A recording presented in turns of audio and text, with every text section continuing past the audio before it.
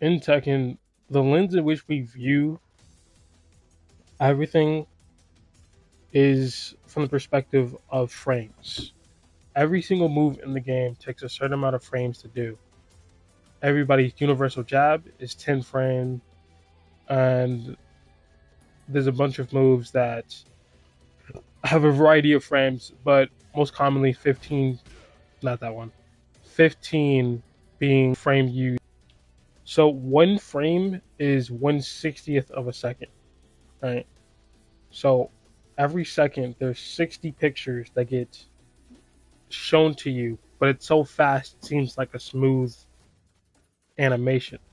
These are all just pictures of movement, right? If you are having a hard time imagining frames, instead of 1/60th of a second, imagine a frame as 1 second, right? So every minute there's 60 seconds, and every second has a picture on it, and that picture changes so it creates a smooth image, right? Every move in the game has a certain amount of frames associated with it, and even everything down to like frame advantage is also tied heavily to frames, obviously. So, for example, the fastest move in the game generally is 10 frame, like just this jab, right? Let's turn off punish. Is this jab, right? It takes 10 frames to come out, and that's the sharp animation. And then the active frames are the part that actually hurt you, which happen afterwards.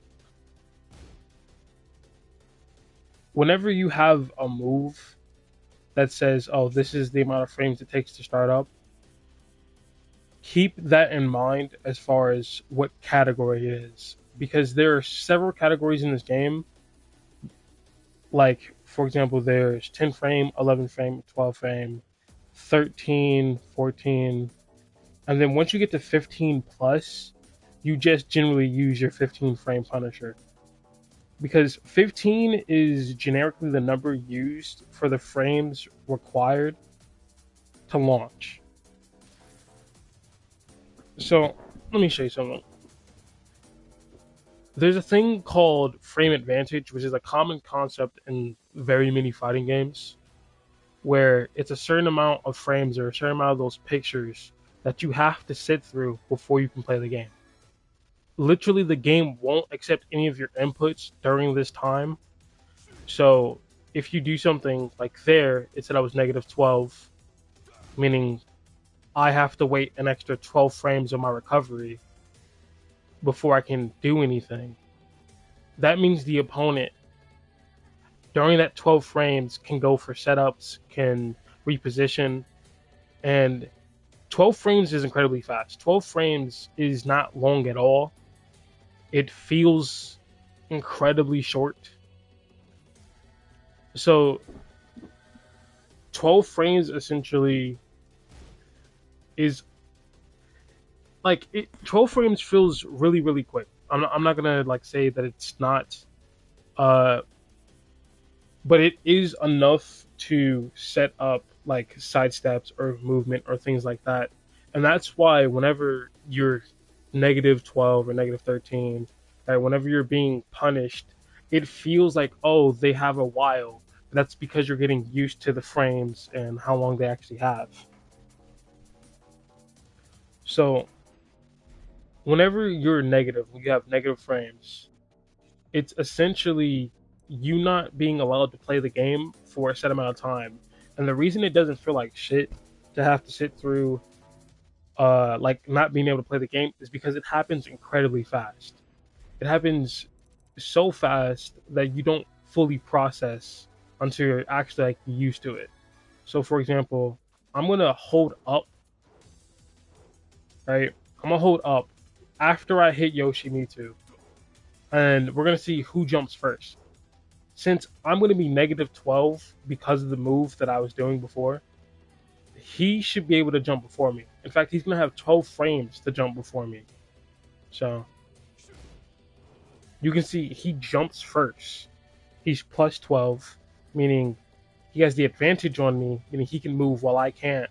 And the number of frames added is 12. The positive and negative isn't anything special. It just represents who actually gets to move first. If you're positive, means you get to move first. If you're negative, then the opponent gets to move first. Right? That's all that means. And the number is the amount of frames tacked onto the recovery. So when you look at Yoshimitsu's grade up there, a bar that says how much frame advantage he has, you can see it says plus 12. Plus, he has the advantage 12, how long it takes for me to recover. You can see he clearly is jumping before me. Ah, my eye. Hopefully I didn't like scratch anything.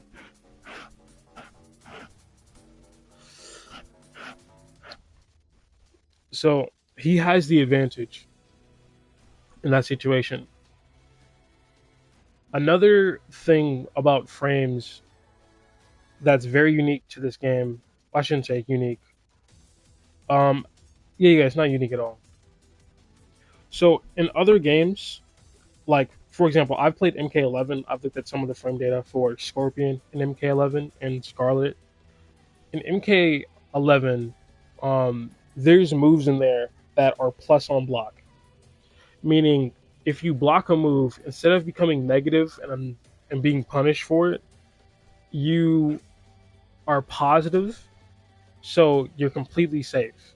Because the way that punishment works is you have a certain amount of frame disadvantage. Let's take the 12 number before. Uh, so I was negative 12, meaning there was a 12 frame window where you can hit me with a move. It can't be any higher than 12. So if you try to punish a 12 frame or like a move that's negative 12 on block with a 13 frame move, it will never hit. It will never hit. So you have to make sure you're matching your punishment with the exact amount of frames that like they're negative. Exact is the wrong word because you can use your 10 frame punishment, right? You can use your 10 frame punishment to punish a move that is negative 12. You can use your 11 frame punishment to punish a move that is negative 12. You can use your 12 frame punishment to punish a move that is negative 12. And that is specifically because you need to think of frames as a window of time, like a window of space. And like I was saying earlier, if it's easier for you to think about, don't think of 12 frames as 1/60th of a second times 12. Think of it as you have 12 seconds to get your move in. And obviously, I don't mean literally 12 seconds, like don't be that guy. Like, I mean hypothetically, just scale the time up so you can picture how long 12 seconds is, and you can compare the other frames via that like mentality. Because sitting still for 1 minute feels like forever, right? In game, if something is negative 60, if it's negative a full second, your brain has so much time to pick up on what's happening and decide what to do in that instant and execute it.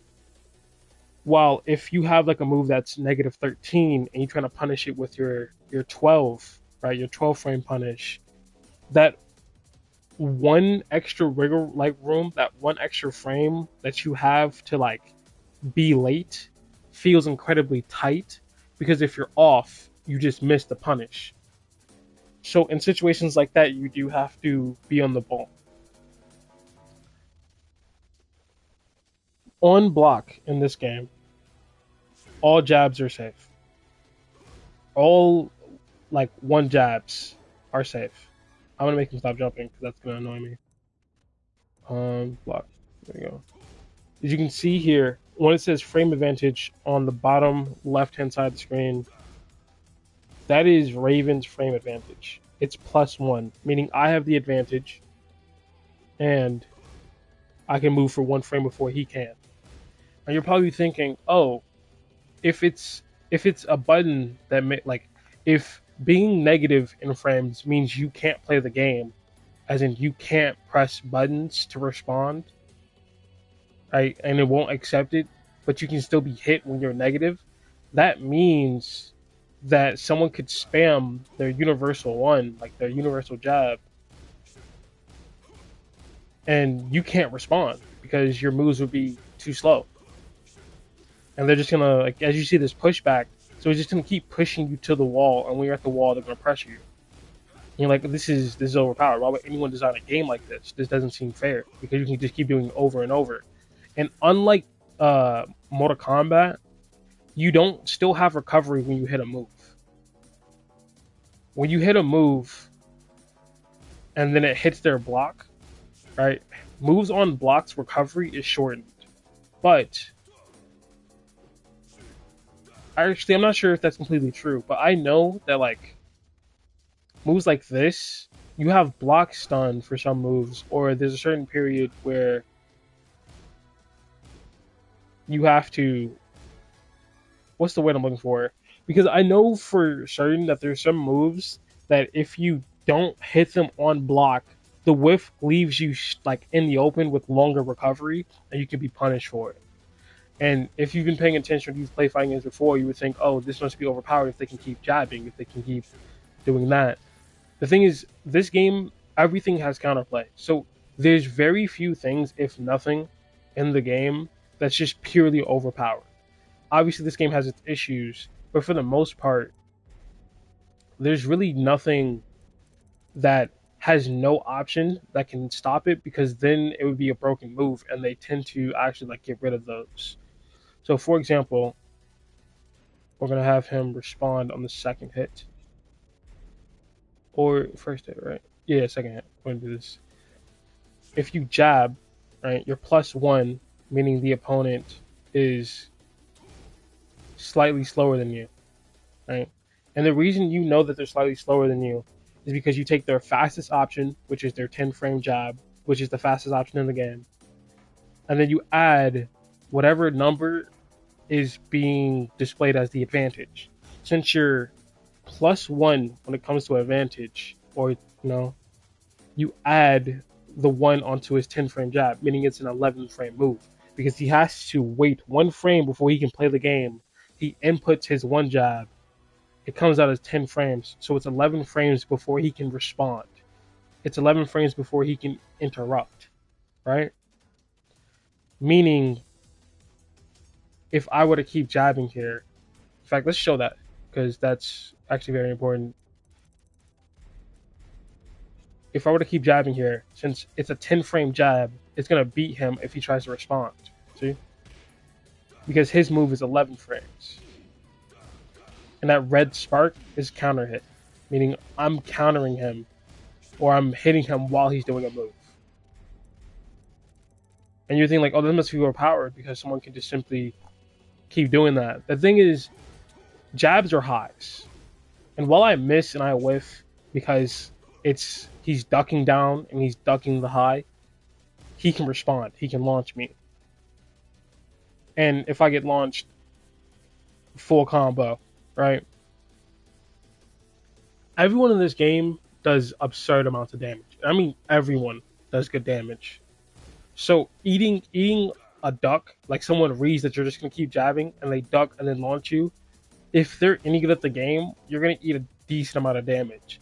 And if you're at the low levels, you're still gonna eat a decent amount of damage. In fact, if you're at a low level and the guy is ducking your hits and launching you, he's definitely been watching. Like he's definitely like trying. Like he's looking at your behavior, understanding what you're doing, and exploring. And eventually, he's probably most likely gonna have a combo that does a decent amount of damage. All right. So again, there's nothing in this game that is truly overpowered, in my opinion. You can sidestep. Like if you keep jabbing, right? Eventually, there's gonna be a point where they could duck, maybe sidestep, or something like that, right? Or you can obviously beat it with grabs. Grabs beat a lot of things because grabs are one of the, like, if you're attacking, you can grab someone out of it. If someone is doing an armored move, you can grab them out of it, right? So we're going to ignore grabs as an option until we directly see grabs. From now on, it's going to be brand new for me as well. So I won't be fully explaining things. The first 40 moves is where I'm going to explain like the basics of the game. So, like I said, if they crouch, that's because the highs miss. To understand how that works, there's there's a move I'm going to show you later on where I'll explain the mechanic. But it's possible to avoid attacks by being in a certain stance or hitbox, or like there's just things that evade other moves. So it isn't overpowered, although it is good for checking your opponent just to like control space. It's not overpowered. So I think that wraps up the frame data as far as the basics. One frame is 1/60th of a second. There's 60 frames every second. Every move has its own frame startup time, right? Uh, there's different.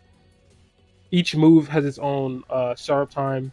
When you hit someone who's blocking with a move, depending on the move, you either gain advantage or lose advantage. And when you lose advantage, right, when you're in the negative for frame advantage, you can be punished with anything that is equal to or lesser than on startup on frame amount than that number. So to be clear, if someone is negative 14 on block, then you can punish them with 14, 13, 12, 11, and 10. And you should look out for those buttons specifically so that way you can actually punish your opponent. Because if you don't punish your opponent for doing moves that you block, they're just going to keep spamming them, and then it's going to get annoying. Oh, another thing. Moves are balanced around how many frames they take the shot up. Like, for example, let me see if I can do this right. That move there was an unblockable, right?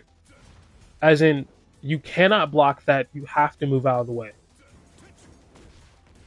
The reason this is balanced, even though it's evasive, where you can back up and then immediately come in and they can't like block it, they have to like see that you're doing it and sidestep. One, because of how big the animation is, you're doing a back up, right? And then you're coming back forward and you're glowing with whatever aura you chose, right? That's that obvious. Two, how long it takes. And three, the fact that I have to make myself airborne in order to even start in the first place. There's another one like that one. That's another unblockable. You can see it's a full second, meaning you have an entire second to look at me doing it, sidestep, punch me in my face. You have so many options. So it's an unblockable move, right? It does what? It does 65 damage with an hit. That's a lot of damage. So it hits you with 65 damage for one hit, and that's to balance it out. So it does a lot of damage. It takes long to pull out, and it's unblockable. The longer or the higher the frame startup is, usually the better the move, right? Or I shouldn't say the better the move. The more reward you get for like landing the move. Like for example, this move is 16 frames, right? It's a launcher on crouching and standing. So they made it 16 to balance it out. As in the benchmarker to launch something is 15. That's the baseline. If something is negative 15, you can get a launcher and do a full combo. They made this move for Raven 16 for some reason, but for everybody else, a move like this down forward 2 would be a launcher. For example, on Yoshimitsu, it is like a launcher. So just keep in mind that sort of aspect where the higher the frame amount on startup, the more reward you get for landing it, but also the more punished you are for having it be blocked. For example, we're just going to turn this off so I don't have to see him crouch again. We can do this. It's negative 13, right? Obviously, that means anything 13 or lower can punish it, but it also puts me in back turn. And since I'm a negative 13 and I'm back turned, it's not safe because I can't like turn back around in time. And oftentimes, you can get a launcher if someone's trying to back turn because there's just not going to be enough time, right? Also, a benchmarker for what is safe and what is not safe is like whether or not you can fit an attack into it or distance, which I will cover more like when I go over the moves. But just as a general tip, all right, I know I've said a lot, but just as a general tip, anything that is 9 frames, like anything less than 10 frames, is completely safe because blocking is instant in this game. As in, you can just hold back and then you'll instantly block whatever attack comes. But without further ado, let's just get into it because I don't want to throw too much without context or visual like information to go with it. So the first move we have is 1-2, which starts off with a one jab, of course, making you +1 on block, and then it leaves you -3 if you finish the string. I mean, if you like press the second button. So obviously, there's no move in the game that has a 3-frame startup to punish -3. So this is completely safe. The thing you have to notice is like this is a double high, so you can duck highs, meaning sure you can keep throwing this out, but if you are not like if you're doing this over and over, eventually whoever you're facing against is just gonna crouch and then launch you, or they're just gonna like do whatever they need. Um, it also has an entry into a stance soul zone, which has a bunch of mix-up options, obviously as stances are. I'm trying to think because in truth, I've tried to do this 3 or 4 times, and the intro was heavy because I was telling you all the information that like I would say with all those runs, with all those tries. I just don't want to like overload, so I just need to like calm down, cool out, and just relax, take a breather. Okay, this is a good move. This is a good move because you can keep spamming this out and they can't do anything about it. And it has a way into a stance which gives you a mix up. So let's see, for example, we're gonna have them not block. Whenever you jab somebody, right, with the universal jab, you're +8. And +8 makes the fastest response that they can do is 18 frames, meaning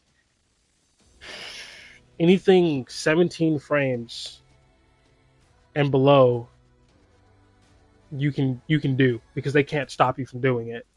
If you do something that's 18 frames on startup, you both trade and you're back to like the neutral. This is the neutral, and you're just back to like trying to get your way back in or figuring out what's going on, right? Clarifying. This is good because the fact that it's spammable way into it, it has entry into a stance, right? And if you do the 1-2, you finish it, you're +7. So that means the fastest they can respond is 17 frames, right? Meaning anything that's 16 and lower, you can fit in. So, for example, I'm going to have him set to punish, as in he's going to try to jab me after. So I'm going to hit both of these moves. All right, I'm going to hit both of these buttons. I'm going to hit this move. and then I'm going to launch him because that is 16 frames. Move on him. 7 plus 10. 17 is the fastest he can respond. I have a 6 frame move. In theory, I should launch Yoshimitsu and get my full combo, and now he dies. Right?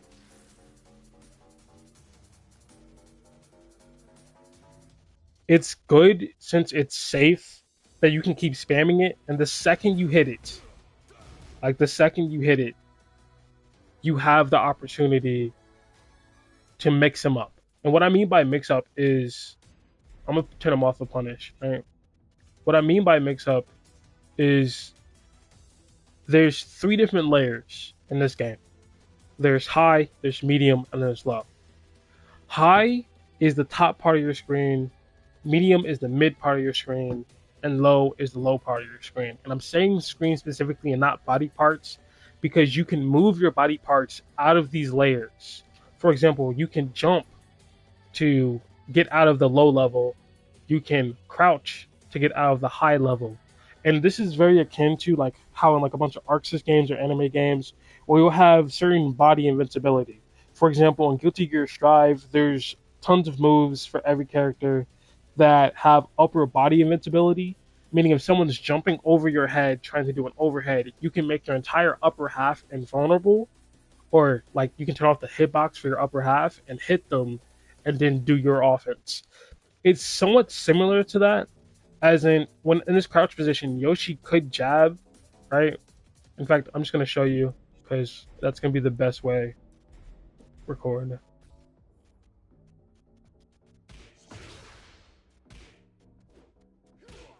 I actually have to start over because Yoshi doesn't have a normal jab.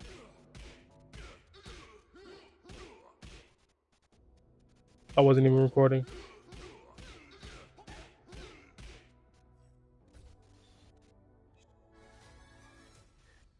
You can see, even though his fist is going technically through my head, it's not hitting me because the hitbox is turned off.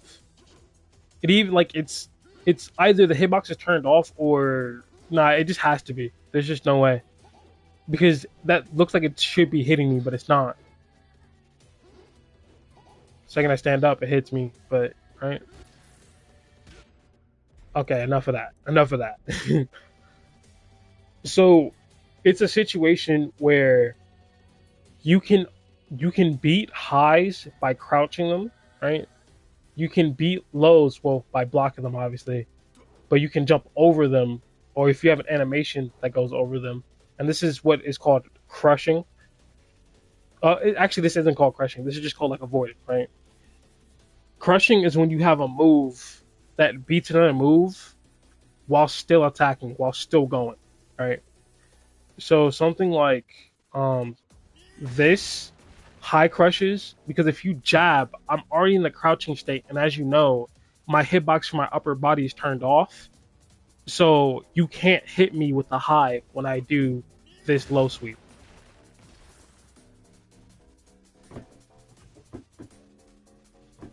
And a mix-up is between whether or not someone is doing a medium, a mid, or a low. It's not between whether they're going to do a high or a low. Because if you hear someone refer to like, oh, like for example, there's a Korean player I think called High Low, which is an homage to like mix-ups. It's referring to whether or not you block high by stand guarding or you block low by crouching. Because the mix-up isn't between high or low, it's between mid and low. Because the mids in this game are the thing that kill you. The mids are the thing that gives launchers. The mids are the thing that are heavy hitting, that check your position, and on counter hit. I'm trying to think of like a move. Nope, that's not it. That's not what I was trying to do. Attack like you're pressing a button. They launch you, and they're normally mids.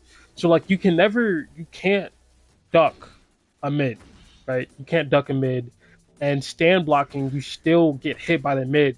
So on block, it's still checking your position and keeping you on your toes. And since mids are the thing that end up killing you, there's a mind game between is he gonna go for a mid to kill or is he gonna do a low to get like damage in? And if you guess wrong, you either die or you die. Because everything that I'm going to talk about as far as moves are from the context or the framework of both of us are one combo away from dying. Both of us are one combo away from this round being over. So when you have a situation like that where either a mid could kill you or a low could kill you or snowball into pressure that could kill you, it's becomes actually a mind game of I have to choose correctly. And some people call it a 50-50 of, oh, it's either mid or low, but it's truthfully not. We'll get into that later, but it's not truthfully a 50-50. You can view some of the options, and if you lab correctly or you like watch how your opponent is playing, it's not a 50-50. It has an extension, and this is what I would lovingly like to call a frame trap, even though I'm not actually, I don't think it's true that it's a frame trap. I'm not sure.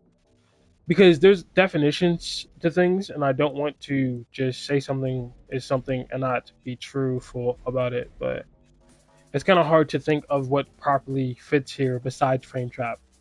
Because if I hit twice, Yoshi, jabs. But as we know, the first two buttons of this string are completely safe. As in, I can spam them and he'll never be able to hit me because I'm only -3. But there's a third part of the string that if I do it, it hits him. Even though I'm negative on the first two moves, the third move catches him trying to attack and it hits him. I want to call that a frame trap, right? But I think it's probably not traditionally a frame trap. It's just the best way I can describe basically Raven's play style. If I had to give it a word, I'd say conditioning. And conditioning is entirely the reason I like fighting games, especially Tekken. Tekken is one of the games that I know or that I enjoy where conditioning is the major aspect of how you play around your opponent and you beat them. I've played Mortal Kombat, but I played Mortal Kombat early on when I didn't fully understand how to play fighting games or what to look out for to succeed in a fighting game. So I could be wrong in the aspect. It could be conditioning in Mortal Kombat. I'm just not um, conscious of enough of a Mortal Kombat player to know. But for Tekken, I know for a fact that conditioning is one of the major parts of this game. It's honestly one of the most fun part of the game. And even though people be like, oh, it's a 50-50 on whether or not someone does something, and if you choose wrong, you die, it feels incredibly good to guess correct. It feels incredibly good on either sides, both defending and offense, to go, this guy did this twice.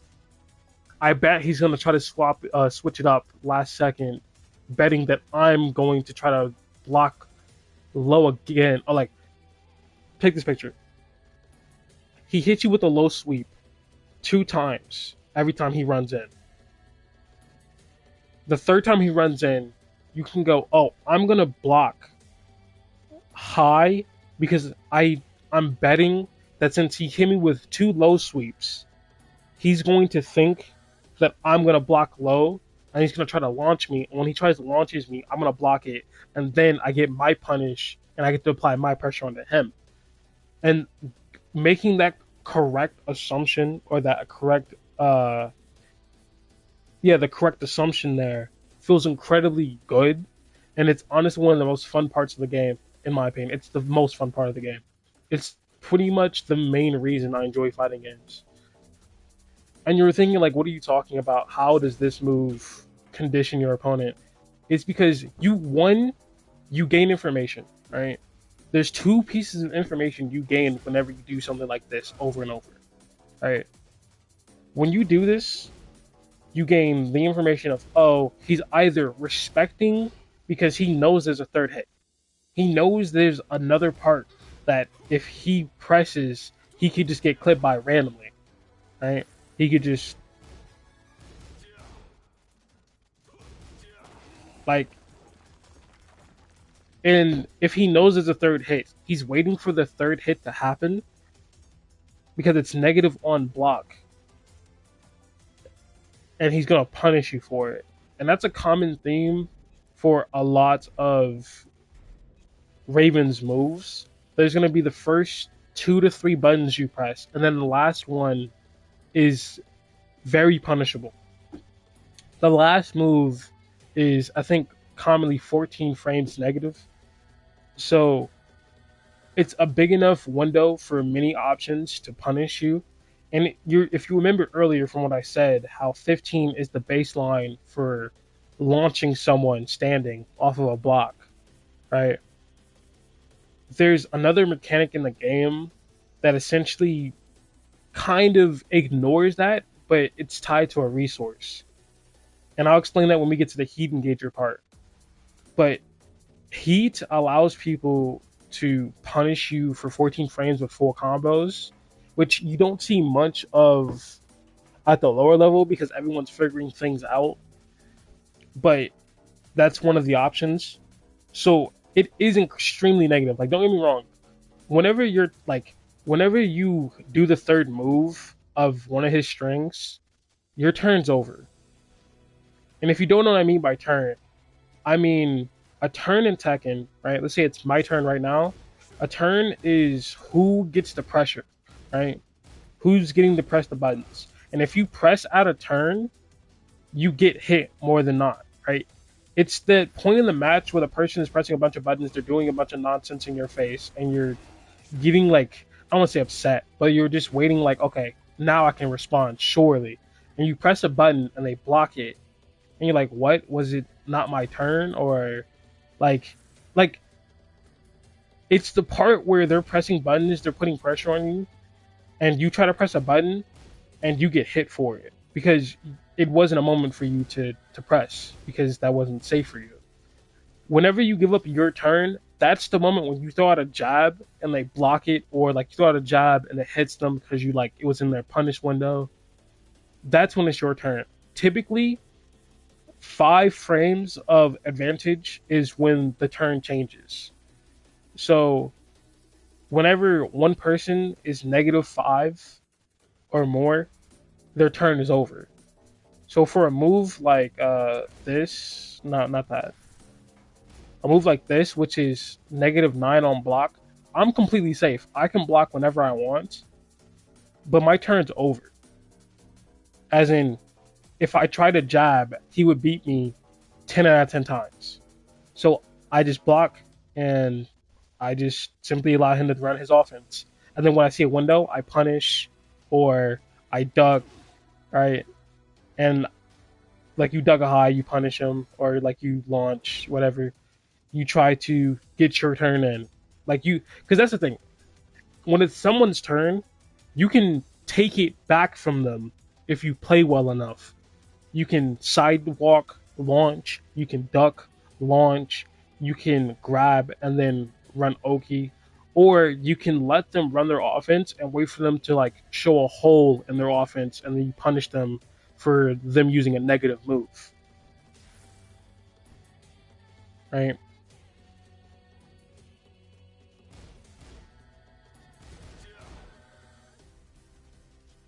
So as you can see here, it's -14 and it enters back turn. So you're basically not only giving up your turn, you're also allowing them to punish you completely. And the reason this is relevant is that someone who knows that the last hit is there and knows that it can be used as a punish window is gonna know a lot about Raven, as in like they did the labs, or they're gonna be more patient and they're not going to press into that sort of thing. So when you press the button, they've been waiting this whole time and they're just gonna punish you. And you could keep trying to do it, but they're just gonna keep punishing you. So you just don't do the thing. You just don't press it because that's giving you the information of like, oh, this person is a pretty decent player, or they know it's negative, and doing it is going to be a waste of time. It's not going to get me anywhere. Or the other piece of information you get is, yeah, this guy doesn't know what I'm doing, and he's just holding back. Because let's be honest, there's a lot of times where someone's just doing shit, and it's like I don't know what that move is. I haven't labbed that character.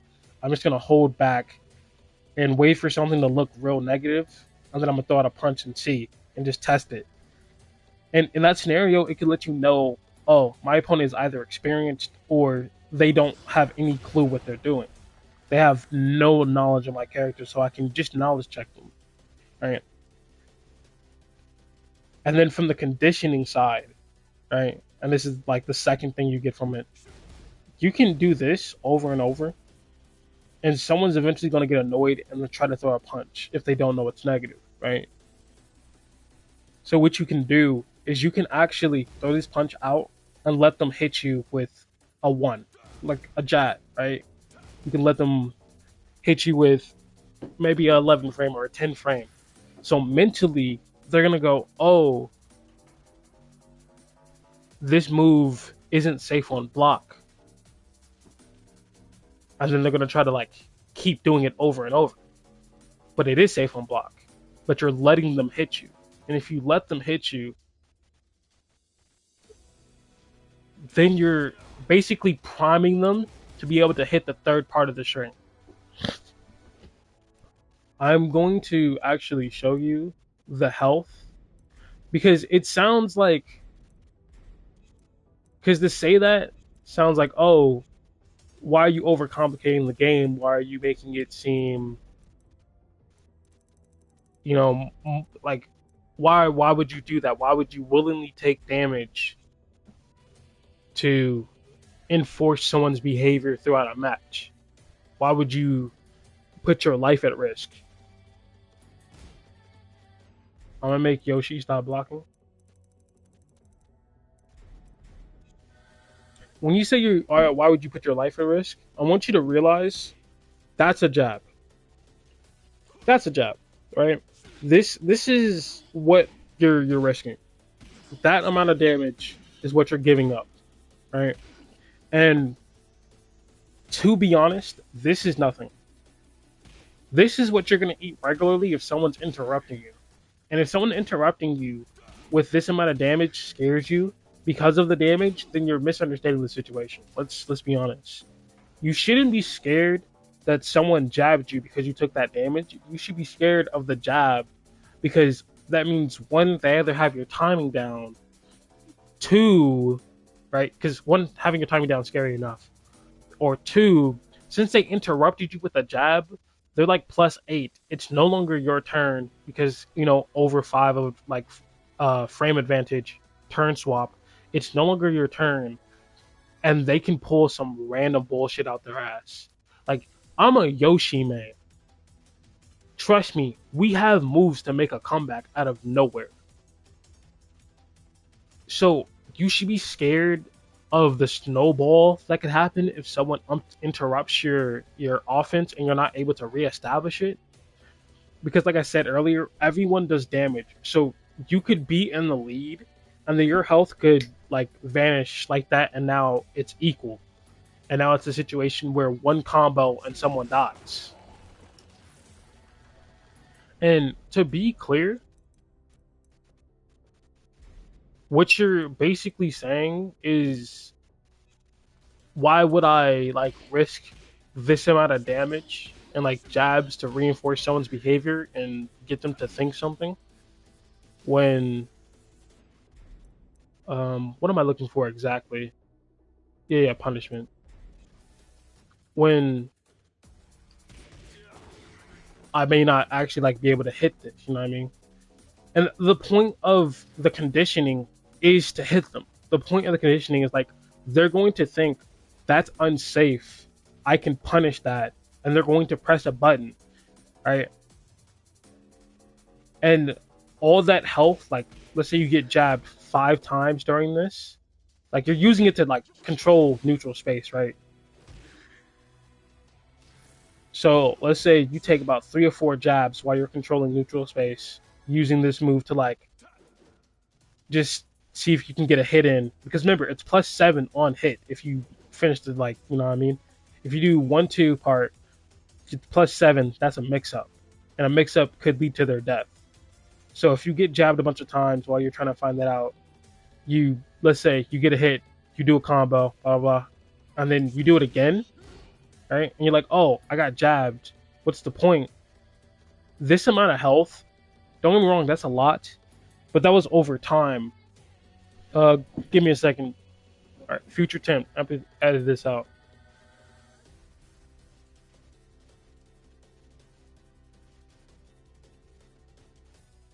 Please leave your message.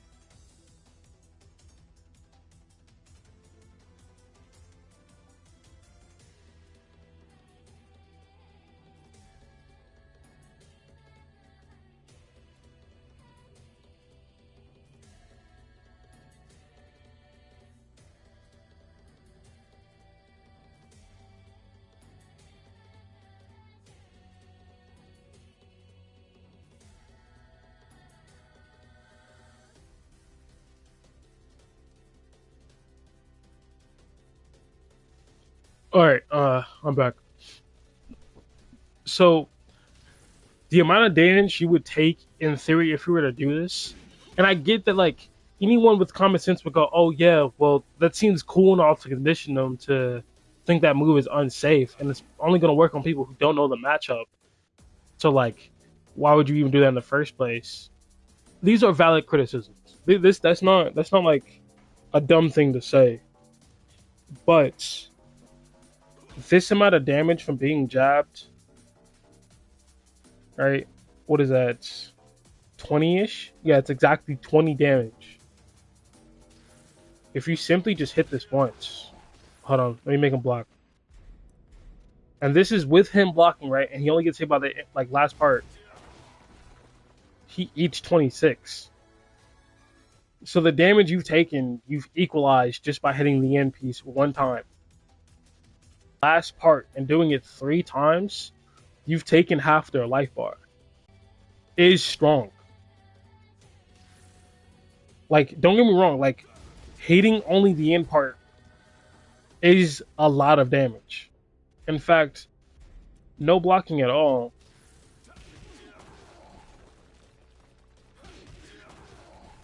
In fact, if you just hit the whole string, you take away 70% of their life bar easy. And it even does less damage because of scaling.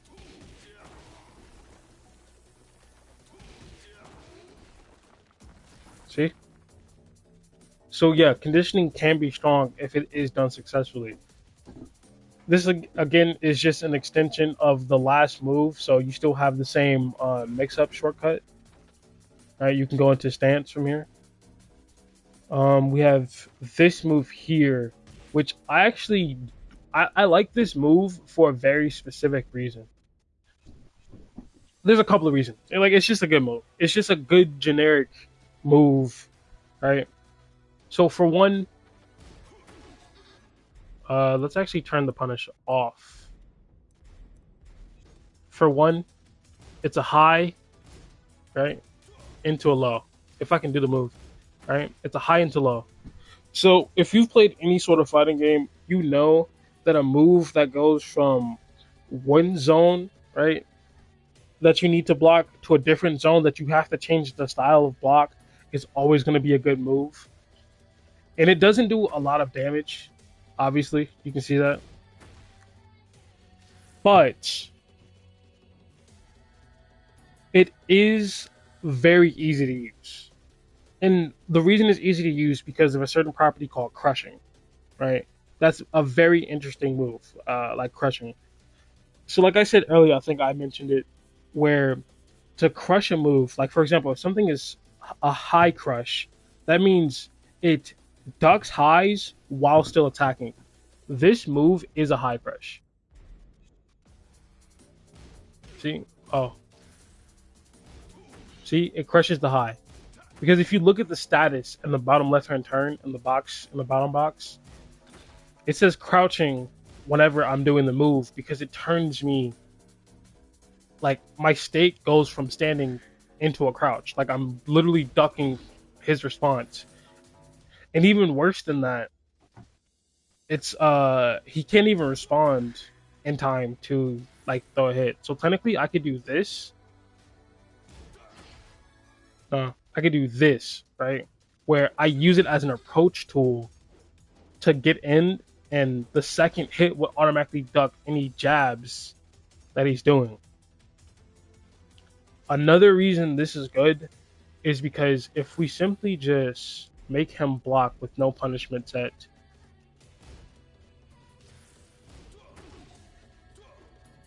he can't hit me. So I do this, and he just can't hit me.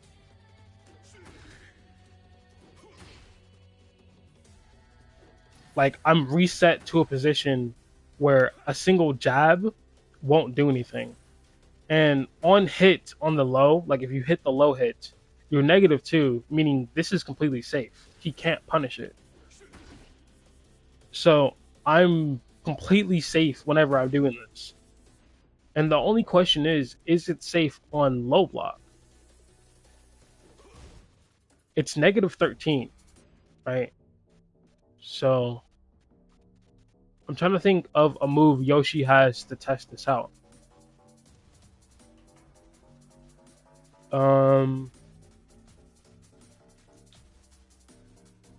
There's probably like Route Rising, but even then that probably won't reach. So it in this scenario where you're -13, yeah, some characters could from the crouch position do a Wild Rising and perfectly punish you, but it's gonna be tight. Like it's gonna be like real tight. It's like it's not gonna be like, oh, they're just randomly pulling it out. It's going to be much more of a situation where you've done this a couple of times, they finally blocked low, and now they're ready for it. Now they're already in their mind, have the move prepped. And even then, you can backdash after it. So all in all, this is a safe move that goes low afterwards. And the reason that specifically the low aspect is nice, even though there isn't a lot of damage, is because of the mental game that happens in Tekken at this point. So at the low level, right, at the very low level, when you're first starting to play the game, and you're not sure what does what, you're terrible at blocking. Because there's going to be moments where a string randomly has a low hit, or someone does a low hit, and you're like, oh, I got to start ducking low, and then you get hit with a mid, and you just die. Right? You just die because they full combo you, and you keep going and going, and eventually you learn that if I stand block, I can beat 90% of the moves in the game. Right? Like a lot of the moves that hit high or medium. I mean, all the moves that are high or medium can be blocked by like standing. So you can avoid two groups of moves or block two groups of moves and punish them just by standing. And not a lot of lows are like highly damaging, or at least damaging enough to make you reconsider. Like obviously I can do this over and over on a dummy, but in a real game, I'm going to get hit for it. And someone's eventually gonna punish me for it. So as long as you're not standing completely still, lows aren't going to kill you. Most lows, I should say that most lows, because some lows are crazy. Some lows, ooh. So for the most part, lows are only there to like agitate you, because since you can stand block, you can use the lows as a way to like, hey, if you're not gonna block low, if you're just gonna keep standing there, I'm gonna chip you down over time. I'm just gonna annoy you, and eventually someone's gonna duck. And then there's some people who don't duck and they just die for it, which there's nothing wrong with just dying on the hill of like, I'm just gonna ignore the lows, because you can't always react to them. Sometimes the lows are there to bait you to duck, right? And this is akin to how other games function. It's different, but it's pretty similar. So in MK and like Guilty Gear, the mix-up is between overhead and low, because high and mids can be blocked by standing, but high mids can be blocked while standing, and you have to block lows by crouching. So if someone is going out of the way to do like a bunch of lows, um, people will obviously crouch. How do you beat a low? You gotta do an overhead, and then the overhead is, countered by stand blocking, and you know what I'm saying. So it goes back and forth where it's like, okay, I think he's going to be crouched. I think he's gonna crouch, so I'm gonna do an overhead, right? Or I've been doing this string that ends in a high. I mean that ends in a low, so he's gonna crouch. So I'm gonna do the other string that ends in an overhead. You know what I'm saying? Or I'm gonna special cancel into an overhead. It's the same concept here, where you're reading your opponent's behavior, and you're gonna go, oh, he's gonna duck or he's not gonna duck. And if he ducks, I'm trying to go for a mid when I think he's going to duck. And if I don't think he's going to duck, then I'm going to do a low. Right? So in the very beginning, when people are learning to play the game, they essentially learn to be afraid of mids, because mids are the thing that kills you. These are the highly damaging ones that launch you and give full combos. And in a situation where someone is scared and like they have very low life and they're about to die, they tend to like just hold back. So they're trying to guard, obviously. So someone just runs up, does a low, and like it kills them. Or like they do multiple lows one after another. And even a little bit further after that, somebody will go, oh, I'm very low on health and I'm about to die. He's gonna go for the easiest option and the fastest option to kill me. What is that gonna be? Low. Because no one in my rank blocks lows. So then you block low. And if you're fast enough, you can get like a punish like of your own and launch and maybe take the game. And then when you get a little bit better in better lobbies, someone's gonna run up, right? And they're gonna think, okay, most people are used to people running up and doing the low. I'm just gonna go for a mid and launch him. And that's the game. That's Tekken, where it's like, okay, this guy thinks I'm gonna do a low, I'm gonna do a mid. Or most people are used to doing a mid here, I'm gonna go low. Low. And that is essentially what Tekken is. That is the entire thing. Conditioning, mix-ups, and analysis of what your opponent is doing and what they're trying to like do in the future. That's that's why I very specifically, as Yoshimitsu, don't like to do the unblockable sweep. So if I do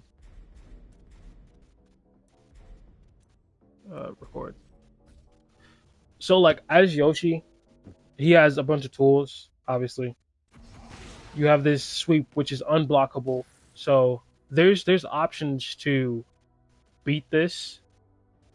Like you can dick jab, which just completely stops him. Like it stops him from doing the low sweep. Other options too. There's an option like stepping in and sidestepping. I'll show you some of the options later, how they actually physically work. In fact, I should just do it now. Um, like No, I don't want to do that. All right.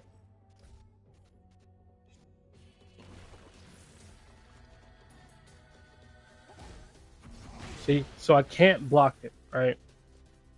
But what I can do is just back up because, it has range issues. I also, if I can time this correctly, the punch is throwing me off. I can sidewalk it, or I can jump over it.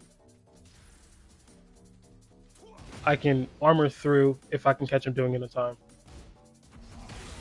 Nah, mine isn't fast enough. Alright, I would say you can armor through it, but I'm not quite sure. So there's backing up, there's side walking through, there's dick jabbing. I need to catch him when he does it. Right, you can dick jab him to stop it. But the best option is to simply just launch him. Just do a Hoppney. Just do whatever launcher you have, and it's going to beat him. A perfect example of this is if I go to Yoshi Mewtwo. Is Yoshi has a Hoppney that sends him airborne. Right? He's airborne in this state. And that means lows don't hit him. So his Hoppney is low crushing. As in, if another Yoshi were to try to do the unblockable sweep, a Hoppney that looks like that takes you off the ground, is perfect because it physically avoids the hitbox while launching the Yoshi, who is crouching in your face to do the move. Right? That's unrelated. I just wanted to provide context so it doesn't seem like an overpowered move. And the reason it may seem overpowered in the very beginning is because some players may not understand the options they have. You saw that I was able to sidewalk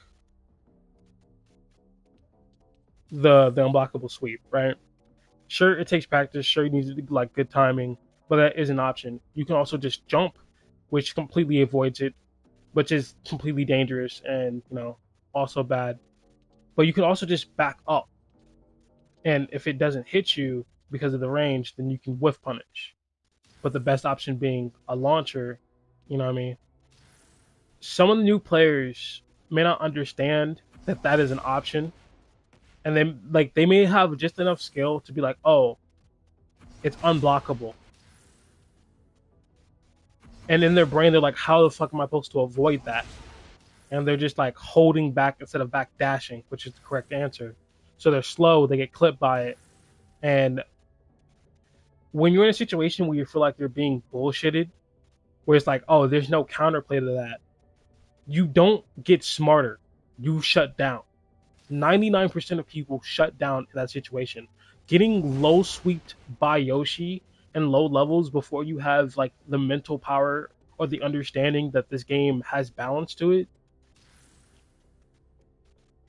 basically makes you think, oh, I'm just eating this. I'm mad now. In that situation, I don't like using low sweep all the time because I'm here to play the mental game. I'm here to like predict whether or not you're going to crouch. And low sweep doesn't make you crouch because crouching doesn't stop it. So I have to give them a problem. I have to give them a problem with a solution.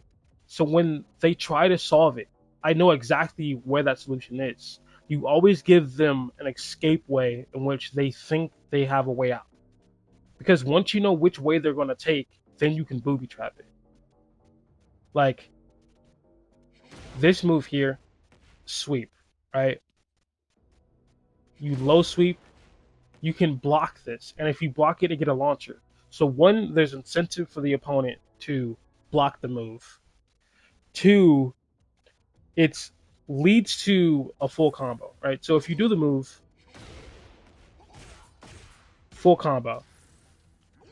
So if they just let me do this over and over, I'm killing them. They're going to die. So if they have a full health bar, I've basically taken off like 60% of it with two of these, right? That's actually not true because I do that. Let me reset Raven's health to full so I can actually show you. I'm not sure if it's probably not the best. It's probably definitely not the best, but that's the thing that I do specifically. That's what I do specifically to. I'm sorry, I'm like mental fog right now. I'm trying to figure out what I was doing. That's what I do specifically so that I can basically get them to start thinking because this clearly is blockable. It doesn't have the trademark Yoshi low sweep unblockable like thing, so it's clearly blockable. Put the sword away, low sweep them. It's enough damage done to them to make them go, "Oh, that's a problem. I have to watch out for that." While at the same time, the solution being to crouch. So one, I've given them a problem. Two, I've given them a solution. Right, and the third, and a very important part, is that I'm crouched when I do it. To enter to like even do this move, I have to be crouch walking. Meaning, if I crouch in their face, their brain goes, "Oh, he's about to do the thing," and sometimes I don't do the thing. I just get up and hop me because I've been installing in their brain the entire match that if he's going low, he's hitting us with the low sweep. He's going to trip us, right? And it's me waiting for any sign that they're learning. That's that's what I'm looking for. Because sure, you could do low sweep, and then just crouch and then do it and see if it works. But sometimes you can just run up and then sit still in their face and then stand back up. There's been times where I've had people rage art in front of me because they're assuming I'm just gonna press a button, and all I did was just crouch. This is the conditioning part. This is the like you're in their head moment. And I know there's a meme about like, oh, Yoshi mains want to be 500 IQ so bad, and like, it is true. I do want to be good at this game, and like the conditioning aspect, I do want to be like have matches where it is a back and forth mentally of what are you gonna do, what options you're gonna do. Because there's some times where someone does something completely unexpected. Like trust me, I'm a Yoshi main. There's times I do bullshit and it just works, right? Not even because like the move is overpowered, just because it was wacky enough that neither of us expected it to work in that way. So it's important to always understand that it's not about punching the opponent in the face really hard. It's about punching them in a way that makes them think something else. Like if you punch somebody in the gut, then like their gut is sore, obviously. But what did you really accomplish if it wasn't strong enough to like make them throw up or like you know what I mean? Like if it wasn't a liver shot, you're not shutting them down. So what then? Right? You have to have like a game plan afterwards. There has to be some goal, some sort of like implementation that you can use to get them to do something. Like for example, in UFC, calf kicks are one of the things where it's like at first it doesn't seem like that big of a deal, like when they're kicking your leg, but eventually it causes your muscle to lock up, and if your muscle locks up, now you're slow, now your movability is bad, and now you're going to be scared if someone's going to push a certain side that you're not quick on, which causes you to behave a certain way. You can feint a takedown in UFC, or like not that's the other way. You can feint a takedown by like and then immediately like going for it. And that's essentially what you should be doing at Tekken. You should be either presenting an option over and over enough to annoy them into like doing something, or if they're knowledgeable enough about the option, like for example with Raven's strings, if you know that they're knowledgeable about it, you can use that very knowledge as a reason for them to not interact. or you can like wave it in their face like, hey, I could do the thing anytime, and then when you don't, it messes with them and they start fighting back, and then eventually you just randomly whip it out. That's why flash is so strong, because there's base flash.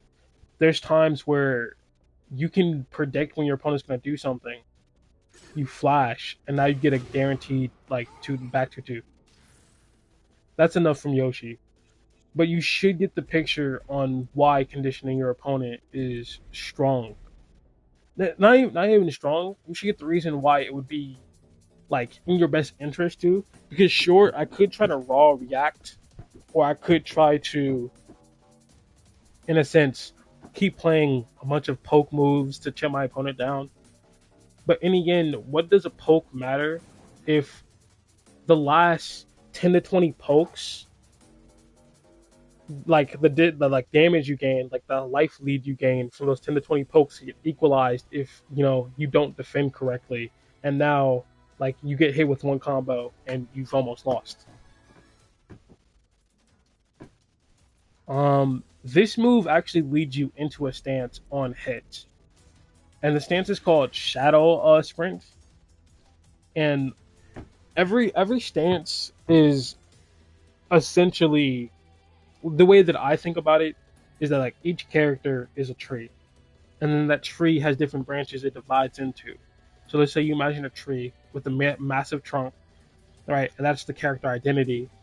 And then the tree branches, the big ones, the major branches, spread out, and those are the different stances, right? Raven has back turn. Raven has Soul Zone, and he also has Shadow Sprint. Those are three stances, and out of those stances are smaller branches that spread out, which allow for mix-ups.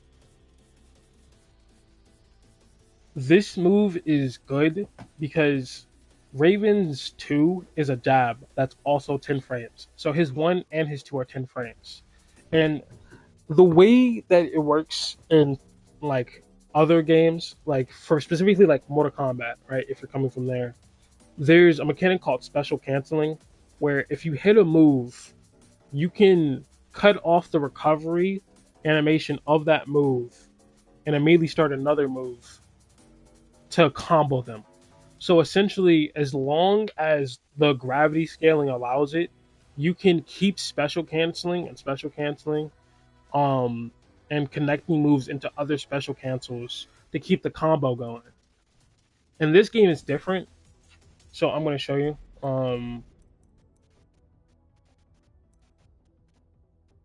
I'm trying to think of a way to show you this. Yeah, okay. In this game, it's different because just because you get one hit in or even two hits in doesn't mean you're going to get the third. At the most I've seen, two hits have been guaranteed, right? So, for example, I hit him two times there, right? And he was able to block. It's not like I can force moves in. I'm only guaranteed around two hits. So, like, the first hit stuns him, and then the second hit is like needs to be confirmed. Like, the second hit is allowed. Anything after that isn't allowed. Like, anything after that is cut off. Even if the move you're doing has multiple hits in it, the first two are the only thing that's going to be, allowed to break in if you catch someone off guard. Which helps with like someone not dying instantly if they're like just happen to be hit, because that is something that happens in MK where you're playing a match against a Scorpion, and I don't know, bro, like he jabs you, and next thing you know, you're dead. Like you're just in the air. You're just floating. like it's over for you. In this game, it's not the same in the sense of like one button hit confirms into like death. This isn't like Tekken 7 Akuma. Like you're not gonna be like vaporized. You know what I mean? And the reason I bring that up specifically,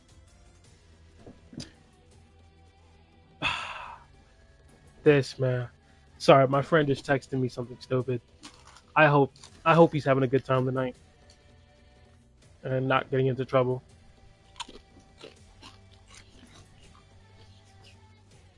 The reason I bring up the confirm system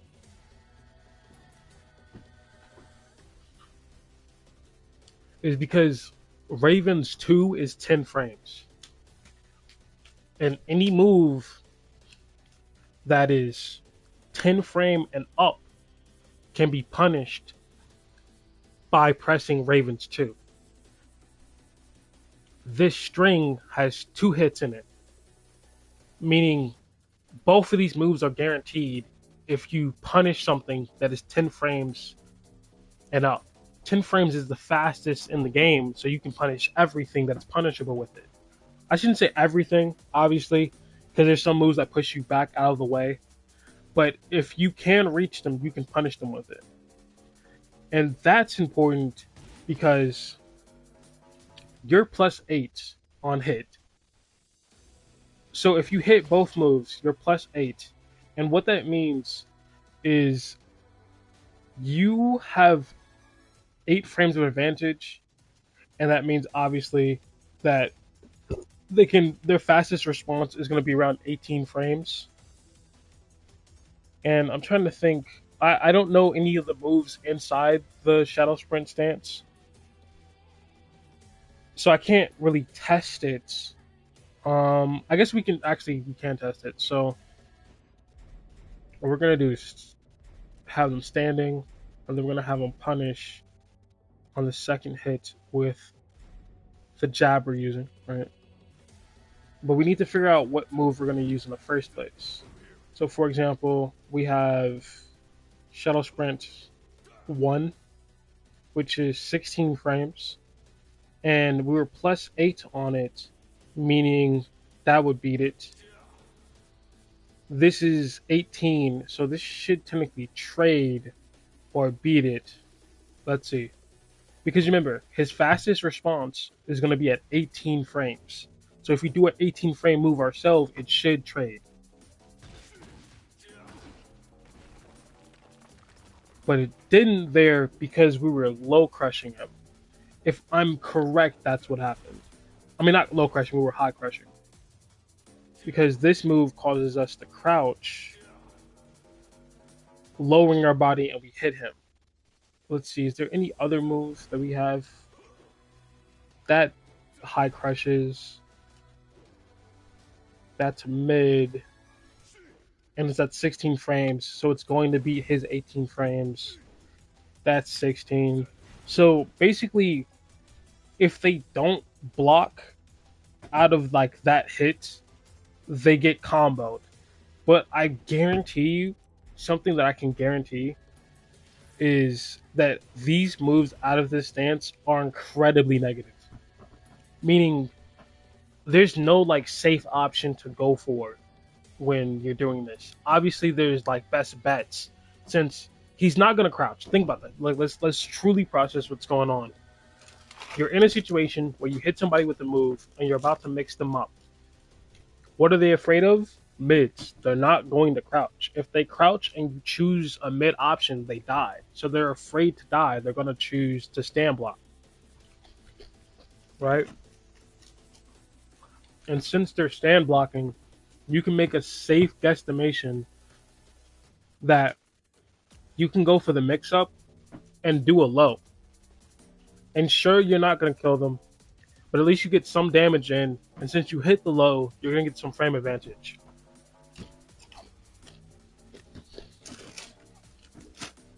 In fact, let's test it out. He's stand blocking. We have him on punish. Alright. Oh, I actually need him to be hit by it. Yeah, I forgot.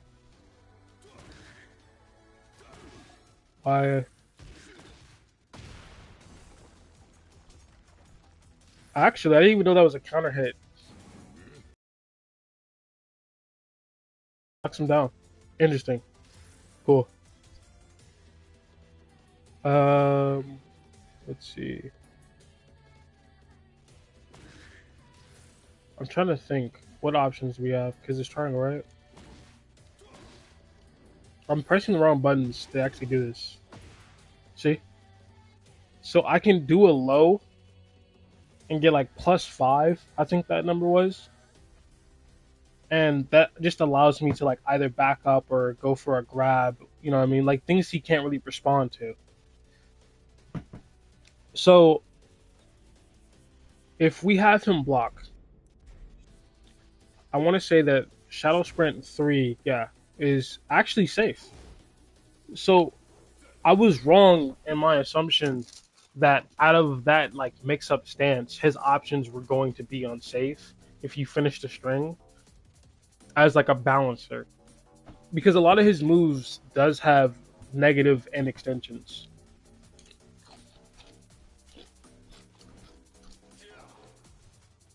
This move here, -14, and it back turns you. So this one, Shadow Sprint 4, is the move I was thinking about. The move that launches, because it does launch, I know it launches.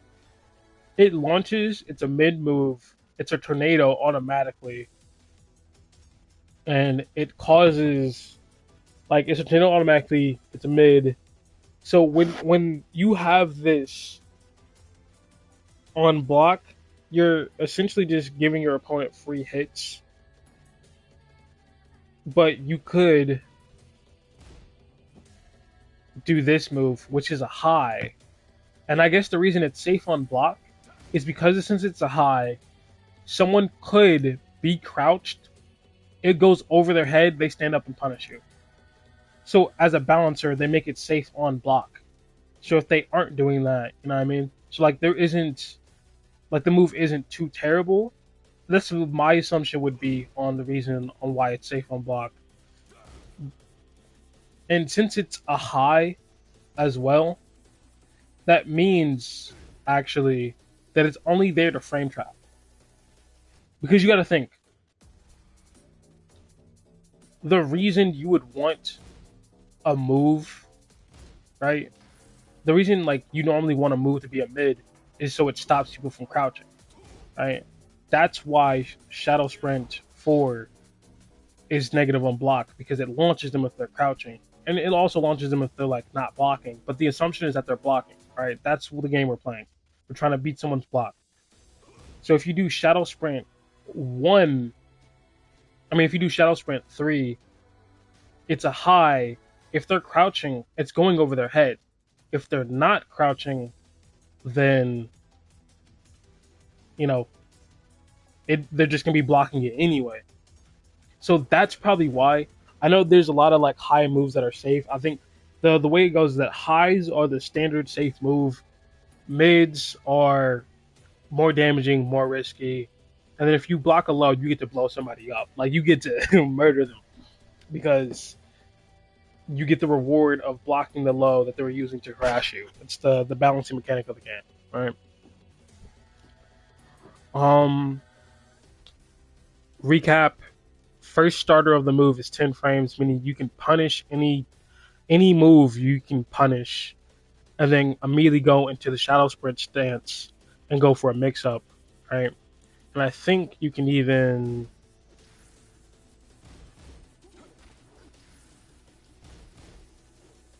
Let's stop him from blocking, that's what's wrong, because it has to be on hit for it to go into the stance.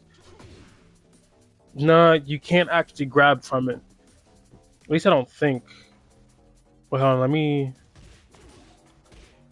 Yeah, you can grab from it, but you're just going to get counter hit. So yeah, I think this is a good one to keep in the list because it allows you easy access to your stance on like basically any punish. This one is actually really good. It's one of those moves where the first two are very safe to do, right? But the last one is actually also safe. Okay. Like this entire thing is safe. So you can spam this. Like this entire thing is safe. Every part of it is safe. You can't respond. And proof of that to show, because I like to show proof, is It even takes you out of like jab range, so Yoshi can't punish you.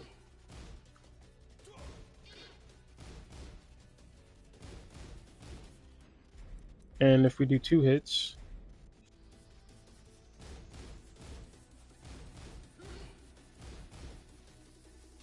it's safe because there's no 8 frame punish in the game.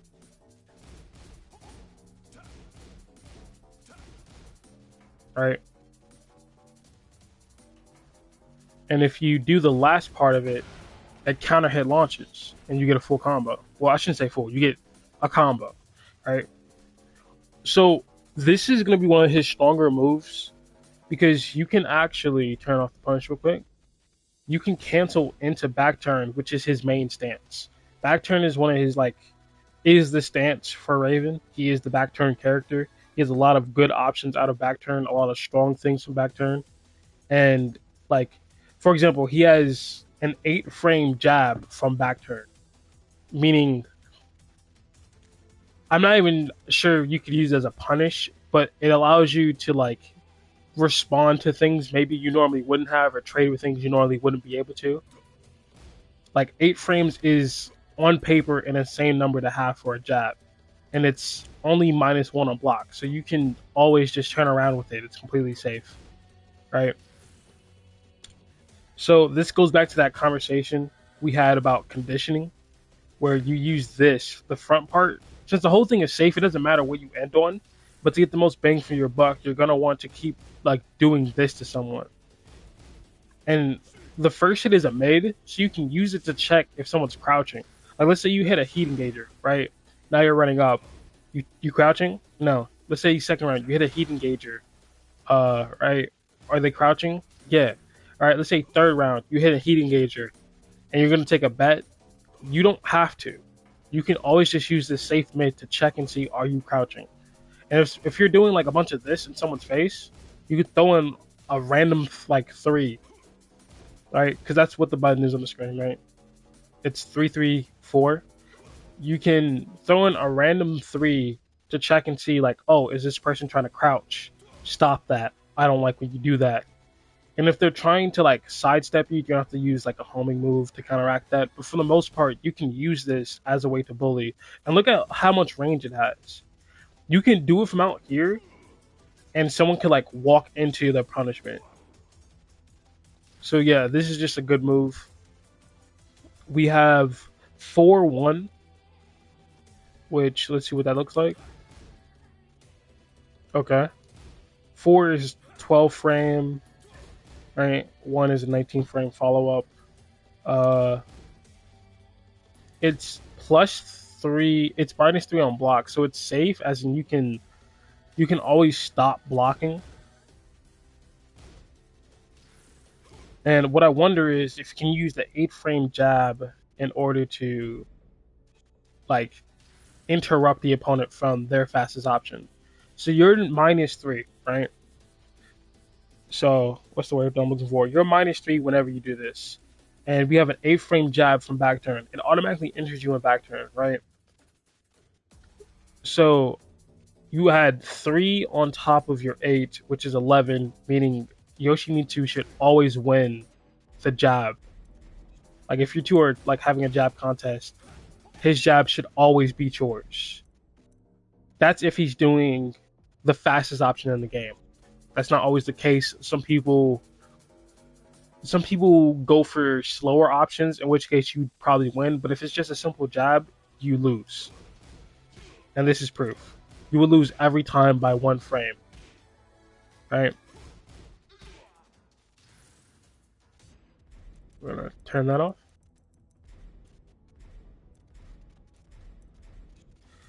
It's a good move because it puts you in the back turn on block or hit. It doesn't matter. The question is actually, I had it right the first time. What is it like on hit? Because Raven, from what I understand, is a mix-up character.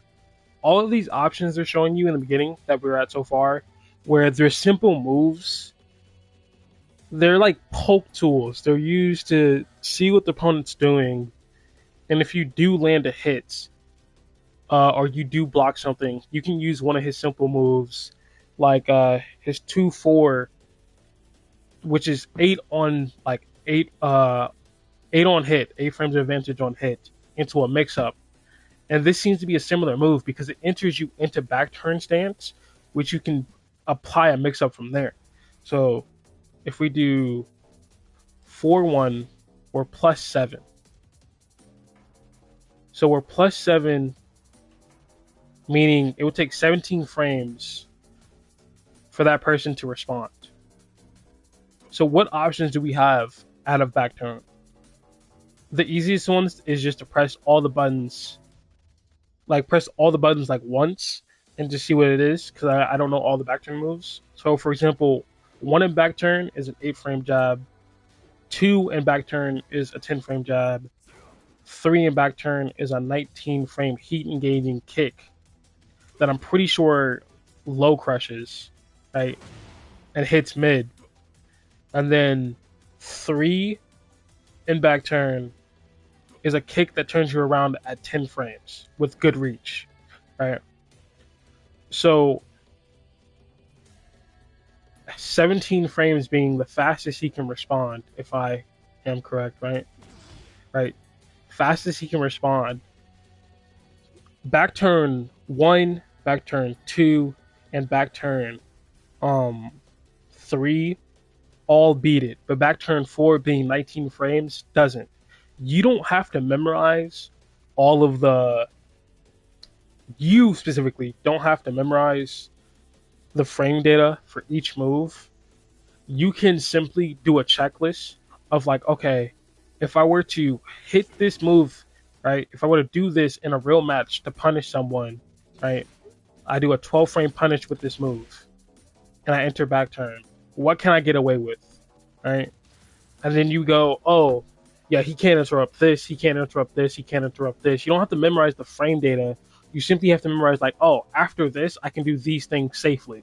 Like, I can get these off, I should say. I can do these moves. Whether or not they're safe on block is another story, right? For example, if we make Yoshi block, is it safe to block square? Yes. Is it safe to block triangle? Yes and no, all right? So what I mean by no is if he uses 2 or triangle, right? It's 0 frames of advantage, meaning neither of us have additional recovery. Meaning I can do this over and over again, and well, I have to do it correctly because if I press it twice too fast, it turns me back around. So neither of us has additional recovery, meaning it's whoever just like presses the button the fastest. And if we press it at the same time, we just trade. We just trade because my 10 frame, his 10 frame hit at the same time. We trade and we both get hit. And I think it's actually worse for Raven because since he's back turned, actually it stops you from being back turned if you trade. So that's nice actually. I was worried that since you're back turned, that it would just keep getting like you would die for it because whenever you're back turned and you get hit, you don't stop being back turned. You just you just get hit and stand still and die. We're gonna turn off the punishment and then keep stand blocking. So, like the way you think about this stance and the way I just told you, where all you have to do is do the frame data once. You just have to do like the research on the frame data like once, one time, just one good read through, one good analysis, and you'll be fine. And I'm not saying this from the perspective of like learning to beat Raven. I'm saying it's from like learning to play Raven. When you're visiting a certain stance, once or twice should be all you need because you can go, okay, these are the options that are guaranteed that he can't interrupt, and then you can test and see if they're like safe on block. For example, back turn 3 is -11. It's not safe, but it is out of jab range, so it's going to be hard to like punish, right? Because that's another form of safety. If the move you do is technically -11 on block, Like if the move you hell, if the move you do is negative 1 million, so for a million seconds you can't do anything. I mean, a million frames you can't do anything. It doesn't matter if the move you do literally makes it impossible for the opponent to get to you, because to hit you, the opponent has to be close. So whenever you're figuring out if a move is safe, you have to factor in the distance. Because if a move I have just pushes him a full like 6 feet away from me, well, he can't hit me now. I'm safe. Even if the move is negative 20, right, on block, if it pushes him all the way back, it doesn't matter. The perfect example of this is the Mishimas. Right? They have the electrics, like there's Kazuya, there's Reina, there's like Jin, like Devil Jin, there's Heihachi. They all have the electric wind God Fist, which pushes you back so far that you can't punish them, even though it is negative on block. Like I think it's negative 14, meaning you can heavily punish them for that mistake, but you can't because it pushes you back so far. This move is cool. It's actually really cool. I like it a lot. I have to make sure I'm doing it correctly. But this only works on low level players.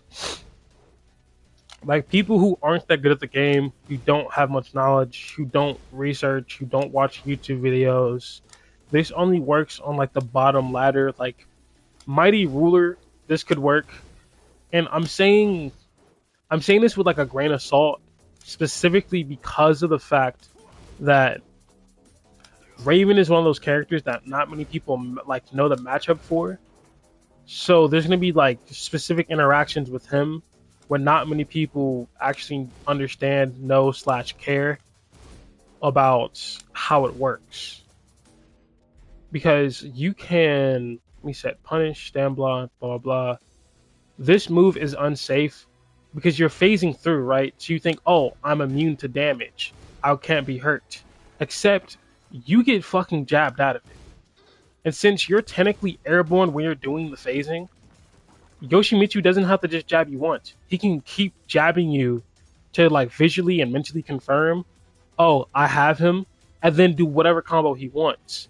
It's kind of like when Yoshimitsu goes into Dragonfly stance and you punch him out of it, you can keep jabbing over and over and over to give your brain enough time, enough frames mentally to be like, oh, okay, I'm acclimated, I'm comfortable now, I'm mentally prepared to do this combo now.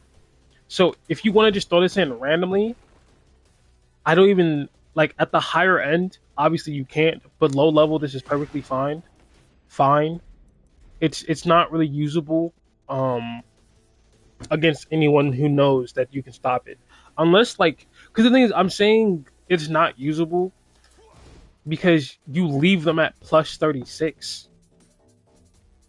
Like that's so much time.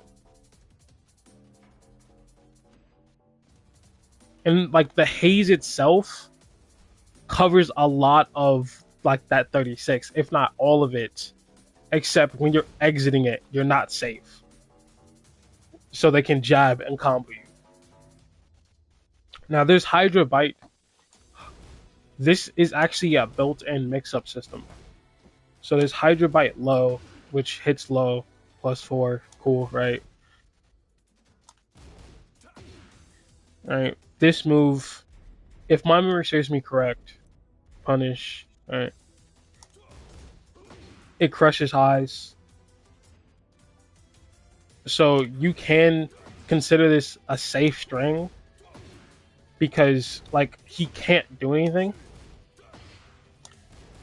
And it's negative 16. So I wonder actually, let's do genuine research.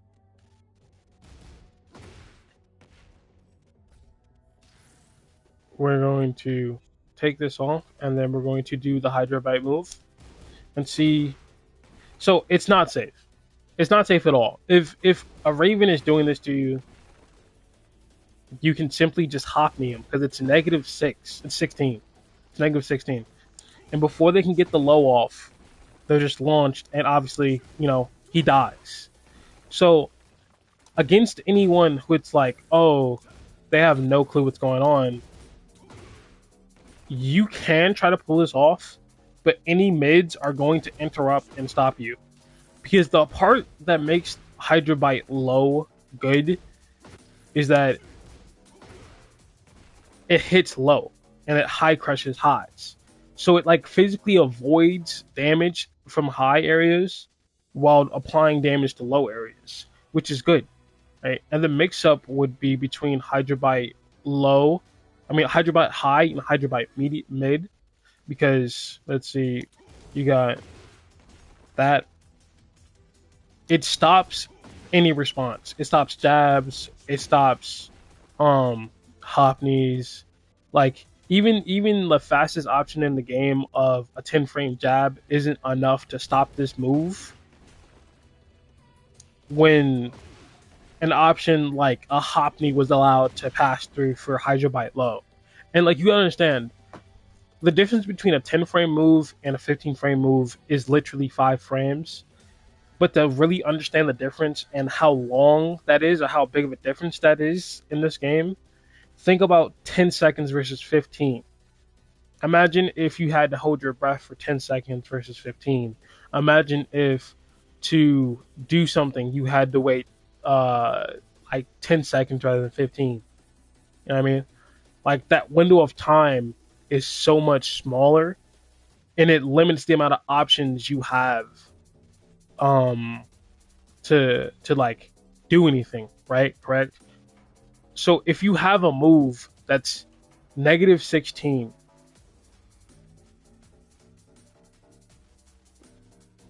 it allows for like anything almost to get in. So what that truly means is that the only reason that Hydra Bite low was even serviceable was because of it like dodging the hot. So that means it's a big enough like window that anything can get in, and it's not that safe of a move. And the thing is, it doesn't even look like you can respond. It doesn't look like, oh, I have a choice in the matter. Anyone who knows the matchup is going to be able to like launch you. And 15 frames is such a long time. It doesn't seem like 5 frames doesn't seem like it's that big of an increase in time, like I said, but it's actually pretty massive. Like 5 frames is enough to like visually confirm what's going on and press a button. Which I know that sounds like, yeah, we do that all the time, but like I mean like truly visually go, oh, he did the thing, then I press, and now like you get the reward instead of like, did he press? I'm gonna see. Like there's certain things where the amount of time that you have to visually confirm is lessened, where it's like you have to be prepared for it to happen, so you have to be looking out for it. While this Hydra Bite low, you can see him doing this part here and go, okay, if he's been spamming the low, I can just hop knee him. For example, we're gonna test the Hydra Bite low, not the Hydra Bite low, the hop knee part with the rest of them. So we have Hydra Bite high, which is a frame trap. It clips jabs. It clips 15 frames. So like jabs is the fastest option, right? So if it stops that, it's going to stop at 15 frames. Let's see the mid. The mid is going to get launched, guaranteed. It actually trades. It actually trades. That's hilarious.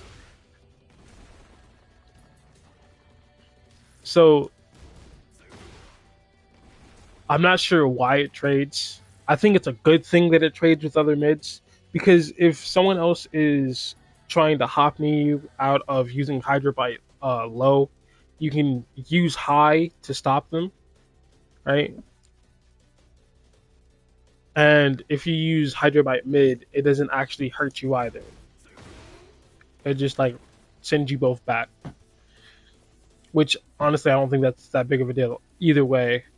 The mix up is between Hydrobyte high and Hydrobyte mid because Hydrobyte high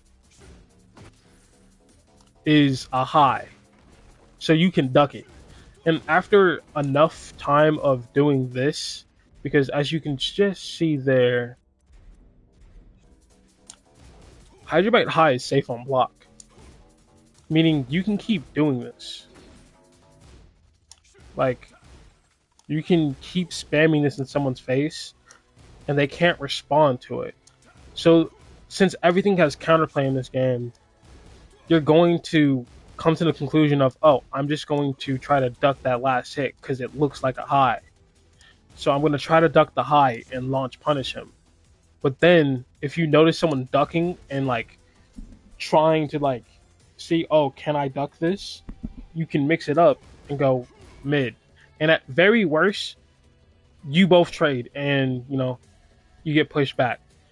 At best, you get a launch. And if they're trying to respond with their 10 frame jab, it doesn't it beats the actual option. I'm trying to think of how do I actually turn the stuff back on, even though I do this all the time.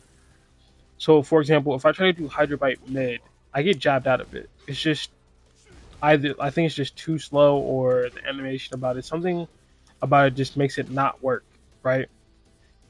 That's because you're not using Hydrobyte mid to frame trap. You're not trying to get someone in a point where you get a counter hit like launch or whatever.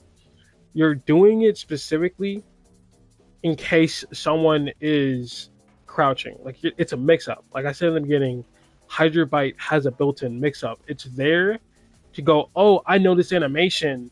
He's gonna hit me with a high move. I'm a duck, and then you hit him with Hydrobyte mid. I think it's a launcher, right? Um, yeah, it's not like a launcher in traditional sense, but it does send them like it's a knockdown. So it's purely there just to be a mix-up tool. It's not actually meant to trap them. Like Hydrobyte high is to stop jab. I mean, Hydrobyte low is to low crush. I mean, it's to high crush jabs, right? It's to simply just beat like people's jabs and get in. Hydrobyte high is to annoy the fuck out of people while at the same time influencing them to crouch. And then you use you know, Hydrobyte mid as, the payoff to your conditioning of that person. So now we're in the heat engager section, which the first in heat engager, which is nice. I've been waiting for this. I'm actually gonna use the bathroom before we do this. Give me a second.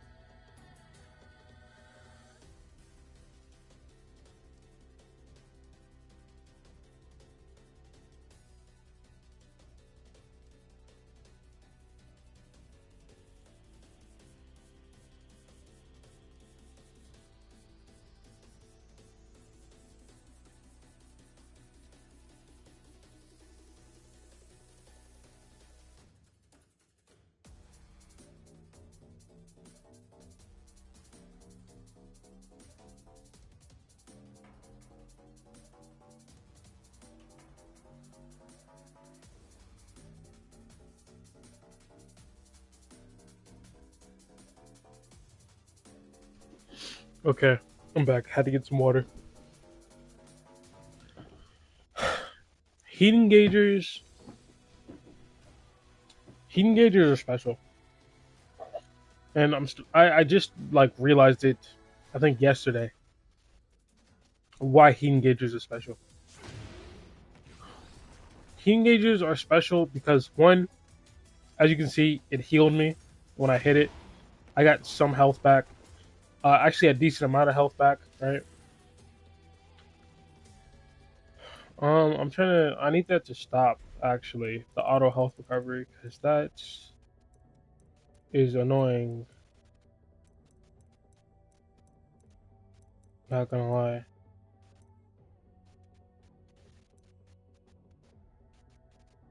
I'm trying to stop the auto health recovery. Here we go. The auto recovery.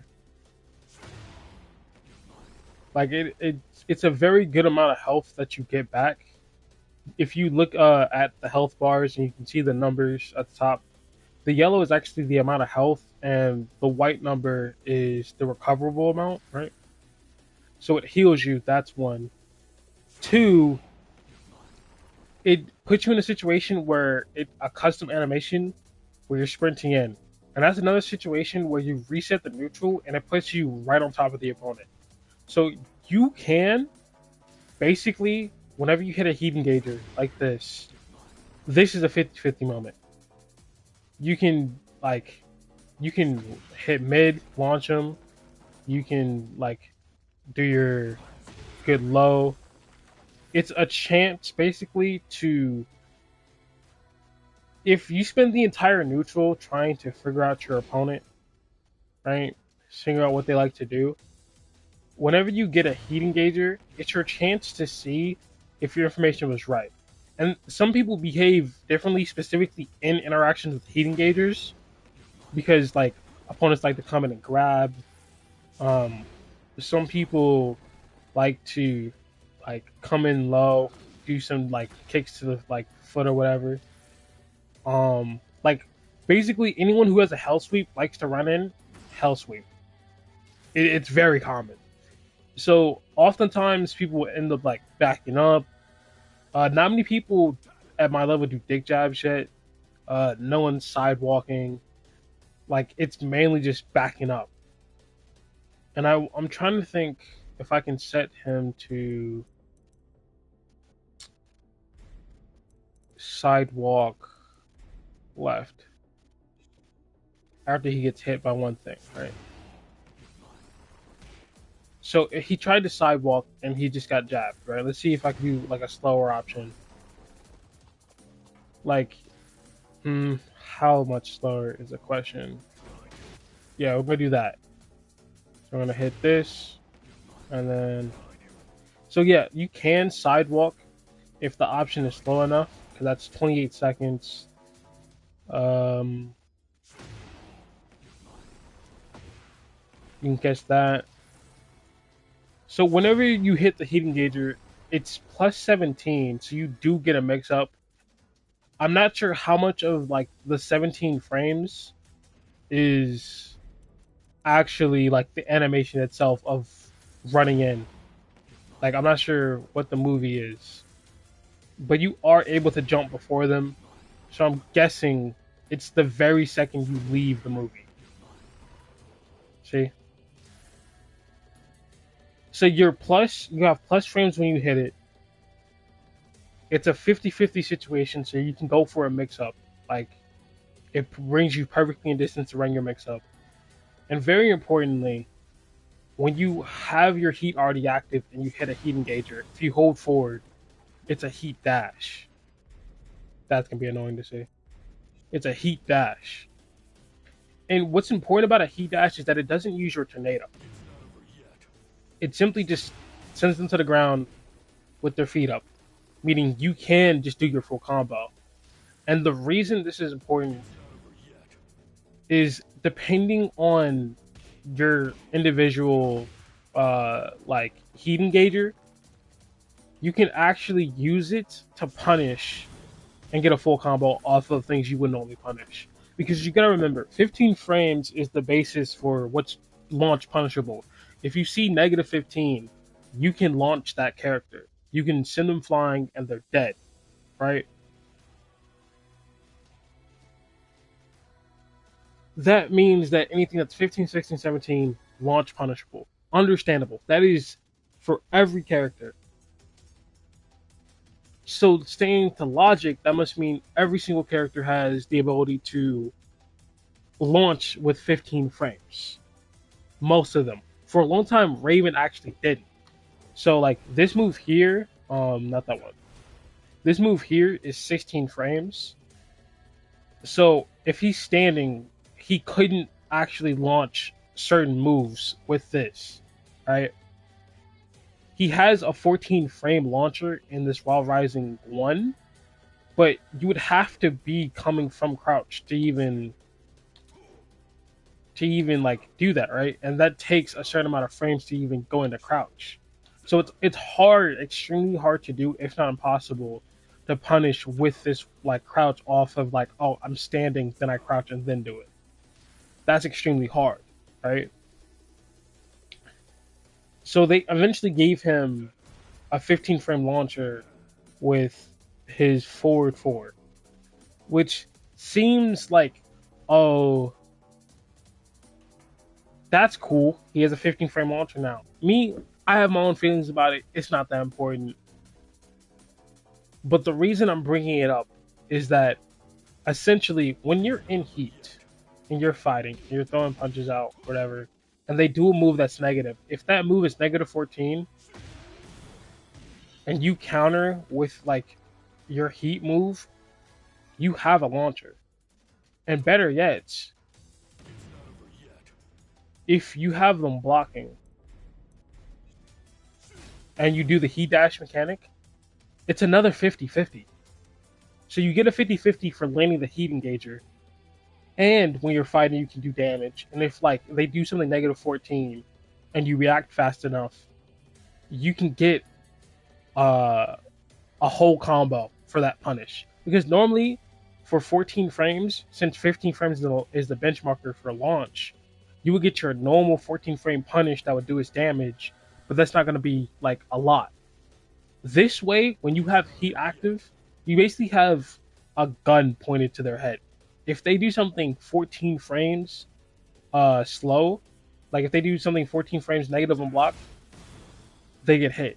And when you're about to run out of heat, you can just do your heat engager move. They're going to block it anyway. You hold forward, and boom, they're like, it's another 50-50. It's another scenario of like, okay, I'm about to mix you up. The difference is on heat dash, on block, you're only +5.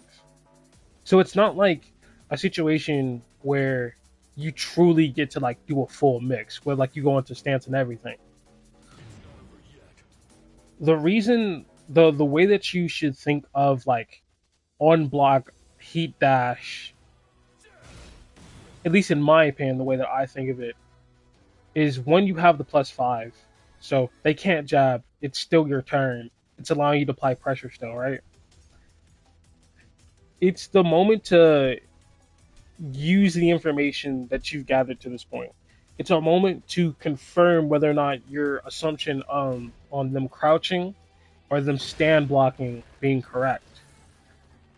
Because you can use this heat, you can heat dash when you have the tiniest portion of heat gauge left.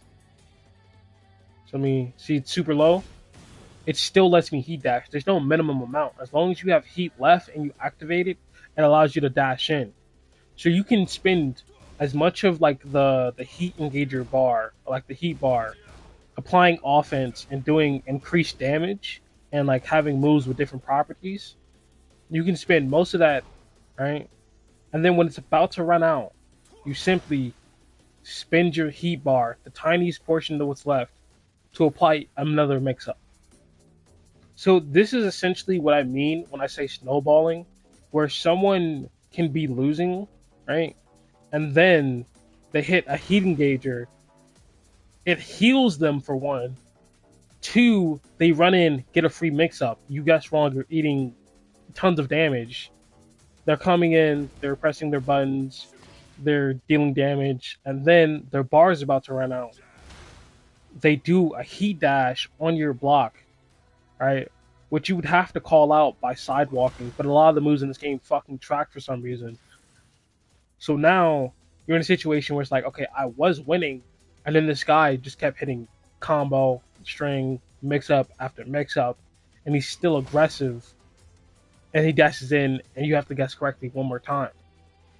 This is why my assumption is normally always, I shouldn't say specifically this, but like the concept of snowballing is essentially the reason why I want to have this from the perspective of like you have one combo until you're dead. Because effectively, at least at my level, or at my level, people are bad enough to sort of like do non-optimal combos. But at the higher level, when you're like people are decent at the game, one combo and like a good 60% of your life can be gone. And I'm not saying like obviously the combo itself, but I mean like the lead up to them getting that combo, and now your 60% of your life is gone, and you have to like clutch up the round.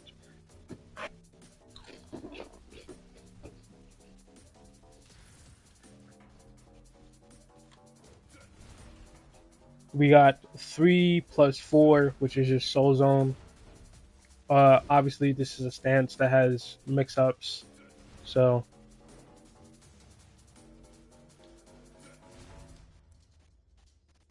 that's all I can really say about Soul Zone until they show us Soul Zone moves. This is actually a really good move. So if you see I'm doing the first part, I'm doing forward two. I'm not doing the forward 2 3. I mean the forward two. Yeah, I'm not finishing the string. And the reason I'm doing that is you can see that the first part is -12, meaning if I do this, guaranteed the person can punish me every time. No problems whatsoever. He can always just 1-1 me. It's part of game design where the creators are influencing you to always just finish the string because it's a safe follow up. And it's weird that they have this part here on -12, at least in my opinion. But as I'm saying it out loud, because if this is -12 and you get punished for it by a jab, the person is just gonna like associate this as in, oh, I can punish this, and then you can finish the string and you know obviously hit them. But I'm not sure if it's counter hits. So like besides being safe on block, like this move is safe on block and it's +6 on hit. So it's actually like +6 and it has an extension where you get to go into soul zone for like whatever mix up you want to do. You're basically spending those 6 frames to go into soul zone, so you have to like be careful. Obviously, it's not too big of an advantage, but in this scenario where the first hit is negative, there's no reason ever to let yourself be negative. Like, there's no reason not to just finish the string unless someone is side walking and you know they're going to sidewalk and they're going to launch you for it. And I know it seems scary to be punished. Like, I know it seems like, oh, I was he blocked my move and then he like punished me with a move really quickly that did like a decent amount of damage. You shouldn't be scared of the damage. At least I'm not scared of the damage because like whatever, bro. It's not. No, not my water. Not my. Oh my god! I thought my water was spilled everywhere. Like, sure, is it's annoying to have your move blocked, but I'm more scared of what happens after my move is blocked or after they interrupt me, because whenever someone like punishes you with a move, because that's the thing you need to remember. You get punished whenever you have negative frame advantage. as in you did a move, they blocked it, right? They hit you, and it's very easy, at least in my brain, to go, oh yeah, I was negative, I got hit, whatever, I'm gonna go back in. No, they just got done punishing you, meaning whenever they hit you, they became positive for frame advantage. And like, it seems like a strange thing to think, like, oh yeah, they were already positive. Like, yeah, but they hit you again. Like, they were positive because you messed up and like you used the move at the wrong time, or you like did a negative move that was unsafe. They punished you for it, and now they get to be even more plus because of that punish. And now they get to do their mix-ups. Now they get to do their pressure, and they like it's their turn. And like I said, there's tons of snowballing in the game. So essentially, it can go from, oh yeah, I'm good, I'm like completely fine, to I'm about to die. So whenever I'm speaking about like, oh yeah, like not even I don't because I don't even have a plan on speaking on anything relative to like watch out for pressure, because essentially if you're playing the game at all, you'll know that like the pressure is deadly. No one wants to be negative. No one wants to like be punished, except for me. Except for me. I'm the only one who's like trying to think of ways to use the punishment as a way to like get someone to attack me consistently, so I can like predict their movements. Because if you know, like whenever you're being punished, you're choosing to be punished. If that like someone's probably out there like, what is he talking about? But if you're being punished for a move, you're choosing that fate. You're choosing to let that person hurt you.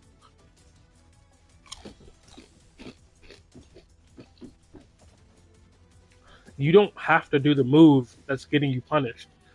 You don't have to do it in the order you do it. You don't have to do it at the distance you started at. You can control many things about the way you start, and can like there's many things you can control to alter the way the situation is going. And it's like you're doing it in a way that's allowing them to punish it. You're starting it off, you're introducing it into their environment in a way that's allowing them to punish it. Because I'll tell you what, for example, Kazuya Hell Sweep, where he does the spin move, knocks you down, and then like picks you up, throw you into the ground. Kazuyas who spam that are a disservice to themselves, because it keeps it on my mind. And sure, it's like, oh, if I crouch, I die. If I stand up, I die. But at the same time, if you don't ever stop like standing, they're gonna have to keep doing lows. And eventually they're gonna do lows so consistently that you're able to either guess, or you're able to predict when they're gonna do a low and get a low parry, or block low and then punish them. And then the next round comes in and you're still not blocking lows, so they're gonna still do it, and then you only get better at it. And in that entire time you're just reading and like learning what they like to do and countering it. I do it all the time. Not so successfully, but like I do it all the time. So it's one of those things where letting your opponent punish you, sure you're taking damage, but it's more than just the damage you're taking. It's just a change of mind frame. For example, the best example of this is Yoshimitsu. I'm a Yoshi main. I can tell you directly that being punished by Yoshi actually makes your job harder. For example, Yoshi has moves that change depending on if he's in no sword stance or if his sword is out, right? And when he's in no sword stance, he has a buffed flash, which is an 8 frame launcher. When he's in no sword stance, he a lot of his moves become stronger. Like this is stronger. That does a lot of damage. When he's in no sword stance, obviously a lot of his moves get changed and they have like different effects. So like a lot of crazy shit can happen depending on the state that Yoshi's in. So let's say you do a negative move that's like negative 13. I can't think of a move that is negative 13. I mean, I can't think of a negative 13 punish because his 10 frame punish and his 11 frame punish are that good. Because when he's in no sword stance, his 1-1 knocks you down and sends you that far away and heals him, right? And if the second hit is a counter hit, you go flying. Like,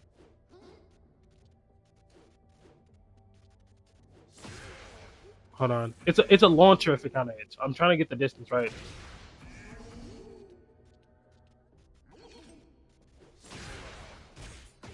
See? It's a launcher. All from no sword stance. There's this move here that, like, which is crouch walk 3. It's just a simple poke, doesn't do a lot of damage, right? It for some fucking reason leaves me at -6 when I do it, which is okay, just give up my turn fucking completely, whatever. But when you're in no sword stance, it's a full sweep that gives you like a mini combo. Right? So in that scenario, you're like, oh, so part of Yoshi's game plan or win condition is to go into no sword stance to buff himself, to give him better tools. Yes. Yes, it is. You want to know what's also very convenient? That his 11 frame punish 2-2 automatically puts him in no sword stance, and the knockdown puts him at +15. So your mess up by doing an unsafe move allows me to, one, buff myself, two, make a lot of my hits become even scarier, because if you don't respect them, all of a sudden there's random counter hit launchers. Like, you don't understand how scary this is. To have someone just jab in your face. Because Yoshi doesn't have a regular jab, because you can see it goes into like a sword swing. So he's like jab, jab, jab, jab. Eventually it's gonna miss. So if the Yoshi's smart and he does this, and then like he gives you room to realize, oh, it's missing, he can go jab, jab. Alright, let me distance it. He can go jab, jab, jab.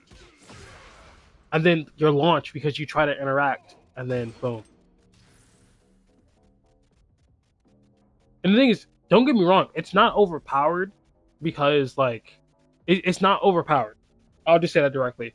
Because if you block the second hit of the one, like the 1-1, right? If you block it, it's completely negative. Like you can punish it, at least I think you can. If my memory serves me correct, it's negative. If not, it's not that big of a deal because it is a pretty slow animation, right? And it's only a counter hit from no sword stance. Or since his heat is him in no sword stance, but like with his sword out, then yeah, right? And the reason I bring these up, right, is that your punishments increase his strength and gives him a mix up off of it. Like, for example, he can do 2-2 Kencho unblockable. You can do 2-2 Kencho low hit. And if that low hits while counter hit, it knocks you down. Which only like pisses off people who it knocks down. Like, you know what I mean? Like there's low, the unblockable, obviously it's something I did before. There's this move which, if it's on block, completely safe, right? If it hits, it's a heat engager. You're -15. If you try to respond, you just get hit by it. I get buffed. We already know how strong heat is, right? Because then, like, his no sword stance, just like his sword is just permanently buffed while in the heat state. And every heat engager, which he has a bunch, like he has a bunch of like decent heat engagers, like that one, which hit from pretty far away, so I can be a decent distance away, and now I'm just in your face. So you're essentially letting other people take the game back whenever you do. It's not that they're taking the game back. It's literally the turn is swapping to them, and if they're decent, all right, or if you two are like inexperienced players and you're not sure how to deal with it, giving them back their turn could be the end of the round. Yoshi is just one of the characters who has been given really strong tools. So there's like several ways to show like, oh, if this hits, you're dead. But I'm pretty sure other characters have other strong tools like that, where if the options do hit you, you're just gone. It's just that Yoshi's one looks the coolest, two gets directly to the business. I shouldn't say directly to the business because what in the fuck is like what is this move? What is that? What is that for? To enter back turn? Who uses Yoshi's back turn? Sure, you can do a low, like the same low you got from Kencho. So you can let's see. You can really just like you can do that. But at the same time, it's like who the fuck? Yoshi's just one of those characters where you have to like experiment and try things out to really become good with them. There's a lot of like self learning and just learning like setups and figuring out what things do. To be honest, I'm not fully sure how. Not that. Like how I'm trying to teleport. I want you to know. I'm not sure how I did this. Like, how, is it random? Is it random chance? Like, what is going on? Anyway, just I know I talked about a lot of things. I know I said a lot, but just to be clear, 4-2-3 is just safe on block, and it also gives you a chance to go into Soul Zone. We have Circling Winds. This move specifically, I don't actually like, and I know it seems like weird to say, but if I can just show you really quickly on block. So this move here, the first part of Circling Winds, forward 3, this is a homing move. So homing moves is to stop sidestepping. And it's nice to have a simple command for an accessible sidestep. It comes out of 17 frames. I'm not sure if that's standard or not. I'm not really that like too bugged about it or whatever. But the follow up sends you at -14 again. So imagine being a Raven, right? Fighting an opponent who has their heat activated, or God forsaken, let's say it's a Yoshi, right? So Yoshi has back 2-2, which is a 14 frame heat engager, right? And let's say he's beating you up, right? You're one combo away from death, and you do this shit. I mean, not this shit. You do this, you're dead. If the Yoshi knows the matchup at all, like if the Yoshi knows that that's 14 frames, you're dead instantly. Because he's going to do a back 2-2, which is already a heat engager. So he's gonna back 2-2, heat dash, full combo kill you. Am I bringing up this example to be like, oh, Yoshi's overpowered because he has a 14 frame heat engager? No, this guy has a 14 frame heat engager. In fact, a Raven v Raven matchup where a Raven does this, the other Raven should kill him like instantly. Like it should be immediately like heat engage, full combo, blah blah blah. Like that's assuming he already has his heat activated. I don't know why I said heat engage, but you get the picture. This move is nice. It's safe on block. You can throw this out, stop sidestepping. Like there's a lot of like safe moves, like that's safe, that's safe. The only way to like beat this is to sidestep, right? So instead of actually doing the move, so you do like 2 in a row, right? Person knows, all right, I need to sidestep. You throw in this a couple of times, and then you start mix and matching them.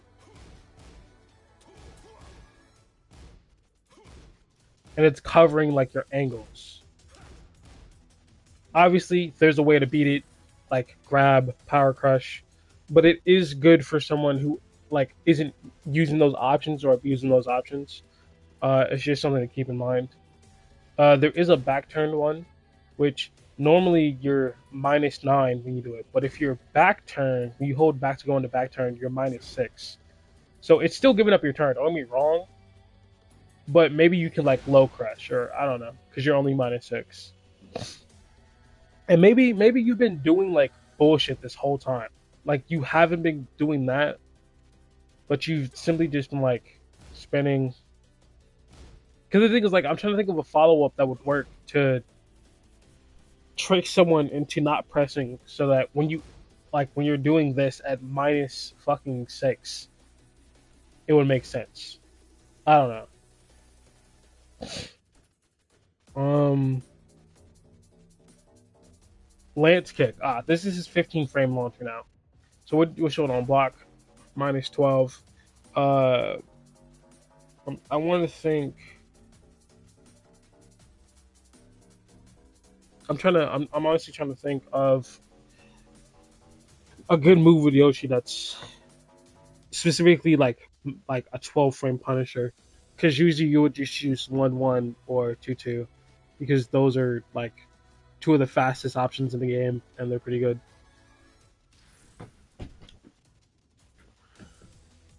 So I'm trying to think. It's a good move. Don't get me wrong, because it's 15 frames. This is like forward for the thing I was talking about earlier. His 15 frame launcher that he got on like patch one.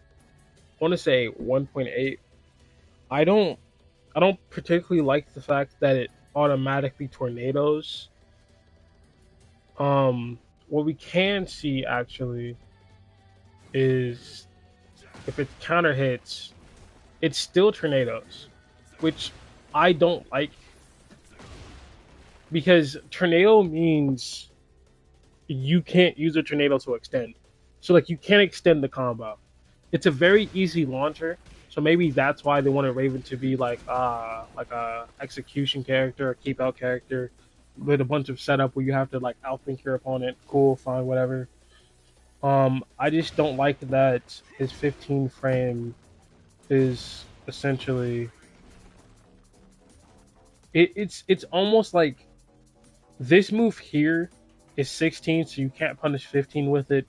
And if you're like you're not crouched, not getting a 14 frame punish, right? Um,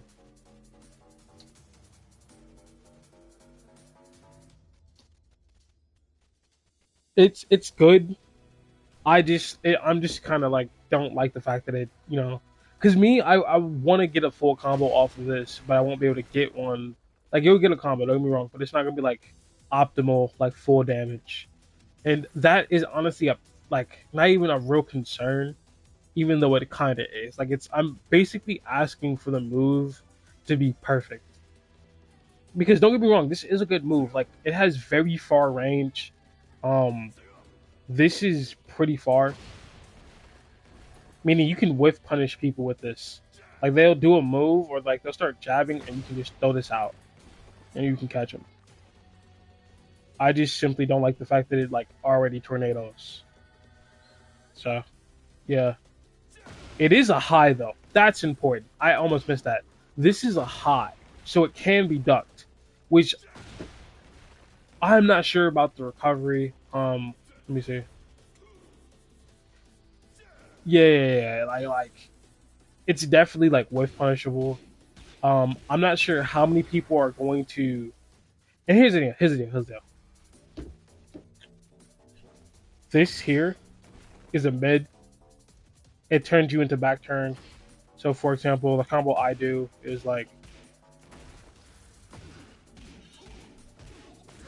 this is like very very like I want to say it's bad. It's kind of like a not a good combo. It's like the one I first learned when I started playing, and then I never went back. I taught it to myself. That's a mid, meaning if they're crouched, it hits them. If they're stand blocking, it hits them. Sure, it's negative on block, and you're gonna get punished for it, but it isn't like a whiff where you can get fucking launched, right? This being a high means if you're running up on someone and you throw this out and they're crouched, it whiffs and you can be punished for it. And obviously, we're live in the character now.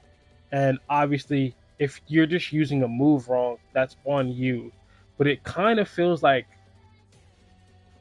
low key, not gonna lie, it kind of feels like, what was the point of making it a high? Like, well, you first means it. You first make it that like it can't be extended upon, and two, you make it that like it can be avoided, like it can be crushed. Because you got to think about it, it's a high, so it's going to be avoided by a lot of like crouching, and if a move high crushes, it will most likely crush this, right? And also, what part of that looks like a fucking high? Maybe like the very end, you can see like his toe is pointed upwards, more upwards. But at the same time, it's like fuck, bro. I'm not gonna lie. That's kind of cheese. Especially like here's the deal. A lot of this is just me complaining for no reason. This move is what it is. Not that big of a deal. At the end of the day, it does not matter. Um, that it's a high.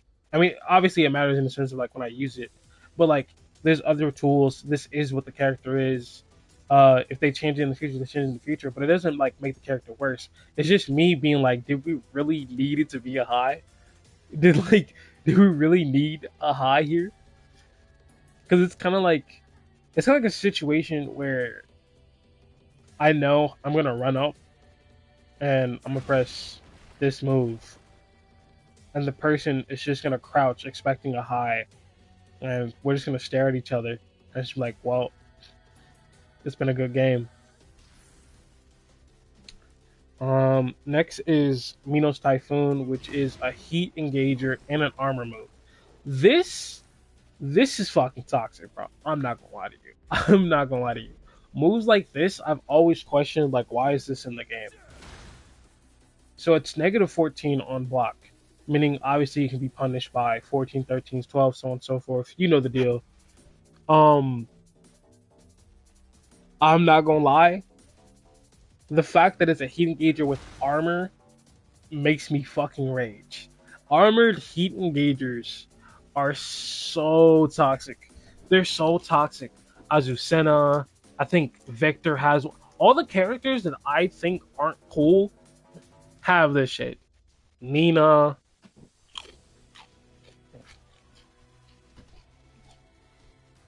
like I don't want to say all the new gens because that's not true. Wait.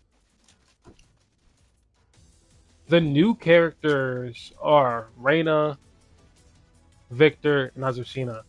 So I don't know if Reina has an armored one. I don't think she does. But I know for a fact that Azucena and Victor have armored heat engagers, which is fucking weird. And then maybe the Bears have some too. Like, it's one thing for a move to be a heat engager because it gives you so much, like, getting a heat engager move to activate gives you so much, like, advancement and, like, so much reward off of it. That for it to be a move that's armored, meaning you can ignore other people's moves, is really weird.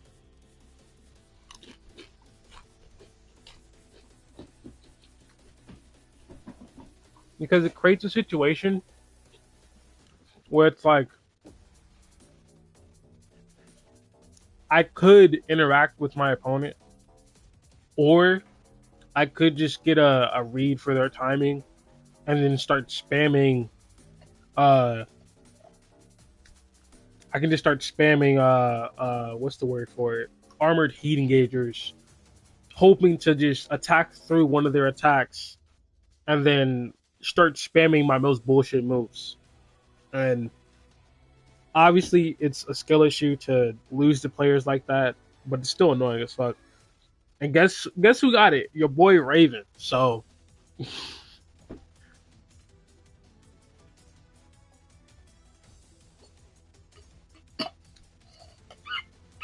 hey, we take dubs, right? A win is a win. A win is a win. There's nothing to say about this. There is nothing to say about this. Well, like, what am I supposed to say? It's a high into a mid, so there's no point in trying to duck. Um, like I don't think there's any point in trying to duck. Maybe you could do something like a duck sidewalk, like a duck back. Like hold on, I want to try this, but I would have to swap to Raven on the other character, and I don't feel like doing that. But I wonder if it's actually possible to fuzzy duck the high and then stand back up for the mid. You get what I mean? Like to duck the high, stand up for the mid, and just block the whole thing. I think that'd be insane timing because you would have to react to this because it's like 18 frames of startup for the first part. So you would have to know it's coming and then like fuzzy block it if that's even possible. Um, so 18 frames. Uh, Literally, if you wanted to do the thing I was talking about earlier, where you punish using a heat dash. I mean, using punish using like using a heat dash. You might as well just use this one. Even if in a scenario where you activated it off of this, you would just want to use the other one since it's faster. Now we're getting to projectiles. This is one of the things that like is unique to Raven. He has these clones that he shoots out. So, see, the problem the problem with these clones is that these motherfuckers are not nimble. I'm negative 14 on hit with the clone. I mean, on block with the clone. So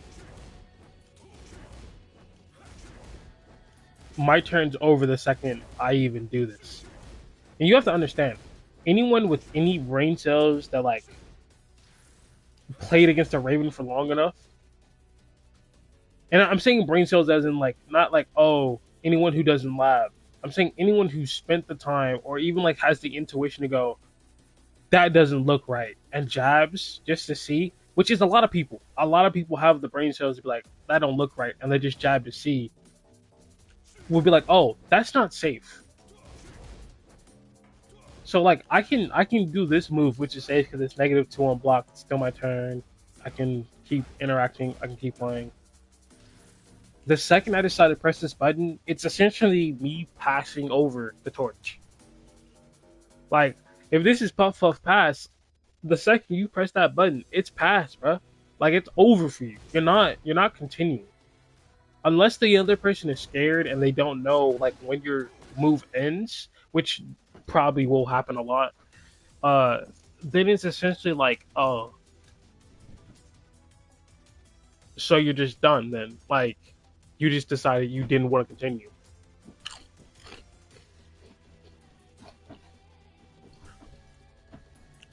And of course, the entire purpose of it is to, como se dice, setups, like conditioning. Like I was saying earlier, this is one of those moves where you're meant to condition your opponent into trying to respond, or you read that, hey, this guy keeps disrespecting the follow up. He either doesn't know or doesn't care. And then you just let it go one of the times and see. Because if it hits, then he gets a knockdown.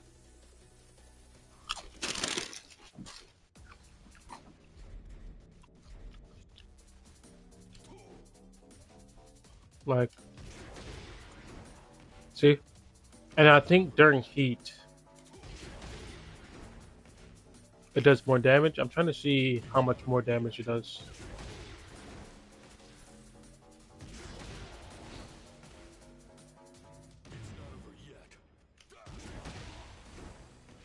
Yeah, I don't get it. But yeah, it says powered up during heat. What is powered up? Does it do more damage?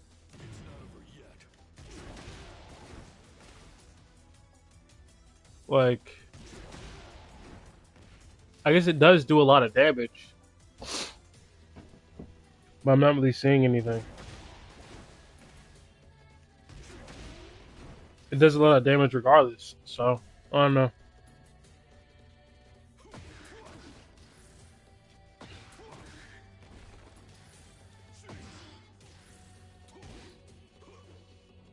Okay, this move, the first part, the down forward two, is just a standard like mid launcher, right?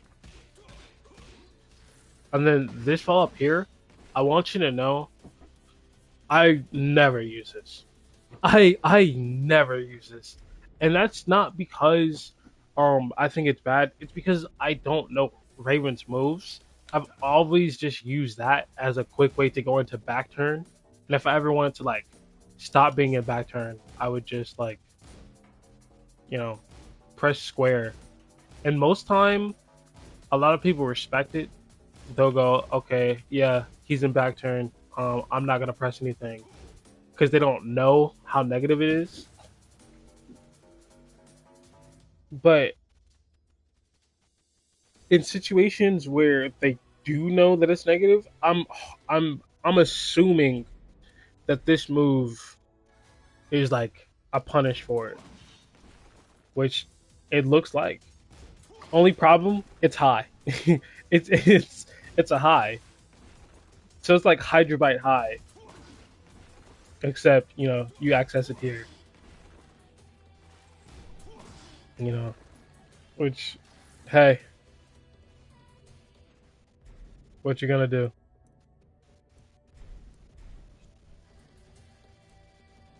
We have this move,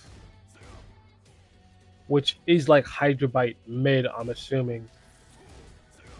So it's down for 2-4, which is two mids, and it's negative 15 on block.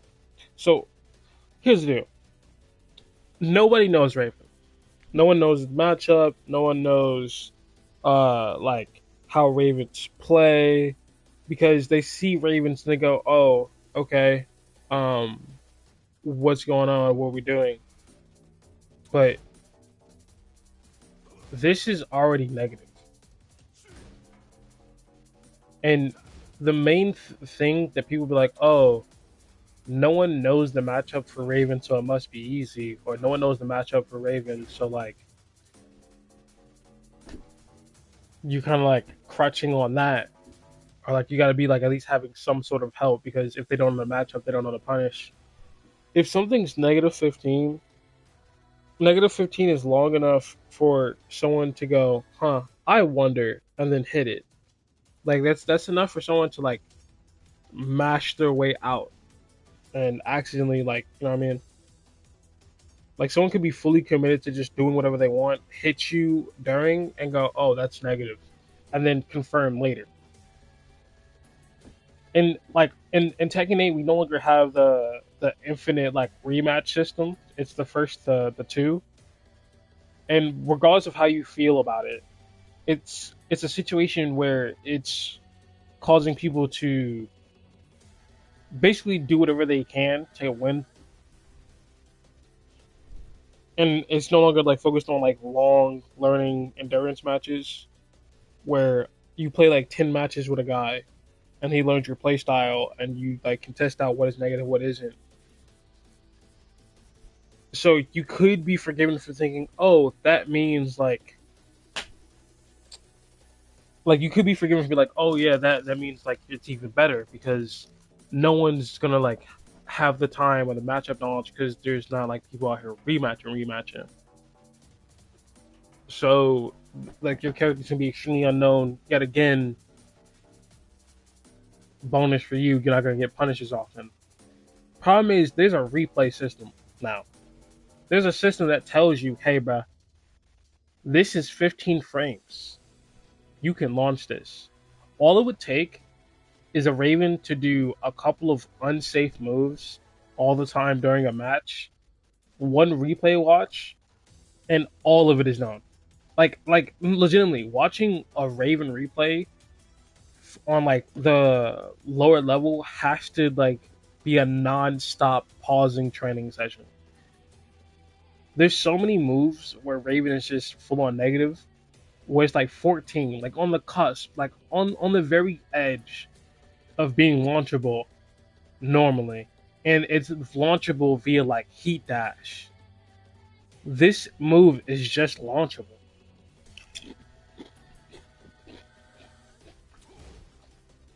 Negative 13, negative 15. I don't like this move. I don't like this move in like the most basic sense of not liking a move because it's interrupted by jab.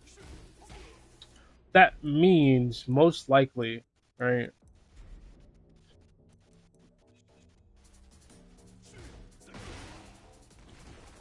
That means most likely that you're going to be hit by something nasty that launches you. And luckily here, it trades. But there's other things that can happen to you that are bad for you other than like being hop need. Because I'm pretty sure, let me see.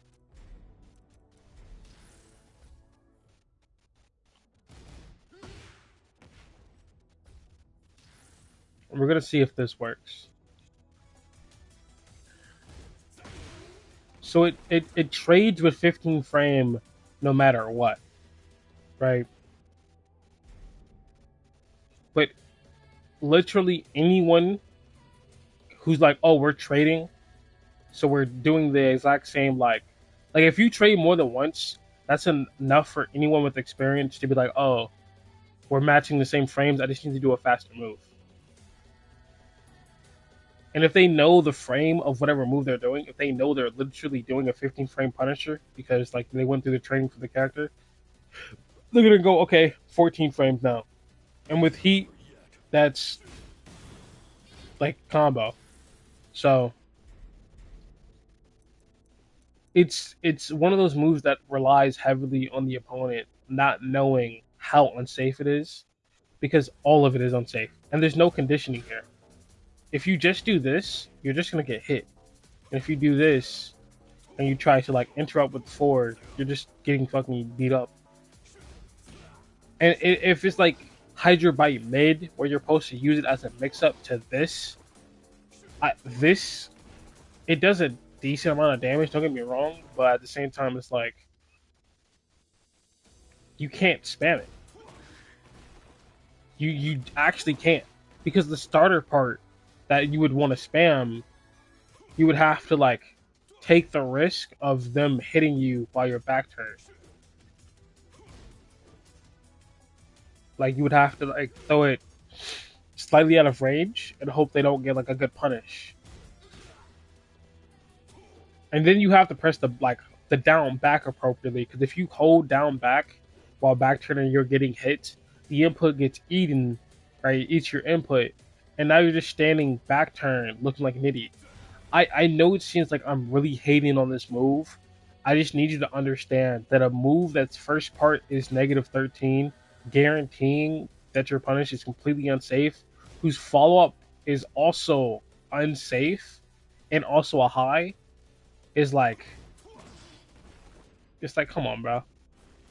It's like it's a move that's beaten by sidestepping. It's a move that's beaten by and the thing is I say a move is beaten by sidestepping, but I never actually like prove that it's beaten by sidestepping. I always just say it. Alright. So let's see. Side step left. So let's see, sidewalk right. Nope, it's beaten by sidewalk. Let's see. Does it matter which way you go? Yeah, you have to sidewalk into the background. But at a sufficient level where someone's like really, really like on their shit, obviously they're gonna do good against it. Um all it takes is a little bit of trial and error, and next thing you know, someone's consistently sidewalking that. Shit, bro, like it takes like I was saying, like the replay system makes a move like this easy to find out about and spread amongst the people who are learning the game, which isn't a bad thing. I actually like it, but it calls into question of like, why would I use this. Even if I was using the high button, right? Even if I was using that, it's like, come on.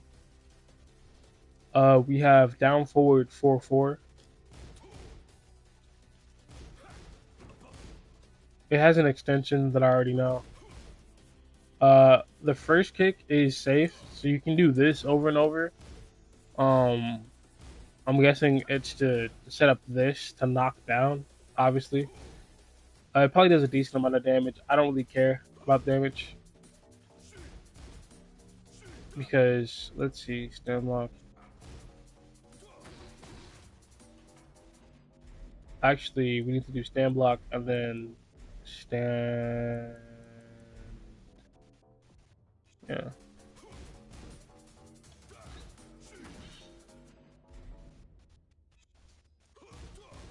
Oh, it actually locks them into blocking, so you can't even. So like, if you hit the first one, they're guaranteed into the second one. So this is probably a frame trap. Now that I think about it,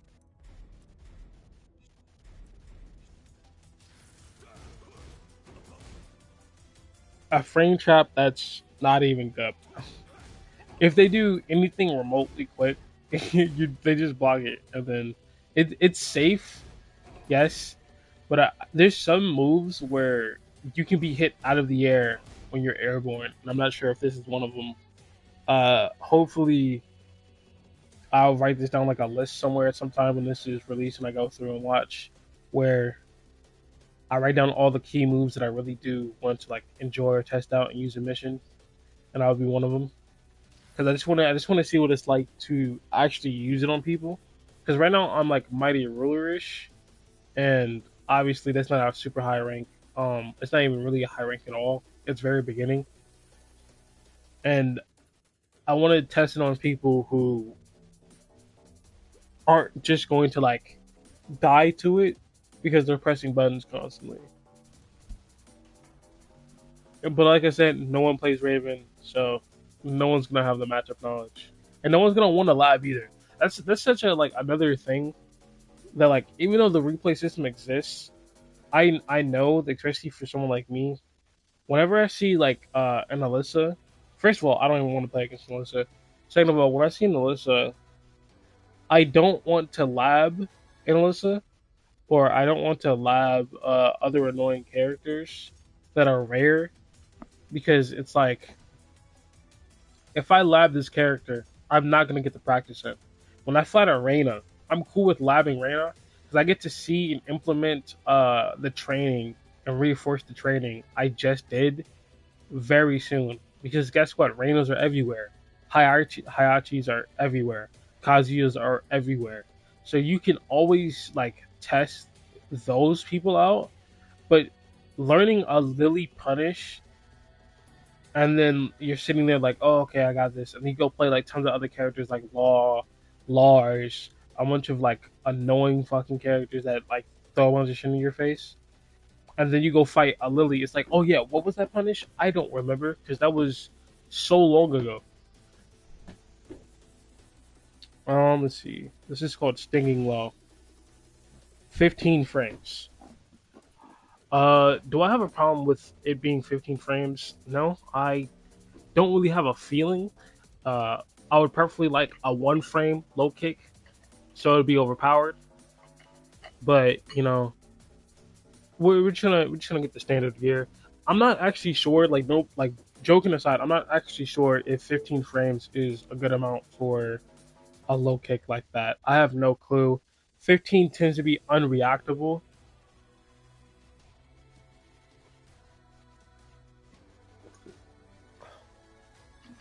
So it's probably a good poke. I think what's most important to notice about this is the zero frame advantage on hit. Meaning, after this happens, you and him are on equal footing. It's not like you get a head start. It's not like you get rewarded for hitting it. It's simply just damage. That's your reward. You hit him. We have Ballistic Fang. This is a cool move. Ballistic Fang is down 4. It has a counter hit property that gives you like plus 13. Um, it's -2 on hit, so like you're completely safe whenever you hit it. You can back up, right? Your turn still isn't over. You can still like keep fighting, right? And since it causes you to like drop down low into the crouching state, you, you can spam any like of your Rao rising buttons, and it will do it. So like you just saw me do there, we're gonna, and it does my 14 frame Rao rising, you know, punch, which is really nice. It's kind of like Manji Dragonfly, where you have to go from a crouching state to a standing state, so you can do all your Rao risings after you do Manji. Not Dragonfly, Manji spin kicks. Yeah. Um, this move actually crushes. It crushes highs, and of course, the simplest way to test that is to turn on punishment and test a jab into that move. So as you can see, Yoshi would jab back, and then when I jab, I'm +1, meaning it has to be a 14. It has to be an 11 frame high. So either it has to be faster than it, or it has to high crush it. And you can see the move is 21 frames. So if it doesn't high crush it, I'm going to get hit by an 11 frame jab. If it does, I'm not going to. And you see, it high crushes it. And it does a decent amount of damage on the counter hit, or the punish, or whatever. I wonder what the difference is.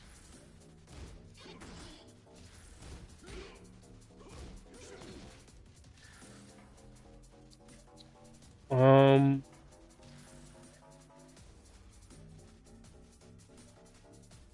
this is a lot on screen. So we have down back 2 1, and then on hit or block you press 1 again, which is of course another projectile string, which is going to be annoying as fuck to. So it's -14 again, right? First hit being 13, so you can use it the 13 frame Punisher, right? On your left -1 when you do this. So like this puts you into back turn. So like um down forward 2 is an uppercut that launches that sends you into back turn, and back and down back 2 also puts you in the back turn, which is nice to have both of those options. So that puts you in the back turn, and you press square, which resets you. But because you press it in the right timing, it does a specific animation, right? That's not too important. That's just basic games. And then of course there's the string that rips afterwards. -14. It says it's powered up during heat, right?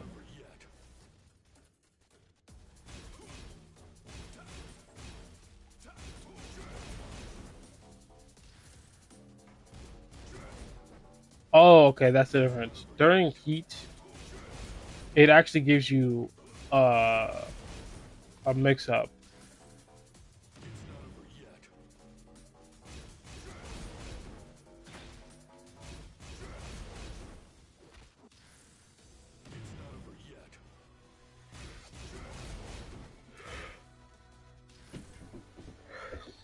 Is it truly a mix-up though? What's the question?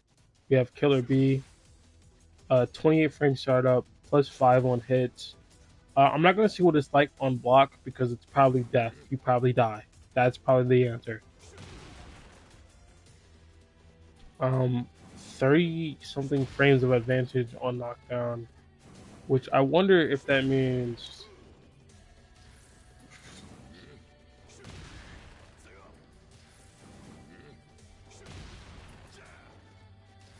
like no, you can't seem to pick up with it. even though it's a bunch of frames of advantage. So I want it. It guarantees something. That's the thing. It definitely guarantees a hit afterward. I just need to figure out what that hit is.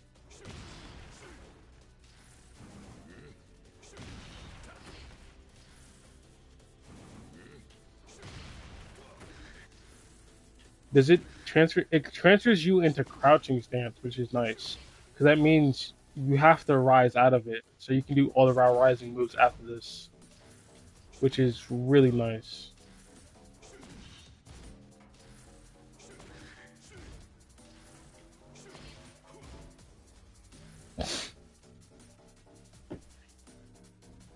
So you can. This obviously low crushes because it's jumping, right? So that means you can jump, which low crushes into a crouch,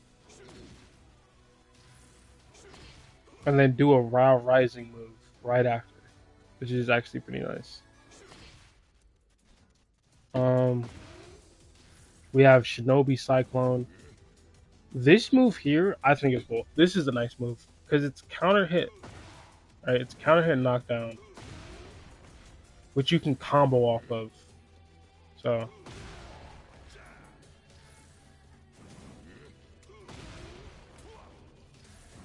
you can't do that, but what you can do is I need to get close enough for it to work.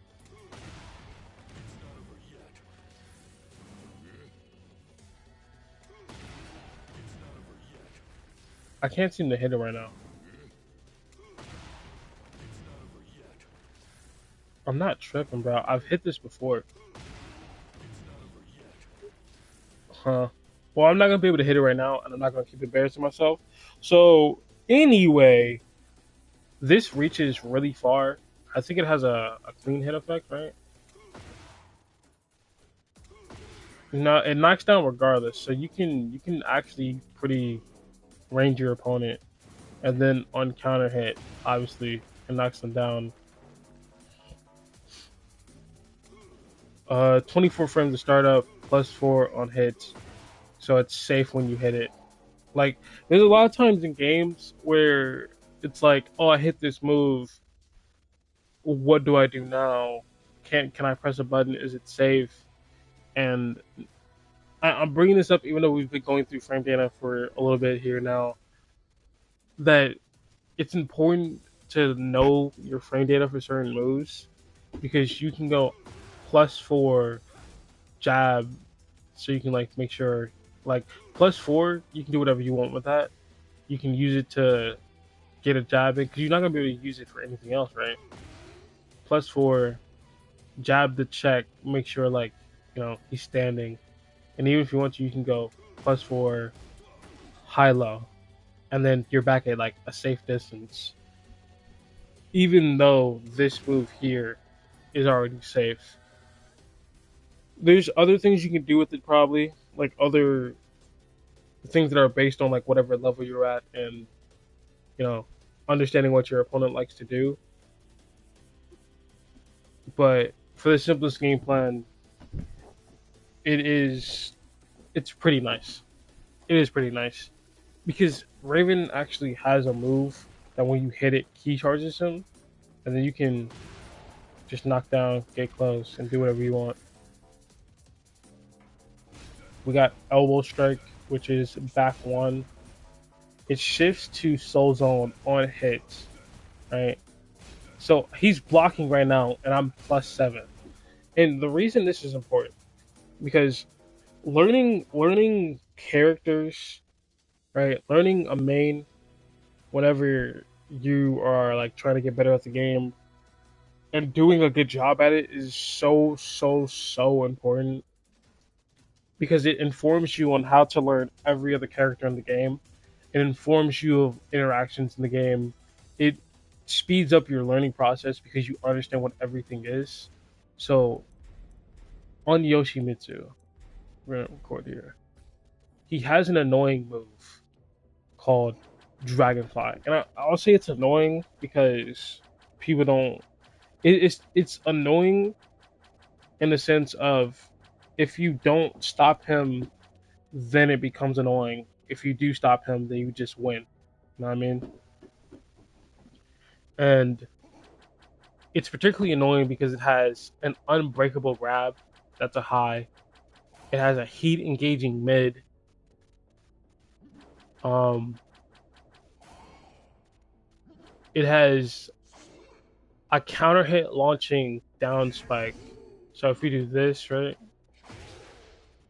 it doesn't do much. But if I do full combo, right, it has a counter hit launching homing move, right, that just normally knocks down, but obviously when counter hit sends them flying. Which honestly, I'm trying to think. The simplest way you could use this easily would just be into Rage Art.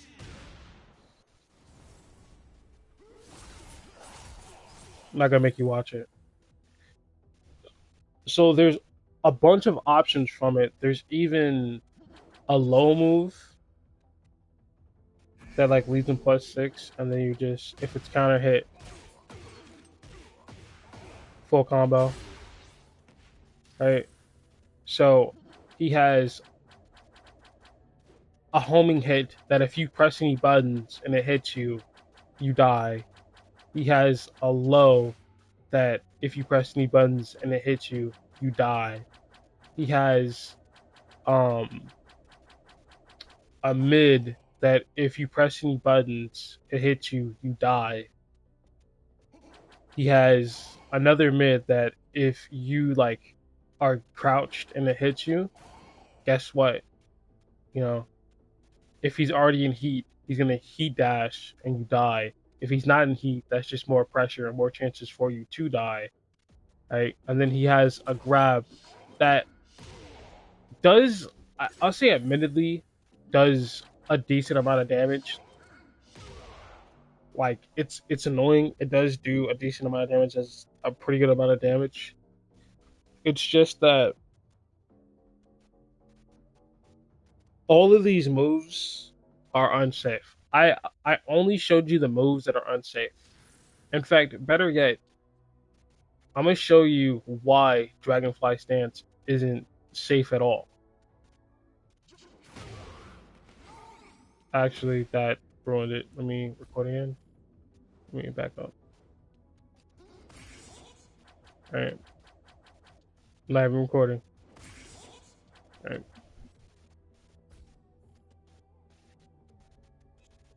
So I'm gonna show you exactly why Dragonfly Stance isn't overpowered. It's not even really annoying. It's actually you should be excited when you see Yoshimitsu starting to do this, right? It's because all of it is unsafe. You can jab him out of every single option, no matter what, except one, if he goes into Dragonfly Stance. And the way like it works is that if he enters Dragonfly Stance by doing 3-1, he's and it's like you block it, right? You block both hits. He's +7. But if you simply duck the high, he doesn't get that +7 because it's the heat engaging hits that makes him +7 on block. And that +7 allows him to frame trap with one of his moves, but everything else is completely unsafe. So it is a situation where you can just punch him out of it. It's even worse than that. Since he's airborne, you can just keep jabbing to like, okay, visually confirm. All right, I got him. And if you're like, oh, how is someone supposed to like visually confirm that? Trust me, when you play this game, the second hit is enough. The second hit, if you're practiced well enough, is enough to go, okay, I got this.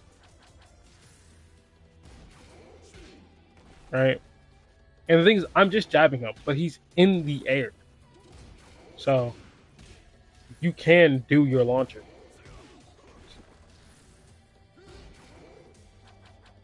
I'm trying to do the Wild Rising.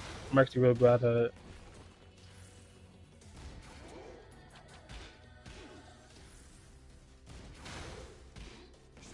Yeah, whatever. But you get the point.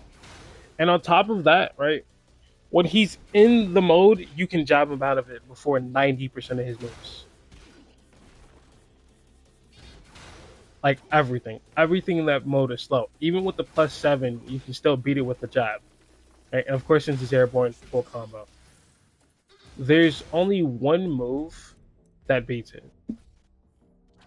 There's only one thing in the entire game. Oh, I shouldn't say entire game. That's ridiculous. I was about to lie. But there's only one move in the Dragonfly stance that I keep doing it.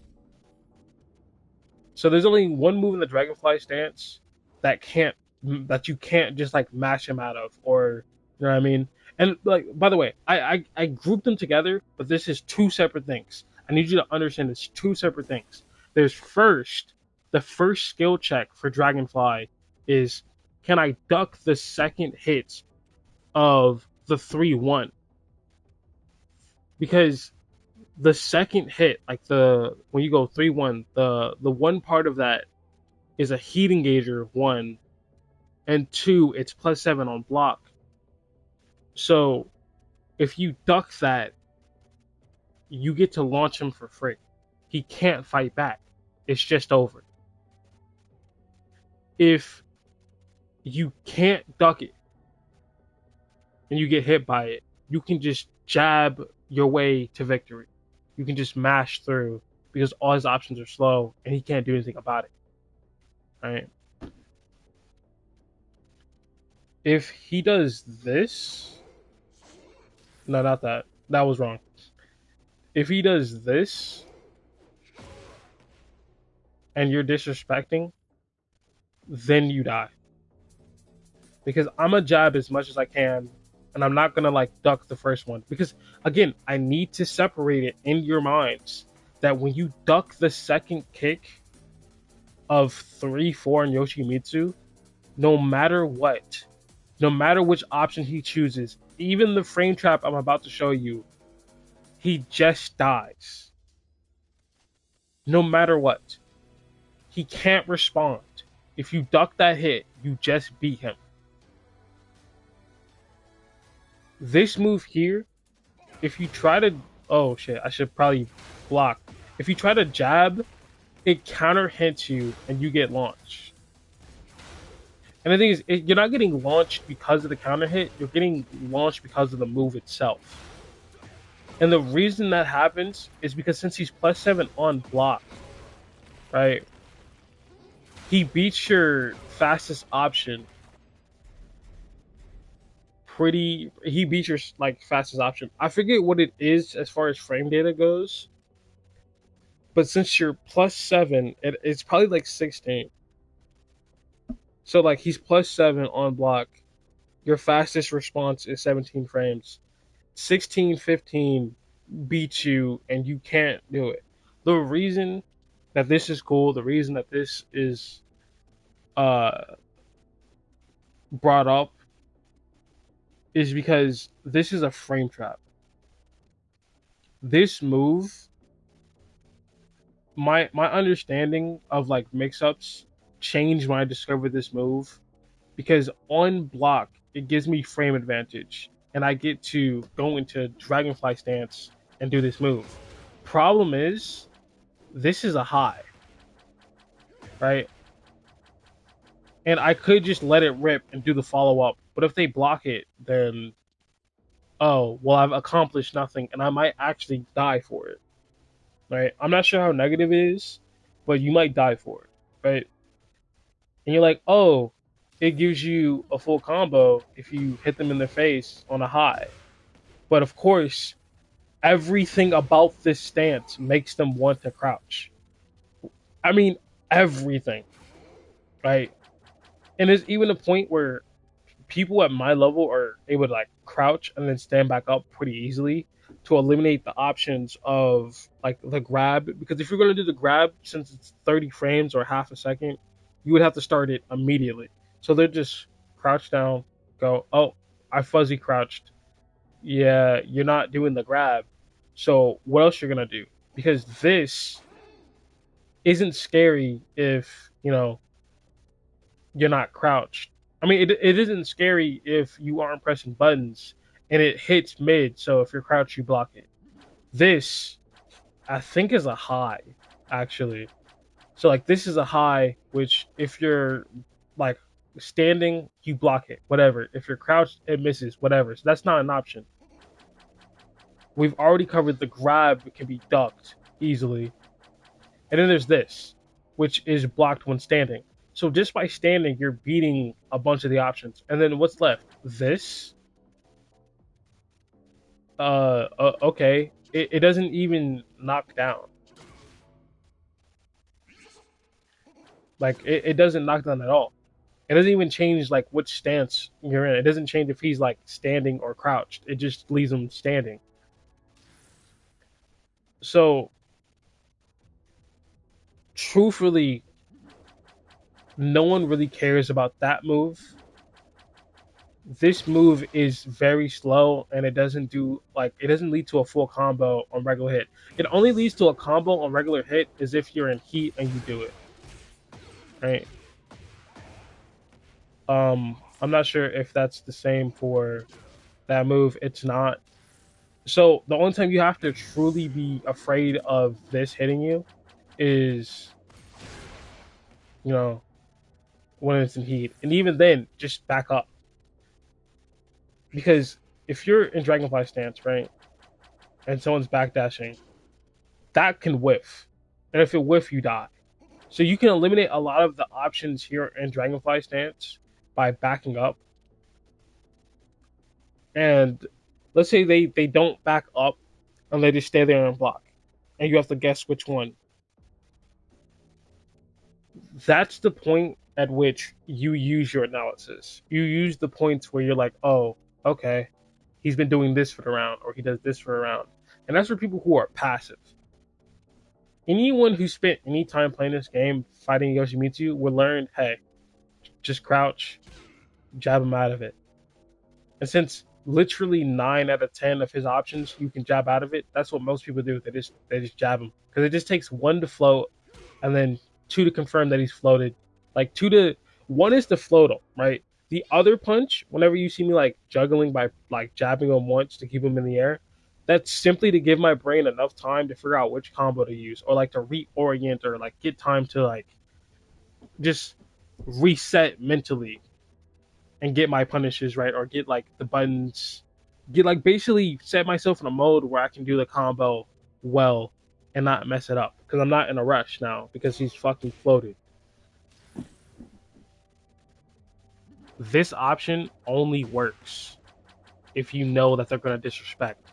If they just stand there and do nothing, then this is strong, obviously, because you can grab them and throw them around. But if they're mixing up their options, as in like 1 round they're ducking, next round you want to do like 1 round they're ducking, so this doesn't work. And you're like, okay, they ducked last round, I'm gonna do this. But then they're stand blocking that round. It's like, okay, fine, whatever. And then you go back in, you like, okay, stand blocking. I'm gonna, I don't know, go for a grab again. But then he jabs you out of it. You're like, okay, so he's disrespecting, and you go in and you do this. But guess what? He ducked. If they mix you up like that with their defense, oh, bro, you're cooked. You're just fucking cooked. Because the entirety of this whole setup is understanding what your opponent's going to do. More than anything else, this stance purely relies on you understanding how your opponent like responds.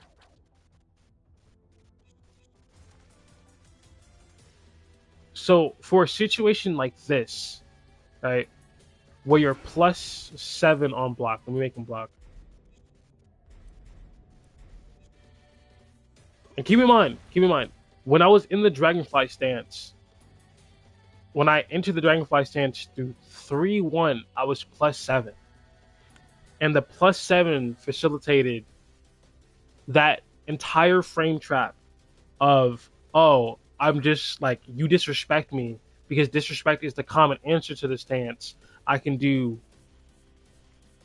I can do 2-4, and then I get a combo. I get to like kill you, like you just die. But you can read that I might do that and then proceed to not do it. You can simply just back up and eliminate a bunch of threats that can be majorly annoying or kill you. You can get rid of a lot of things, and you can like since the grab is 30 frames, I think you can visually see that it's about to grab you and then duck. Like you can visually see it. So knowing that the offense on it is basically fake, and this is past the point of ducking the second hit of the 3-1, because if you duck the second hit of the 3-1, you just win that engagement anyway. This is assuming that I did 3-1 on your block. I'm +7. That's the only reason the frame trap works, because it makes it that you can't respond until until like after I've already punched you in the face. Well, like you can't respond fast enough to stop me from like punching you. And if you're scared in that situation and you're like, okay, I gotta match, I gotta match, I gotta match, then I'm winning. It's only when you're calm. And again, I'm bringing this up because this is +7, and it automatically goes in the soul zone, meaning it's made exactly for mix-ups. So if we look at some of the soul zone options, the basic ones, we have soul zone 2, which is 18. We have soul zone 1, right? Soul zone 1, which is 14. We have soul zone 4, 24, and soul zone 3, which is 16. His fastest response, since we're +7, is 17. So that means that soul zone 1 hits, right? And let's see if it's a counter hit.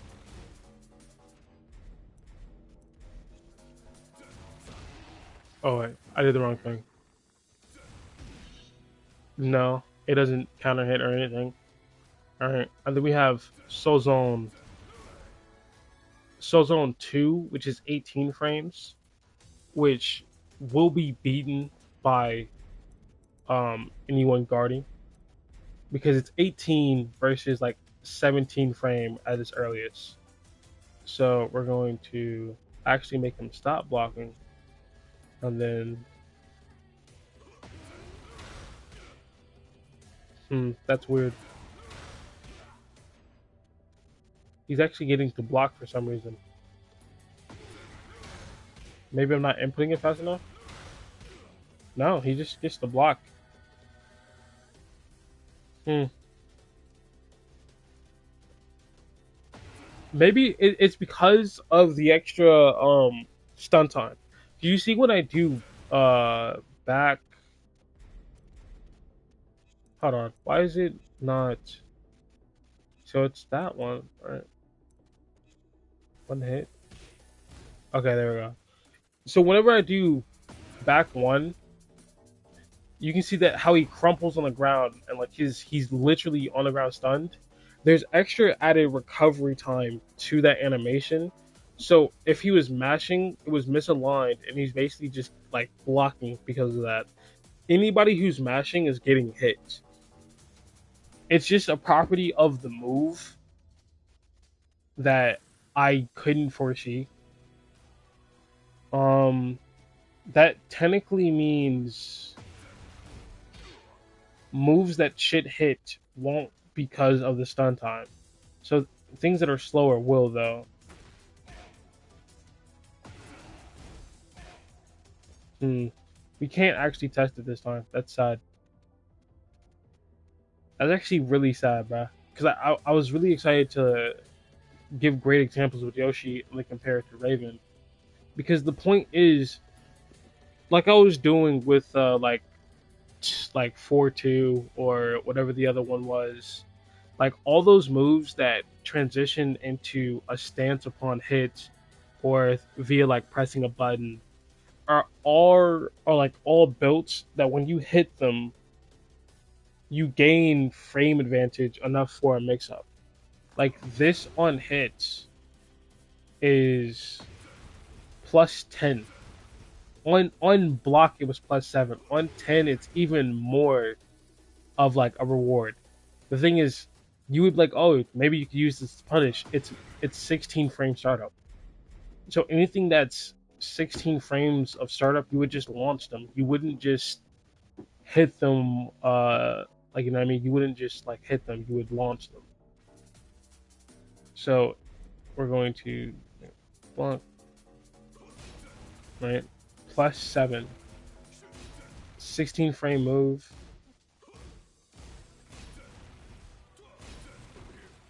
And it's safe too, because it's you can always just keep blocking back. The problem I have with that number is I'm pretty sure that the soul zone, the automatic soul zone, is eating up some of the +7 as far as like the safe amount. Because obviously you can do this and press a button and immediately go into like a stance move. But I'm talking about like you don't want to do anything, you just want to block. If you hold back, it puts you into back turns. You have to wait for the blue phase to go away and then hold back, which isn't that big of a deal. It's not. It's truthfully not. Um, Sadly, I'm not sure how I would show that the mix-ups work.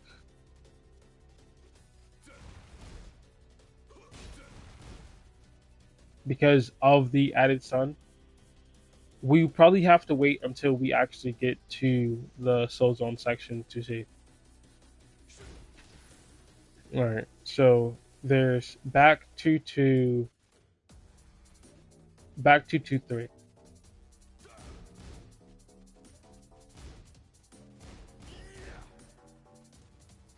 This is another one of those frame trap situations, right? If you just do back 2-2, you turn around, which on -3, so it actually is safe on block. You can just fish for it. I wonder what it is on hit.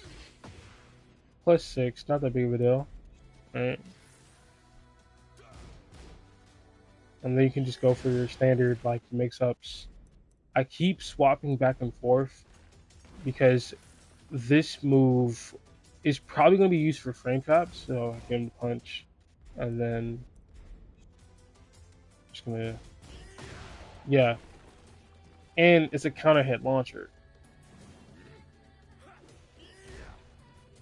So we're just gonna make him stop blocking.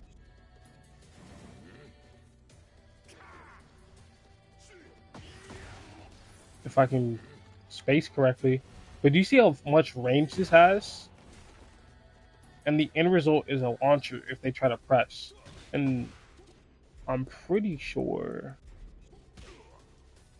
this is safe. If I press the buttons correctly, it's safe.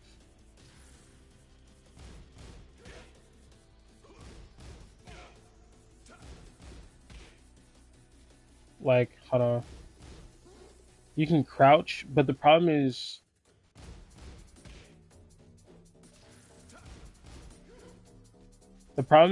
getting out of back turn quickly. Maybe if I do the raw input. Yeah, if you do the raw back turn input, it actually turns you around so much faster. All right. So I think this is a good way to turn back turn. Obviously, that's what it's meant for. But since it's safe on block, you can essentially bait this out by conditioning your opponent to one, think that it's punishable via just letting them hit you while you're back turned and then turning around, like I said earlier with other moves, or you can make them think that you just give up your turn entirely by turning around whenever you do it. Because if you do that every time you do the move, they think, oh, this is a safe zone, or at least they feel like they can press buttons and they're not going to be oppressed. Because eventually they learn the periods of the game where they actually like can't play. Like when you're fighting an opponent, you can feel it's like, okay, if their offense is really strong here, this is the points where my are strong. I'm gonna capitalize on my moment to try to win, and then you can just flip it on them by counter hit launching them. And let's see if I can combo. Let me think.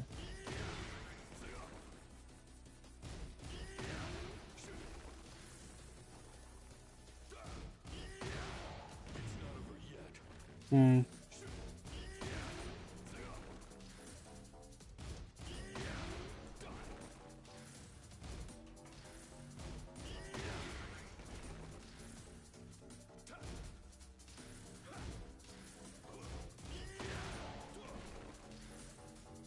I wonder what I'm doing wrong to make this not combo. Obviously, this works.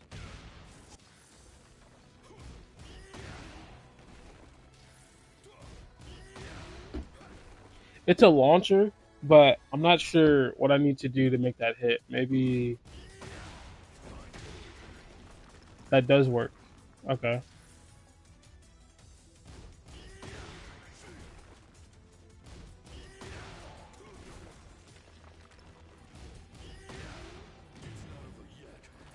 Because I'm not sure why that doesn't hit.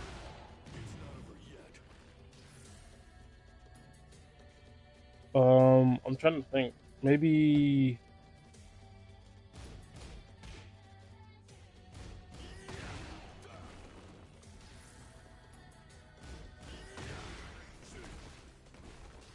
that works.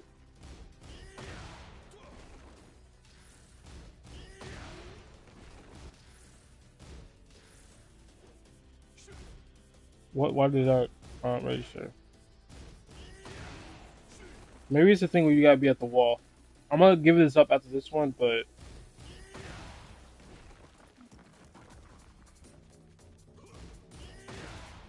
yeah, because when you at the wall, it splats. There's some way to combo into this. I'm just not gonna be able to find it. We have an alternative version, which is the same fucking thing. Oh, I'm putting the wrong input for it. Yeah, yeah, yeah. So the other one is what? It's a mid, right? The entry to this is 15 frames. Entry to this one is the same thing. So that it's basically the same move, except for going for a mid, it goes for a low. So it's directly a mix-up. This is directly a mix-up. It's like either I'm gonna do the mid version, which launches you if you press a button into it, right? I wonder what it is on block. I don't remember seeing what happens if the person blocks it, but knowing Raven, he just dies. He just dies. Negative 19. Think about that. Negative 19 is a crazy number because anything 15 plus is launchable, as we know, and they just went negative 19. Negative 19 is such a random number because it's so close to 20. It's like, what is the harm of making this move 20 frames of disadvantage? And for anyone who's really thinking like, oh, is 20 frames really a lot? 10 frame is the fastest. 11 frame is second fastest. 13 frame, you know, so forth. You know what I mean? Like you get the idea. Like 13, 14, 15, 16, 17, 18, 19. Right?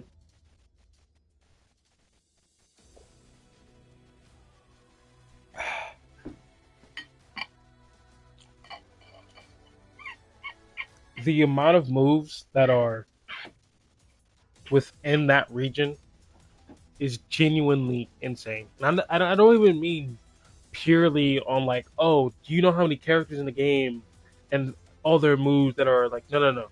I mean, on one character alone, do you know how many moves fall into the range between 10 frame and 19?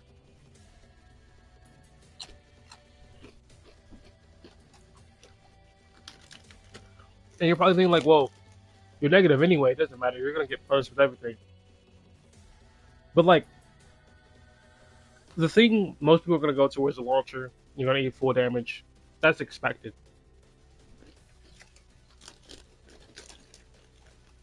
My problem is that someone's going to use a move to try to push their game state because it's their turn, and them trying to do the move, not even knowing how negative this is, they're going to still clip me because accidentally. landing a move is hard because the window is small. Every like 10 frame is the fastest, so if it's an 11 frame window, you would have to use a 10 or 11 frame, meaning there's a short list of moves that could accidentally find it. 15 is big enough for faster moves to be like, oh, okay, so this can be fit in. And then you can be like, is this launchable? And you can try, you can figure it out. Negative 19 is big enough of a gap that someone can accidentally punish you just by throwing out something random. And like, you don't believe me because it's like, oh, well, like a frame is 1/60th of a second, so those opportunities to use the different moves are disappearing. And that's not what I'm saying. I'm not saying that like as time goes on, clearly that like the options go down. I'm saying quite literally that a person who, if it was something like 13, would have not punished you for it because, and don't get me wrong, 13 is still a decent size, 14 is still a decent size punish window, right? Someone who wouldn't have gotten that punish because they had to think, is that punishable, could think, is that punishable for this move and still punish it. And it's just an arbitrary number. Like 19, why? Just make it 20. 20 is more aesthetically pleasing. And like, I'm not even joking, bro. You might as well just make it 20. And I mean it. I mean it with a passion. I know it's a mid. I know it's a launching mid. But does it have to be 19 negative?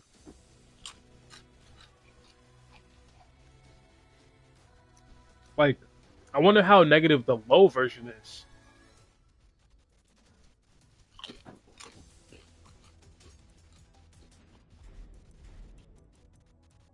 And we're gonna find out.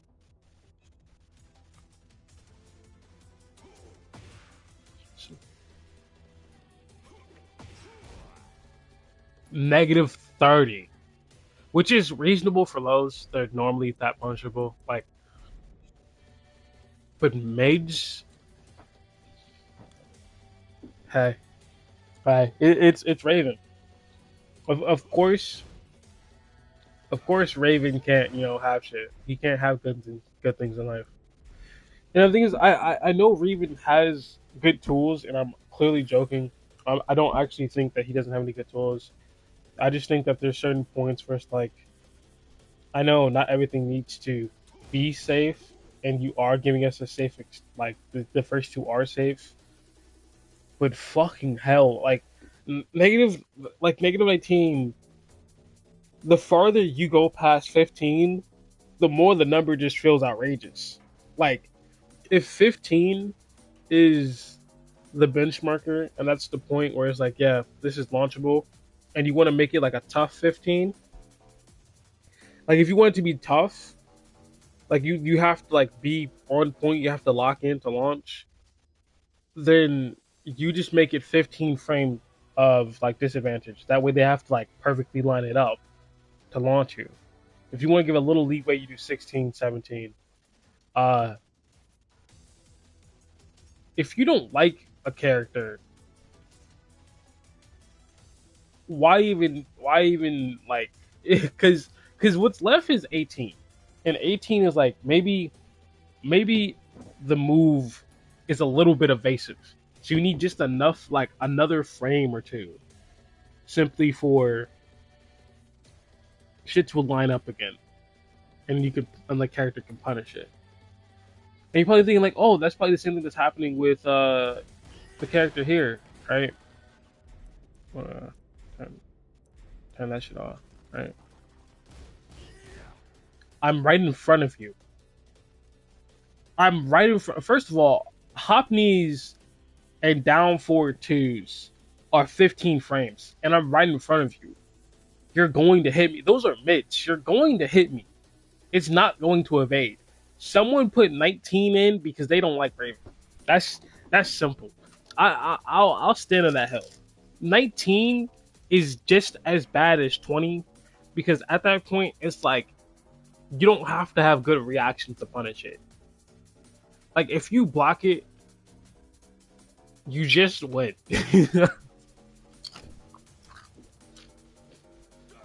Obviously, I'm being a little ignorant. Obviously, I'm not being completely serious. But at the same time, 19 is a crazy number to have on block for something that can be blocked with a high. This is +3. I want to say counter hit, but at the same time, I have to space it out well. Like he does have very good range. Like this mix up here in specifically is very good. Like look how far I end up doing that. You basically travel the whole screen to like touch his ankle. Just to do this shit, bro.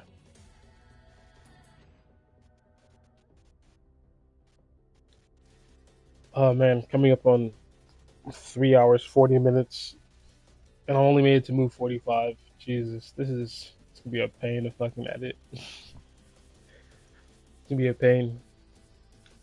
New move. This looks like a projectile. So we have back to 4-2. Oh yeah, I use this all the time. It says powered up during heat. What's the powered up part? I guess it because it closes distance, maybe. So normally it has that, and you're -14. But during heat, you're -3, so it's safe. So you can keep throwing this out. Problem with that is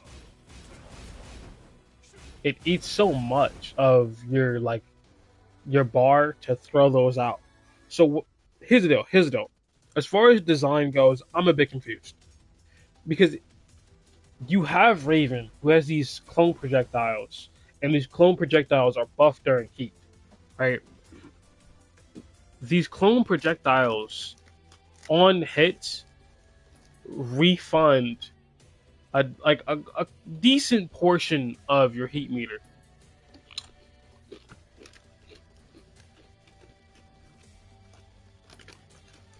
But whenever you use the clone projectiles, they eat a fuck ton of your heat bar. So let's assume you got a heat engager, so you have a full bar. 3 clone projectile moves will take out your entire bar. And since it's buffed the move, so it's safe on block for you to do these like clone projectiles. It's safe on block because you were -3 there. That means you get 3 safe on block clone moves. But here's the deal. I'm only gonna be able to use 2 of them hoes before I have to save the rest of like my heat for one, either heat burst. I mean not heat burst, either for heat smash, because it is a projectile, or I use the rest of it for heat dash. So why would I spam projectiles to be safe on block?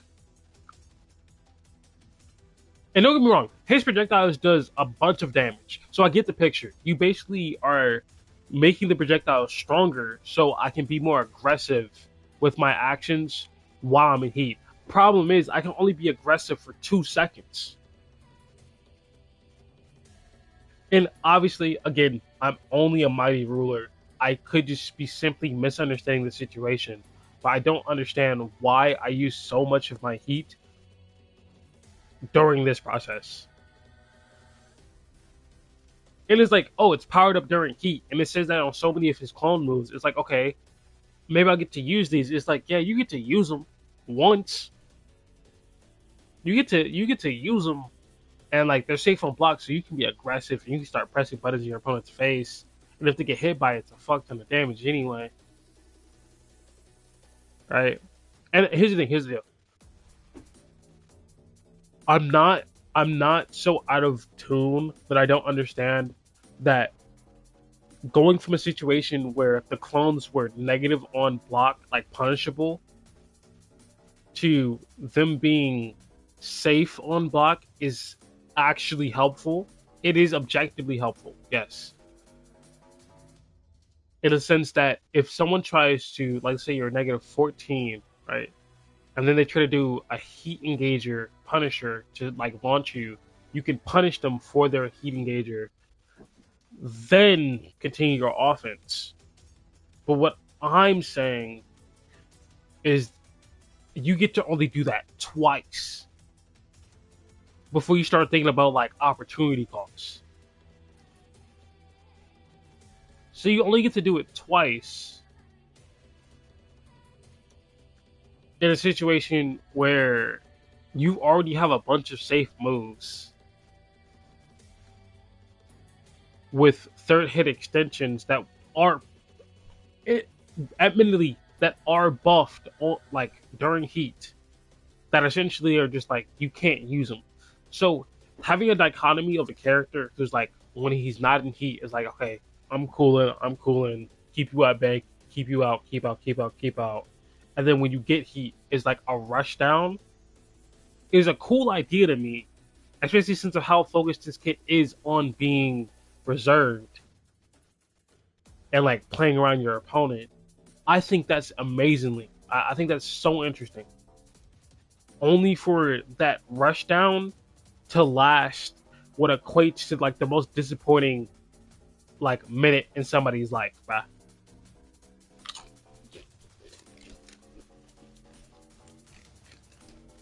And the worst part is the heat burst. I mean, the heat smash is a projectile that struggles with range.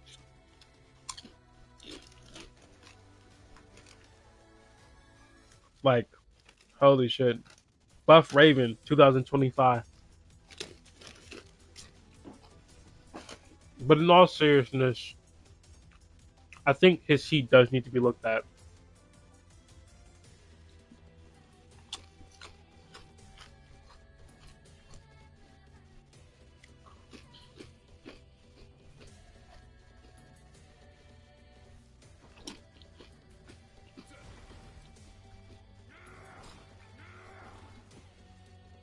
This move is safe on block. If that makes any sense to people, this move is safe on block. That's it. That's the description.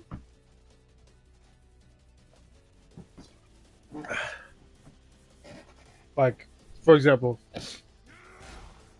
you're +4, +5, +5, +5,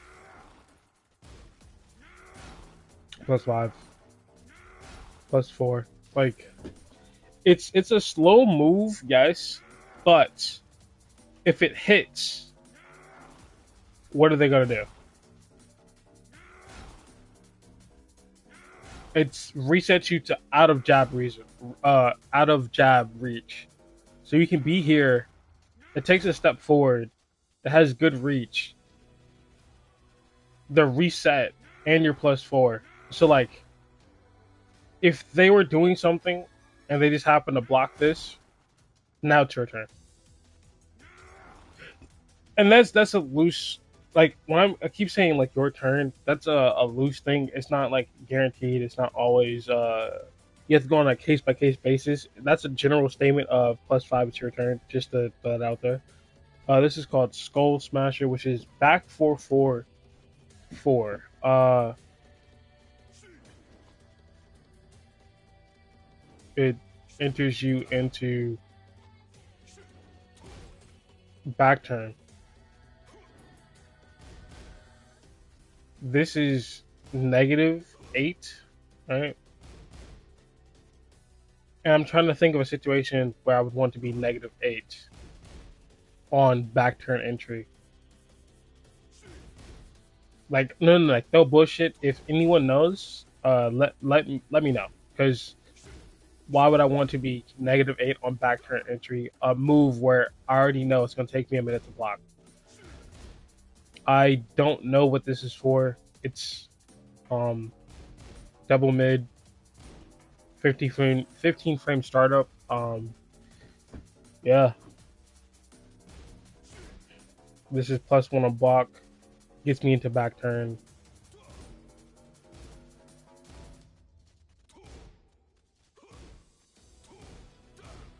Um, Actually, this is pretty decent because you're +1.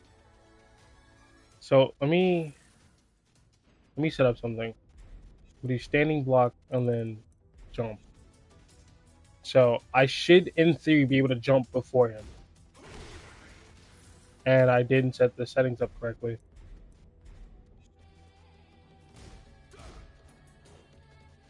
Alright.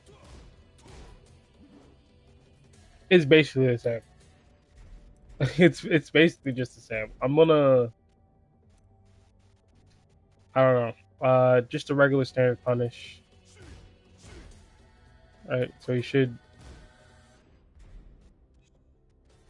punch, right? I don't understand. Alright, there we go.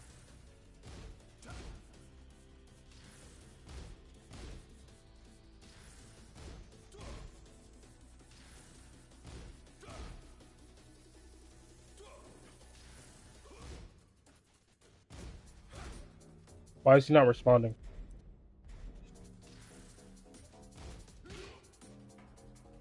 Wait, is this shit interruptible? Fuck this move then. If this is interruptible, I can't use it then. Like maybe you hit someone off guard and you're +1. Yes. But at the same time, you're also +1 in back turn stance. So you get to act faster. So like maybe that's the difference that like allows you to use the back turn 1 8 frame because it makes it even harder for them to respond. But I can't seem to like get the bot to cooperate for this move. So um there's this.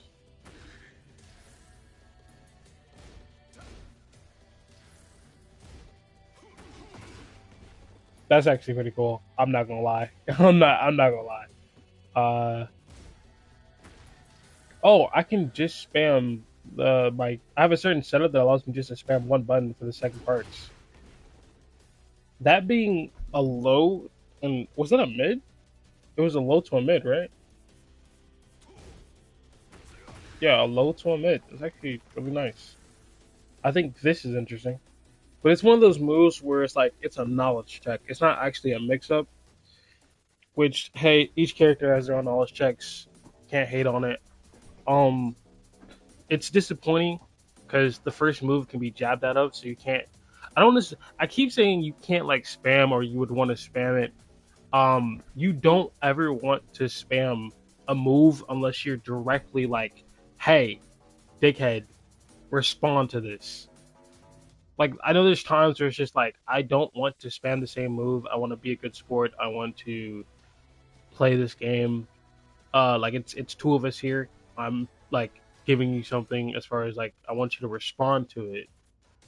But if you're not going to, like if you're never going to block low, then I'm just gonna like kill you for it. If you're never blocking low, then I'm going to hit low. I'm gonna mix up my timings and wait for the second for you to duck to confirm that you're looking for it now. And now I'm going to bait you and then hop me. But there's several moves where it's like you don't want to spam them. You want to use them here and there to give the illusion of a normal game. Like you're not leading your opponent on. You just want them to, you know, basically you want them to acquire the information that you want them to acquire. And you want them to think that like they're being smart about it. So if you're spamming this move, eventually they're gonna be upset and they're gonna be like, "Fine, can I interrupt this? How is this balanced?" Because everything has a weakness, so they're gonna jab. And the second they find out that this is jabbable, I mean, like the second they find out that this first part is jabbable, you can't use the move. Like you just can't use the move. You would have to like, and this is what I mean. Like you can't spam it, as in like you can't use it often because sure you can do the first part, which is 15 frames, so it's fast enough to like. If you do it out the blue, they're not gonna be prepared for it, so they're not gonna be able to jab you out of it, right? And then you get to do like the like rip the full extension, which of course knocks down.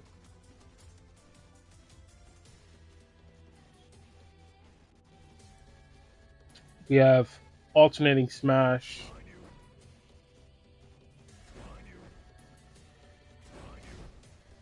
-15. So if they block it, they get a full launcher, which makes a lot of sense from the things that have happened to me. And since it's 15, right? It's a 15 frame launcher. I mean, it's like -15, so you have to use your 15 frame launcher for it. This is actually decently good. Even though it's negative enough to like get launched by like a hop me, something like that. If someone isn't prepared for it, but they know about the matchup, you can do this right when they're not expecting it on block. And if they are prone to going for the launcher to kill you, they'll go for a launcher to be -13, and you can do whatever punish you have. Right? You can even do situations where it's like on a sidewalk. That's not what I meant to do. You can punch, sidewalk, do it, or you can sidewalk, do it, and like you hit them. Obviously, it's not gonna lead to a combo, but that's just some of the ways you can use it. You can back up, um, and when your time's up, you can do that because maybe they're like trying to like push in, so they see you running, or what I like to do is to run up to them and then immediately fall back. It doesn't work. It doesn't work because they're jabbing and my character just runs into the jab. But there's sometimes when I'm like sprinting up, they do a jab of their own and then I do a quick teleport and it gets them. I find it to be like one of his cooler looking moves, and like it's something you can use creatively. And also he says behind you when he punches you in your face, which I think is hilarious. We have Labyrinth, which is just back turn, obviously. Um, Gatekeeper. I'm not sure what this one does. This is the farthest I've been in like a minute, so this is brand new territory, brand new. So we have Gatekeeper, which is uh up back one, which is 16 frame startup. So up back 1 2. Is it so -13? I wonder what this is for. It's a 16 frame startup. -13 on block. It's -6 for the first part. So I'm going to set punishment and then so it doesn't seem to like be a counter hit launcher. I'm not sure why someone would use this move because it's safe, right? You can you can block all the attacks, but like, why would anyone use this move? Anyway, there's probably something that I'm just not realizing about this that makes it good. Maybe it's like a combo piece, right? Like, let's see, standing. Okay.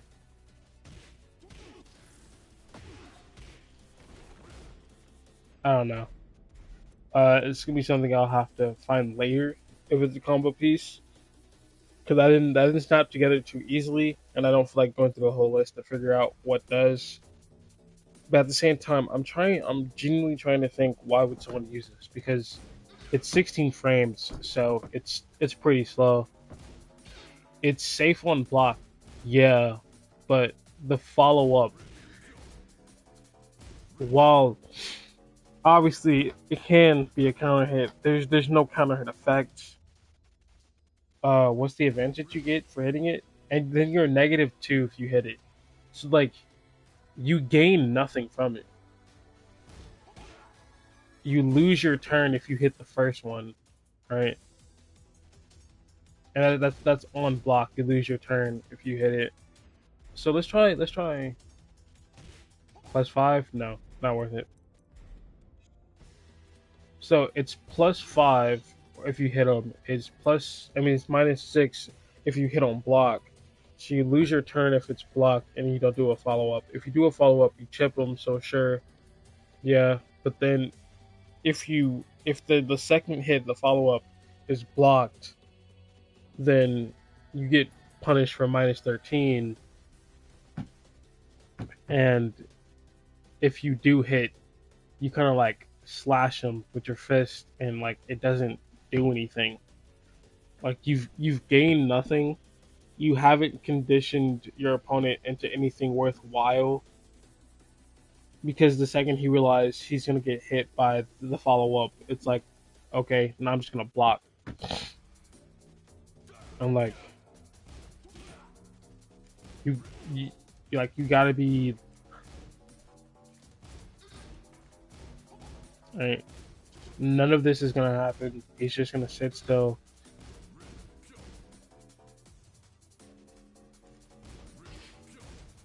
And then like there's the unblockable. I mean not the unblockable. There's like the 10 hit string out of this. Now that I remember, if I can,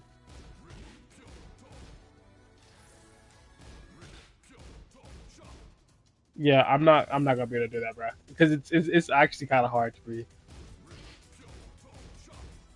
Yeah, it is too hard. I can't remember the proper steps. I think it's like up, back, square, triangle, triangle, triangle, circle, triangle, X, circle, triangle. That's what it is. And then it's circle, triangle, uh, then 1 plus 2, and then like square plus triangle. And the reason I had to say it in like PlayStation terms instead of like fighting game terms is because I did that combo, practiced that combo for so long, still didn't get it, that like I was legitimately looking at my controller going, these are the buttons I have to press. We move in this motion. Don't fuck it up again. And I fucked it up again every time. Like it's such a weird, but whatever. Actually, we didn't even look at the frame data. We just we did actually. That's the move we've been on for the past like 10 minutes. Great. That's so much progress. We only got like 50 more moves to go, and it's probably been like 4 hours, bro. I'm not gonna lie. I know. Eventually, I'm going to look like watch this over, cut it up, edit it, and then keep only the good portions. This probably won't even make it, and then I'm gonna look at the good portions. I'm gonna go, yeah, I didn't explain that well, and I'm probably gonna have to come back here again, or like, oh, that wasn't smooth enough, and I'm gonna have to like re-record the part and go to each move and individually like take care of it, which fucking sucks. And I know it's the only way you're going to see this, unless like I just like give up and then just say fuck it, it's gonna stay here raw. Anyway, oh man, I'm getting tired. So we got up 1-1, right? It's like a high hitting jump kick that enters you in back turn, and when you hit the second hit, you automatically become key charged. And obviously, as you've seen, there's a bunch of like counter hit launchers. There's a bunch of like counter hit moves that provide good frames and like a chunk of damage. The way this normally works, or the way that I would use this for like quick, easy, is I would just do Soul Charge 4, which knocks down. and I'm not sure if there's a way to continue off of that.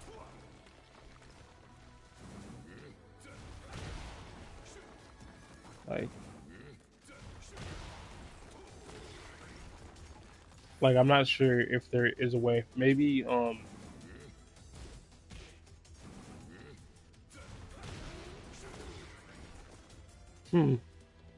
I didn't even know that was an option.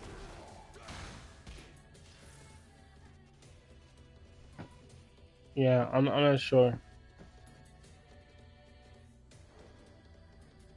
Um, it says first attack deals chip damage on block, up three to face backwards, on hit gain heat touch. Yeah, that's everything I don't really know about.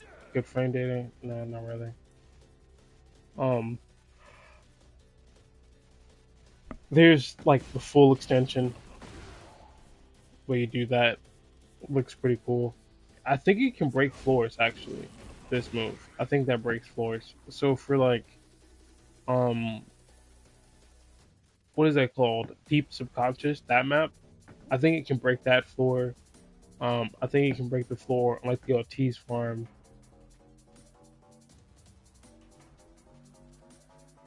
So this next move is uh up forward, up forward three, which is another safe move. And I'm wondering, yeah, there is an extension. That's the only way it makes sense, because Raven has a bunch of moves that he can just throw out in your face that you can't respond to. That like you're gonna eventually get tired, and if he keeps throwing out a mix of them, right? Like we're gonna, yeah, he can just keep throwing out like a mix, because a lot of I think that happens at lower levels is essentially you enter a situation where this happens, where you're both just throwing out moves, pretend like they're not the same spammy moves, and it's going back and forth immediately. Like you're not trying to like process or think. Like it's just like constant go go go. You know what I mean? So having so many safe moves, you could loop them over and over. Eventually, it's like, okay, he keeps pressing after this, then I'm gonna use this one and do some damage. And like, okay, he keeps pressing after this one, we use this one to get some damage, and then so on and so forth. So for this like example here with, yeah, so like with this move, it definitely knocks him down, right? We're gonna have him stop blocking so I can see if the first part counter hits. And I guess it does. It does have a counter hit effect, except it's just not interesting in the slightest. So this is an interesting move. Hits mid both times. You can cancel into back turn if I press it correctly.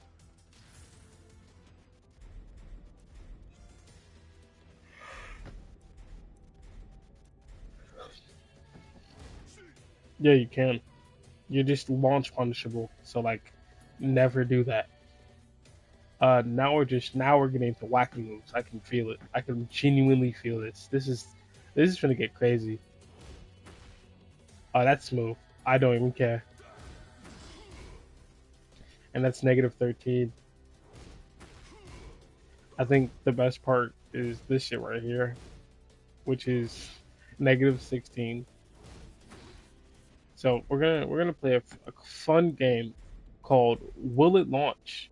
Do you think Yoshimitsu's Hopney is going to launch this?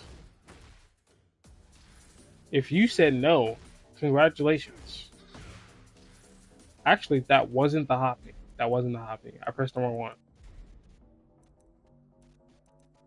So now we get to see the true test. That was a fake out. That was a fake out. Let's see. Actually, it still stops him. And the best response being a quick one. Let's see. Is it working? Yeah.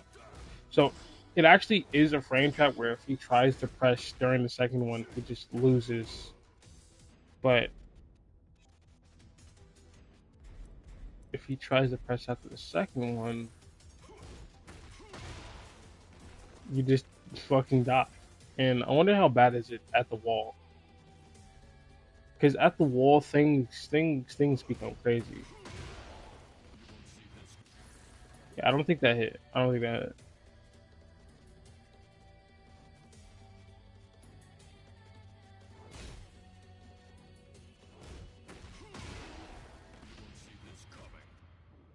Yeah, that didn't work out. And I know a simple fix for that, and it's called heat. So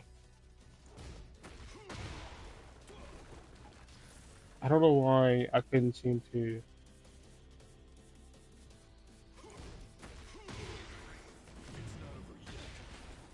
Yeah, there's either there's a way of comboing him, and I'm just doing it like completely wrong, or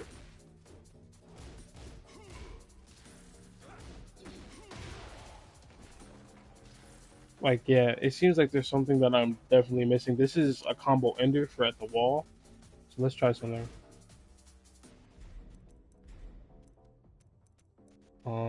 That's not the optional thing for us, then.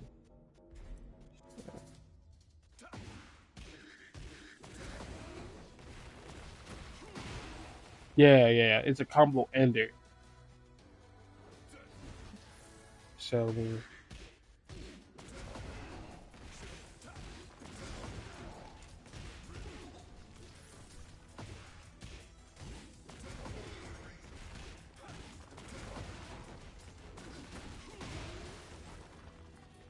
So look at that damage, man. Look at that crazy damage. I'm not gonna lie, that's actually really nice. So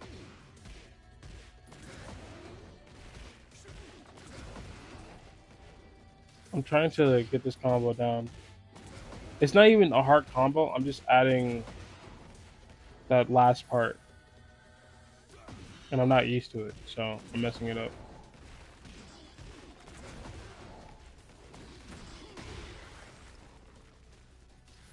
So it's probably not even a true combo. What I need to do is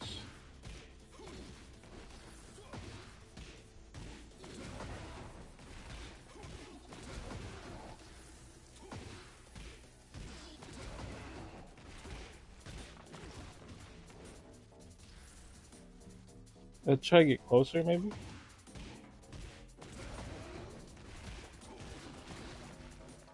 Yeah, I'm messing up. But the point is, eventually, one day, I'm gonna find a combo, and this is gonna be the ender because it does 30 damage, and it doesn't like reset their position on the wall enough to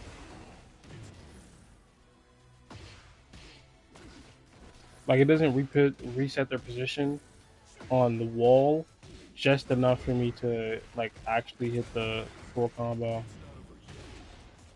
And then there's that. So we're gonna try that, and then we're moving on because I don't feel like doing that every day. I mean, all day. I just froze there. Actually, it's because the mental inputs is hard for me to process right now. So yeah, 72 damage. That's actually really decent. That was only with like a heat burst too.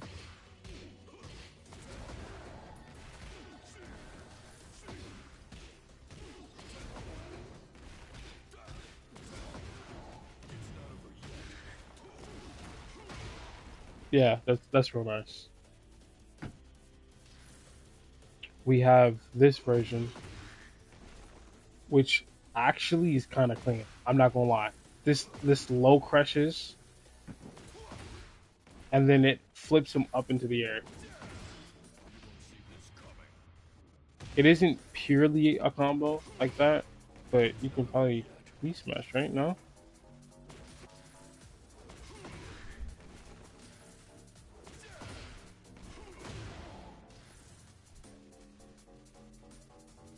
Hmm.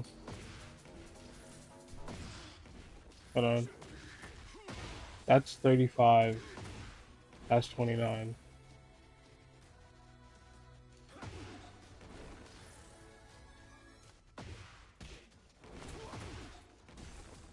Maybe it's like a trap almost, because if it works on someone who's trying to get up, you could do it and then see. I'm trying to see if it flips them on the wall. Yeah. We have Rising Tony.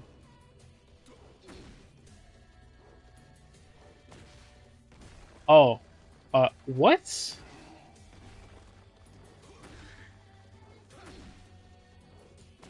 You know how crazy the frame is for that is?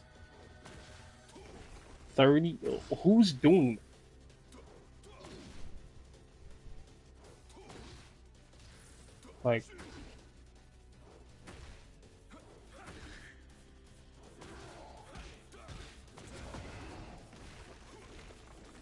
Like, who's doing this move, bro? I feel like if I'm getting clipped by this, right? It's like he called out a hard like low move I was gonna do, hopped. Like like this is some real like anti Yoshi Mitsu tech, bro. I'm telling you. Like this is some real anti Yoshi.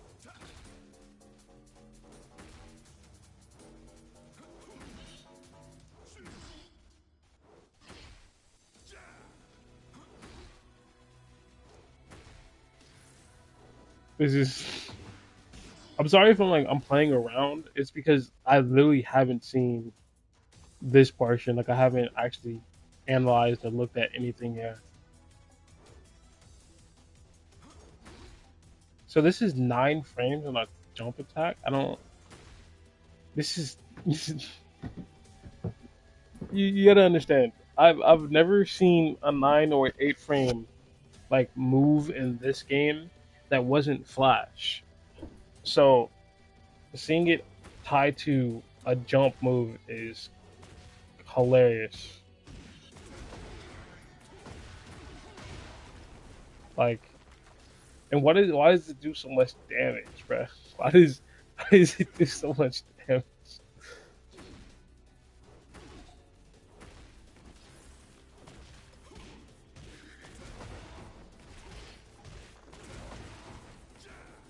Like,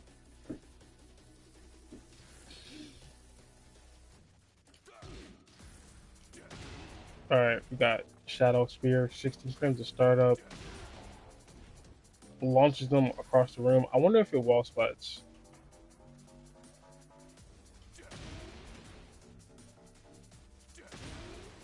Yeah, it does wall splat. It also can probably be used as an ender, but I need the wall to be like almost broken in the first place for that to work. So what we're gonna do is have him stand and approach.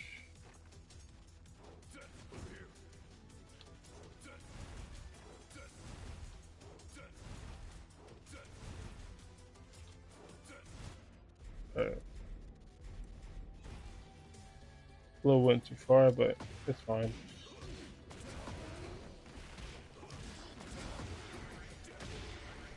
It didn't break the wall. That's actually hilarious. It's because he was like too slumped down. But 60 frame startup, the distance is good. Like the question is, I'm just wondering like what I would use it on, because you can like it has decent reach. You can't really just throw it out. And I wonder if it counts as crouching when he does it. No, it doesn't. All right. And then we have that was Shadow Spear, and we have Shadow Strike, which is this knee. And uh, yeah. Um, I'm very familiar with this. It's a 15 frame, right? It hits mid. Uh, has good range, low crushes. The easiest way that I found to do this is to press and then like press and then hold the second button, which I know that's what the annotation means. So it basically like it doesn't want you to double tap it on the release on the second tap. It wants you to double tap and hold on the second tap, and that way you get consistent presses. You know what I mean?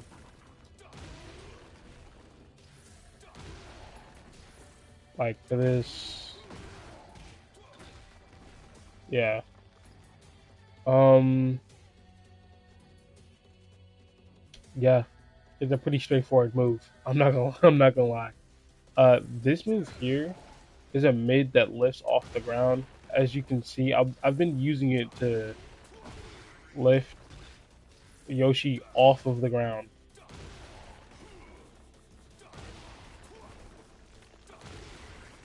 which is part of a combo piece. I'm not sure what it would be used for normally, like other than the combo.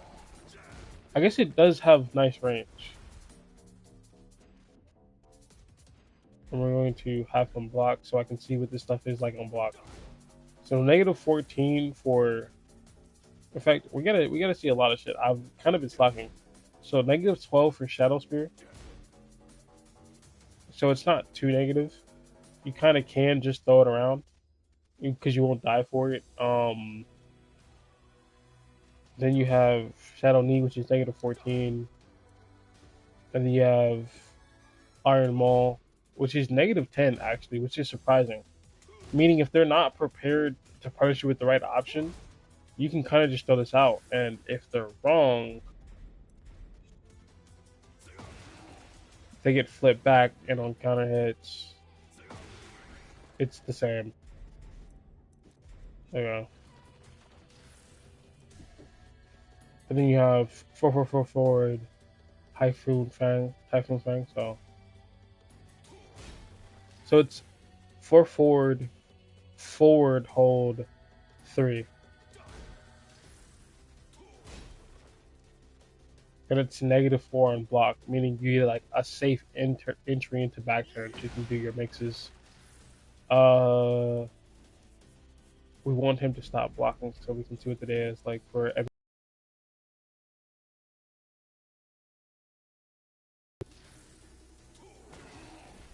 +6. All right. So far, it just feels like these moves that I'm on now are just stats. They're not like we've gone through like the bread and butters of like, hey, we use this to control neutral. These are for like combos, or because the move technically does this move low crushes, right? You can see he like jumps, back turns, and hits like a spinning kick. That would low crush, and then you would have like the +4 on block, which is it's nice to be plus on block because it does allow you to go, oh, hi, I'm about to either go low, right, or I'm about to go mid, and apply your mix-ups. It is a wild running move, and a lot of wild running moves are positive on block. We have back hold 2, which it says it has a reversal effect like a parry, but I've never hit it. This is the unblockable.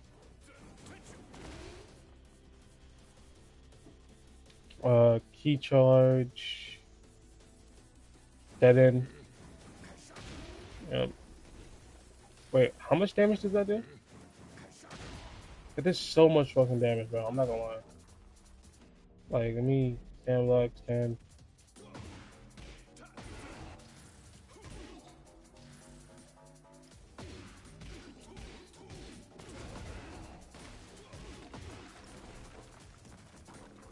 I'm trying to think of like a setup for it.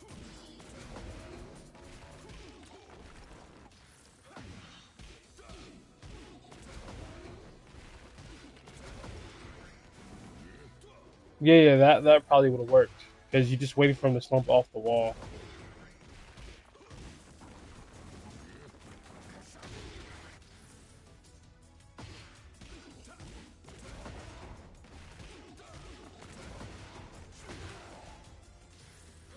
Wow. I haven't used that move in like how long, and it just comes back to bite me. But you get the gist. Like you would use it on an opponent who you think is normally like staying on the ground longer, or they're taking a while to recover. So like I'm trying to see what options.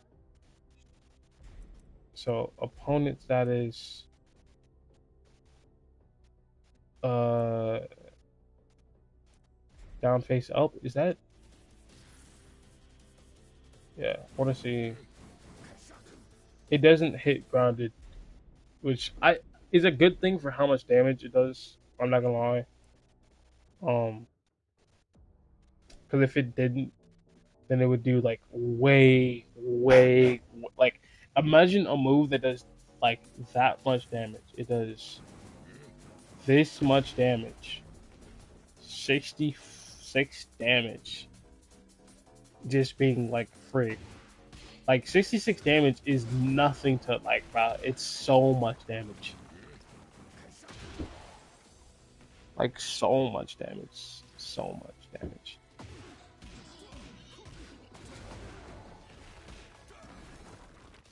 And if I could get my combo correct, maybe I could, because it is unblockable.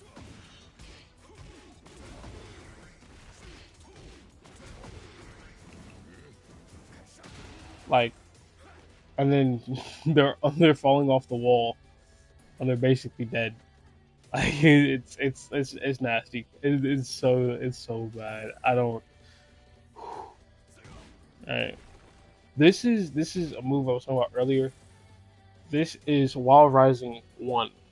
So While Rising 1 is a 14 frame like launcher, meaning if someone is negative 14, you can punish them with this move. Problem, you have to be While Rising to do it. You know what I'm saying? Like that's rough. And I haven't per se found a way to use this on someone who is like negative off of block. You know what I mean? Like you block their hit and they're negative. I haven't really seen a way to use it except for a situation where that move you just blocked forces you into crouch. Which there are some moves. I think Heihachi has a move like that. But overall, it's been hard for me to use this because don't get me wrong, a 14 frame launcher is a 14 frame launcher is nice because you gotta remember, all right, Raven has a 16 frame standing launcher, which is slower than normal, right? Which is like one frame slower, and because of that, anything that is negative 15, he can't launch. Meaning anyone who's looking at it is gonna go, "Oh, he's not launching me for this move, so I'm not dying for using it, even if he blocks it. I'm gonna spam it, which makes it only harder to deal with." Right? If he has a fort like, but even though like they gave his while standing launcher, I mean not while standing, if they give his standing launcher, uh, such like a bad deal of giving it 16 frames instead of 15.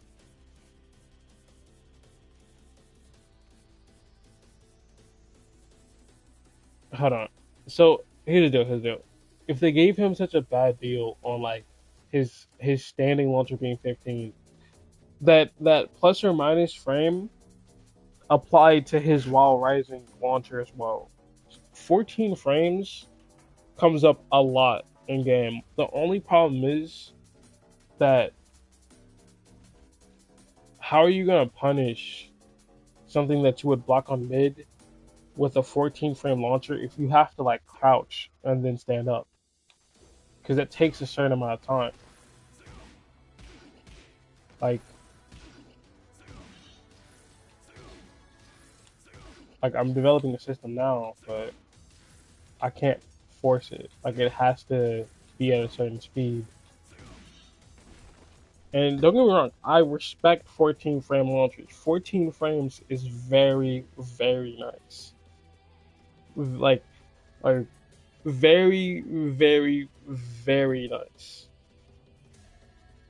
It's just hard to access. That's It's just hard to access for the stuff that I want to punish. That is like 14 and 15 frame. That means I have 1 frame of leeway to punish a 15 with it, which is honestly insane to like even try to like do consistently unless you're like a goat. So like I'm gonna keep looking into ways that you could possibly use WoW Rising one, but at the same time it's like fuck, bro. It's like it's a good move though. WoW Rising 2. I'm not sure what the difference is between WoW Rising 2 and WoW Rising, like, that's the difference. Okay. So, WoW Rising 1, 14 frames. It's a regular launcher. Regular hit launcher. It's a mid, right? So, 14 frame mid launches everything. Cool. Cool story, right? He has a 13 frame mid, right? That isn't a launcher. If I could conjure it, right?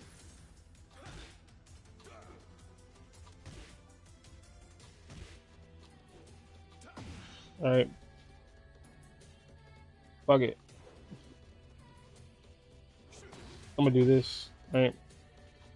He has a 13 frame mid that counter hit launches, which is very, very important as the counter hit launcher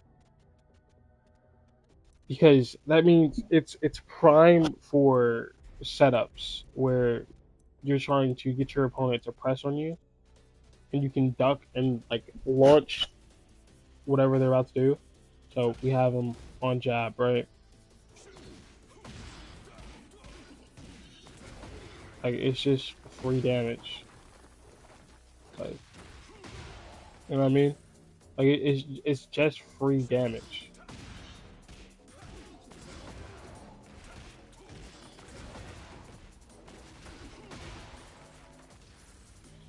And I genuinely like this version where it's like it's a counter hit and it comes out at 13 frames because one 13 frames is fast. 13 frames is really fast. All right. 14 frames is fast as well, but 13 frames is even faster. Because in a situation where it's like, let's say we do this, you're +5 in that situation where you hit that. You hit that off +5. Somebody's fastest option is 10 to 15. 13, like you're guaranteed to launch them if they try to respond. And let's see, let's make them block. It's safe on block. So like he has good tools. They're just gate kept behind this bullshit that is like while rising, like while like while standing. Like hold on, like it's safe on block. I'm trying to, yeah. The question is, so it you should be using his like while rising 2 instead of his while rising. Yeah, you should use his while rising 2 on like counter hits. Like I'm trying to get my opponent to press because if they block it, you're safe. But if it's like I'm punishing someone's move, or like I'm ducking a move and then I'm doing a raw rising to send them flying, you have no choice but to use his raw rising 1 because that move launches regular. Like let's see. So a 13 always beats a 15, but by that logic, you can do a raw rising 1 and also beat it. So it's really like a frame trap situation more than it is. Yeah, it's a frame trap situation more than it is actually the power purely of what's the word? Purely of like the ability itself of the Raw Rising 2. I want to see something like that gives me +4. and I'm coming up from crouch. So if I can I get him to hit me out of that, or is it just too much stun? So this is -2, right? So if I wanted to do a Raw Rising, which is 13 moves, right, I'm going to lose because it's going to take me 15 frames. But that move here is 0, so I'm going to lose because 13 frames versus 10. Like, I'm trying to find moves that give me like slight plus where I can crouch, and because it has to be a move that like makes me crouch already. So if I had to guess, I'd say that move gives me +2, and that doesn't seem to make him hit me for some reason, which is interesting. Because if he did and I'm +2, that means his fastest option would be a 12, which I would still lose, which is kind of hilarious.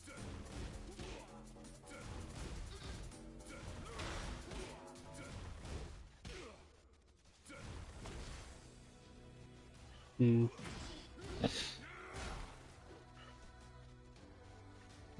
I need to specifically find moves that, one, don't back turn me, and two,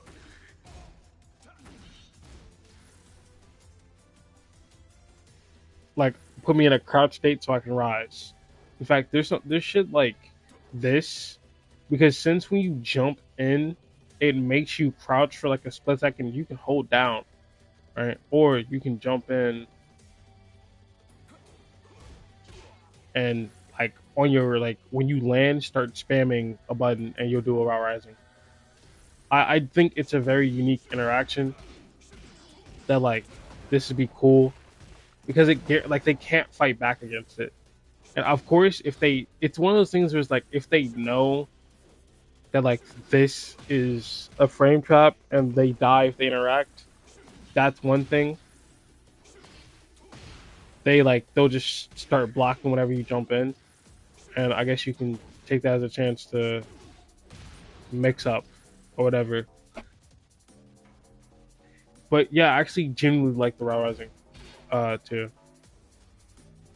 All right, Raw Rising 3, which another another trap, but I'm not even gonna check what it is on block because it's like probably like 14, bro. I'm not gonna lie to you. Not like I'm so serious. I I I'm betting it's 14 like all the other moves because that makes sense. Yeah, -14, wasting my time. I said I wasn't gonna check, but I checked anyway. I'm a fool. Um.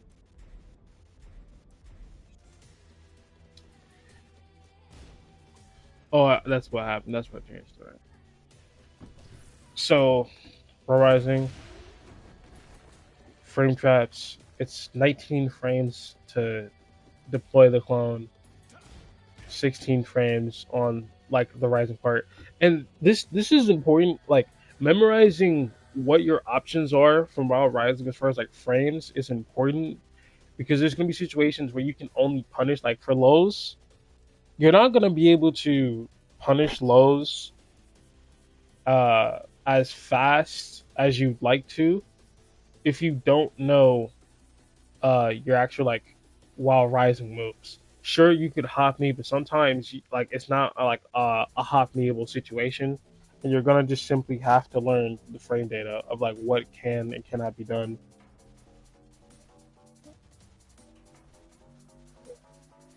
Yeah, that's.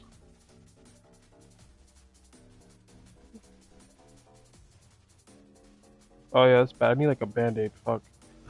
I'll have to get one after I'm done. We have Rising 4, which is just a kick, and it's 11 frames, which is good. We have Raw Rising 3+4, which is a homing move. That's a heat engager. I've never used this move before. Like I've accidentally used it while playing during this labbing session, but I've never used it before. So you can. you can cancel it into back turn from crouch, which is, I know it has a use. Like, oh, I need to get into back turn quick from crouch, but it's like it's like I don't know. Yeah, I don't know. It's like sure, because what does it have like an animation very specifically, or is it like no? You just you just turn around. I don't understand.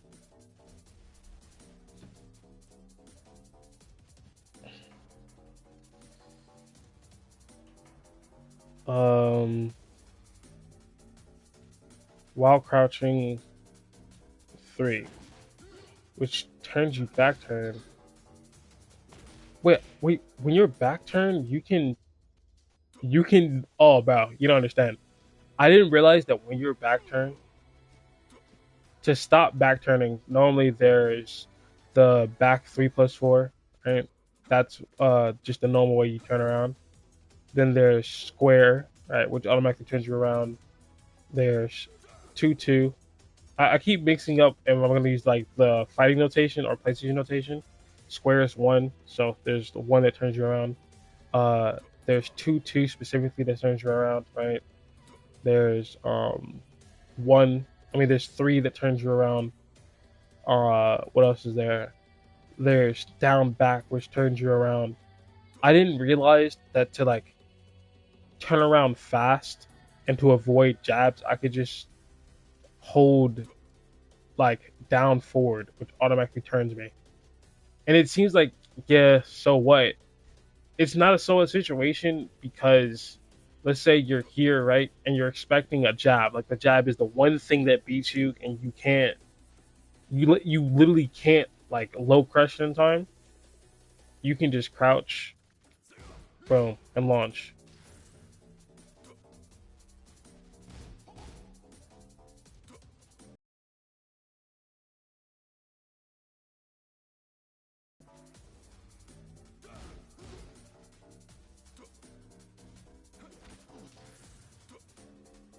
And then there's like this too, and there's plenty of things that like enter you into back turn, right?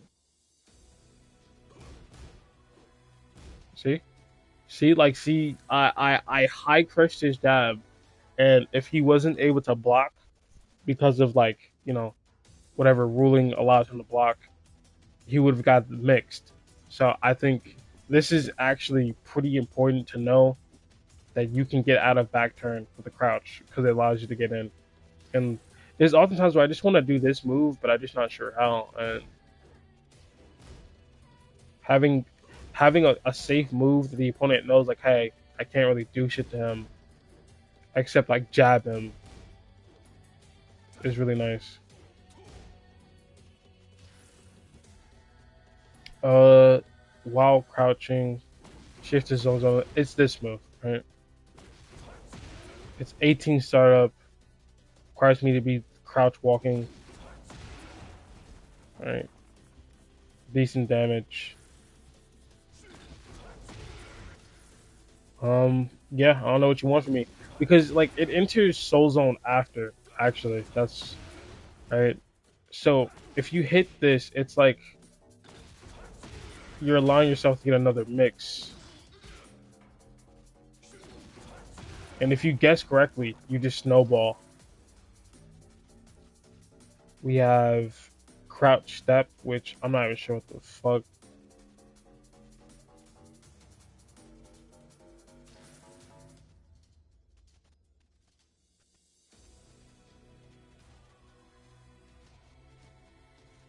I'm not sure. It says while crouching, which is how am I supposed to? Oh, okay, I see, I see. So I'm already crouching, and then we'll just all right, and then you slide forward down, and then you hold forward. All right. So this is like shadow sprint, but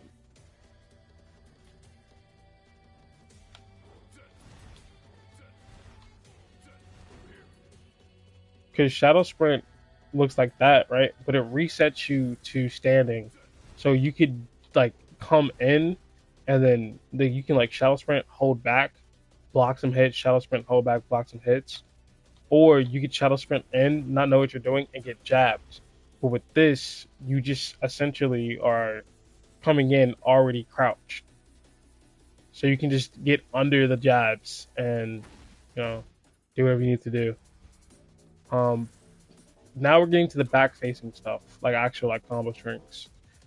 So now we got back facing 1-4, which is a frame trap, most likely -14 on block. I have to check just in case I'm wrong, because if they make a move like this safe on like that, like that, right? You can.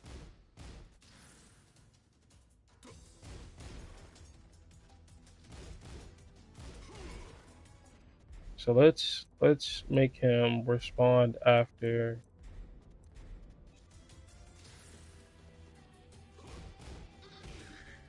Yeah. So the second hit is always guaranteed, right? So we can go boom boom.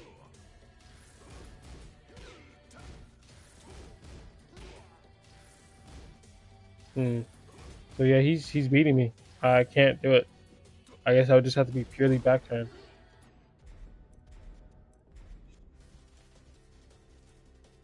Um, it starts off back turn with an 8 frame entry. So you can do this and then like get close, but at the same time, I'm not sure. An example where an 8 frame jab, like an 8 frame jab, is incredibly useful, but the problem is it's an 8 frame jab from back turn, which is incredibly vulnerable. And I can't imagine a situation where, like maybe if you were to do this, right, use your 8 frame jab to beat literally all of his options before you can do anything. Like you catch him with the element of surprise in like going to back turn from soul zone, 8 frame, he can't respond, and then he tries to respond afterwards, and you just like blow him up with that, and then you just combo him. All right, so we got back facing opponent. Uh, two. It's 2-1, which is another back facing safe combo that doesn't return you from back turn. So I think I want to like remember this and remember a bunch of like safe moves, because being in back turn is indeed rough, and you do need a safe way of returning from it. I should say, like this move here is -11. It's technically safe because of the distance it resets them, so we can't jab it. So you can pretty much always find a way out. The problem is in situations like where you're not plus on block, you can't use your one, which is 8 frames. So why would 11 frame also get you? It's not like it's high crushing, and it is a high too, so it can be ducked. There's many things. There's many like counterplay options for it, and there's situations where someone can like blindly walk into the solution and just walk out easily. Back facing 2-2-2-1, which I've never used. I've I don't. This is again another conditioning tool you can use, because I wonder, because 2-2 is safe, I think. Yeah, and it stops you from being back turn. It just gives up your turn in exchange. So you can keep doing. This is actually This is perfect. This is actually perfect because one, it's safe, right? So it's perfect for constantly doing. Two, back turn needs a safe way to do things. Three, it's like plus not. It's -9. Meaning anyone in their right mind would think, oh, it's my turn. I get to press now. That's if they have the frame data knowledge. And even if they didn't, they would still get the feeling of like, okay, he's stopping attacking here because, I'm not going to just randomly attack here unless I have like a plan or something. So that means they're going to catch up soon. They're like, yeah, whenever this happens, it's my turn. And then since you can just keep letting him do it, and it turns you from like back turn into front turn, it's a way of getting out of back turn safely. Like, see? And eventually you're gonna catch him in a situation where you go boom, boom, boom, boom, boom. And of course that's negative 14. The goal is to catch him lacking and hit him with like a big move. Right? It says it's powered up during heat. Of course, we're good now. He tries to punish us. We block the move. We punish him. Maybe even go for a grab. This is genuinely good. Genuinely good indeed. You can also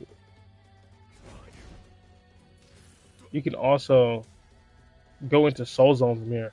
So you can go boom, boom, yeah. So an infinite loop, right? That's not practical at all. Would it be like go back, boom, boom?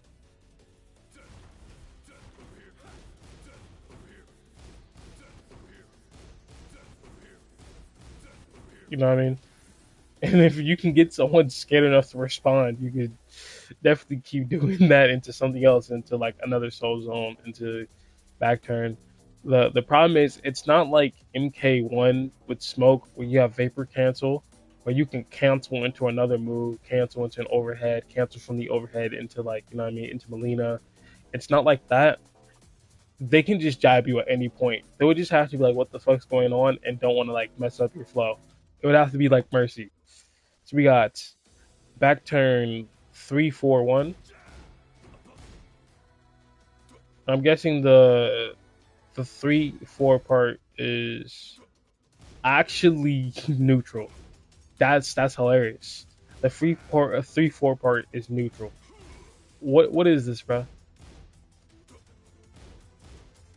Which I guess it's good because it incentivizes them to press buttons, and it's also safe. And it exits you from back turn. But at the same time, because it wants that person to press. It wants them to attack and do something so you can hit them with that port move. And it feels delayed too, so like it's really trying to catch them. We have this move, back towards leaning, back facing opponent, shift to blind roll. So back facing opponents is 3-4-4-4.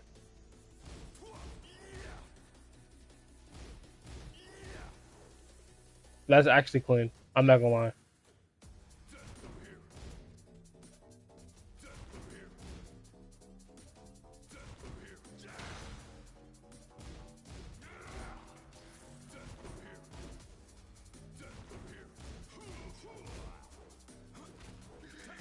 Yeah, that's actually very clean.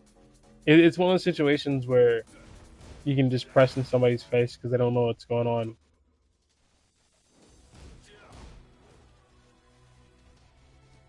I'm wondering if this part, well, obviously that part's good. This part, -11, you can't just do it. Obviously, because it's the same as the base one. This is -9, still in back turn. So I guess you got to like phase through, right? Right? Because there we go. Again, that's also not safe. The blind roll. I would want to use this in mission, but it's not safe at all. I mean, I wanted to use it in match, but it's not safe at all. Back facing opponent. Obviously, there's this move. It's -5 on block, so it's completely safe. You are technically airborne when you like in the air, so be careful. 19 frames. So there's a situation where stand. This one right here, +7. This move is 19 frames, right? So that means anyone who is doing a jab would add that 7 seconds on top of it and go, oh, 17 frames to beat it. So you can't really use it off of that. But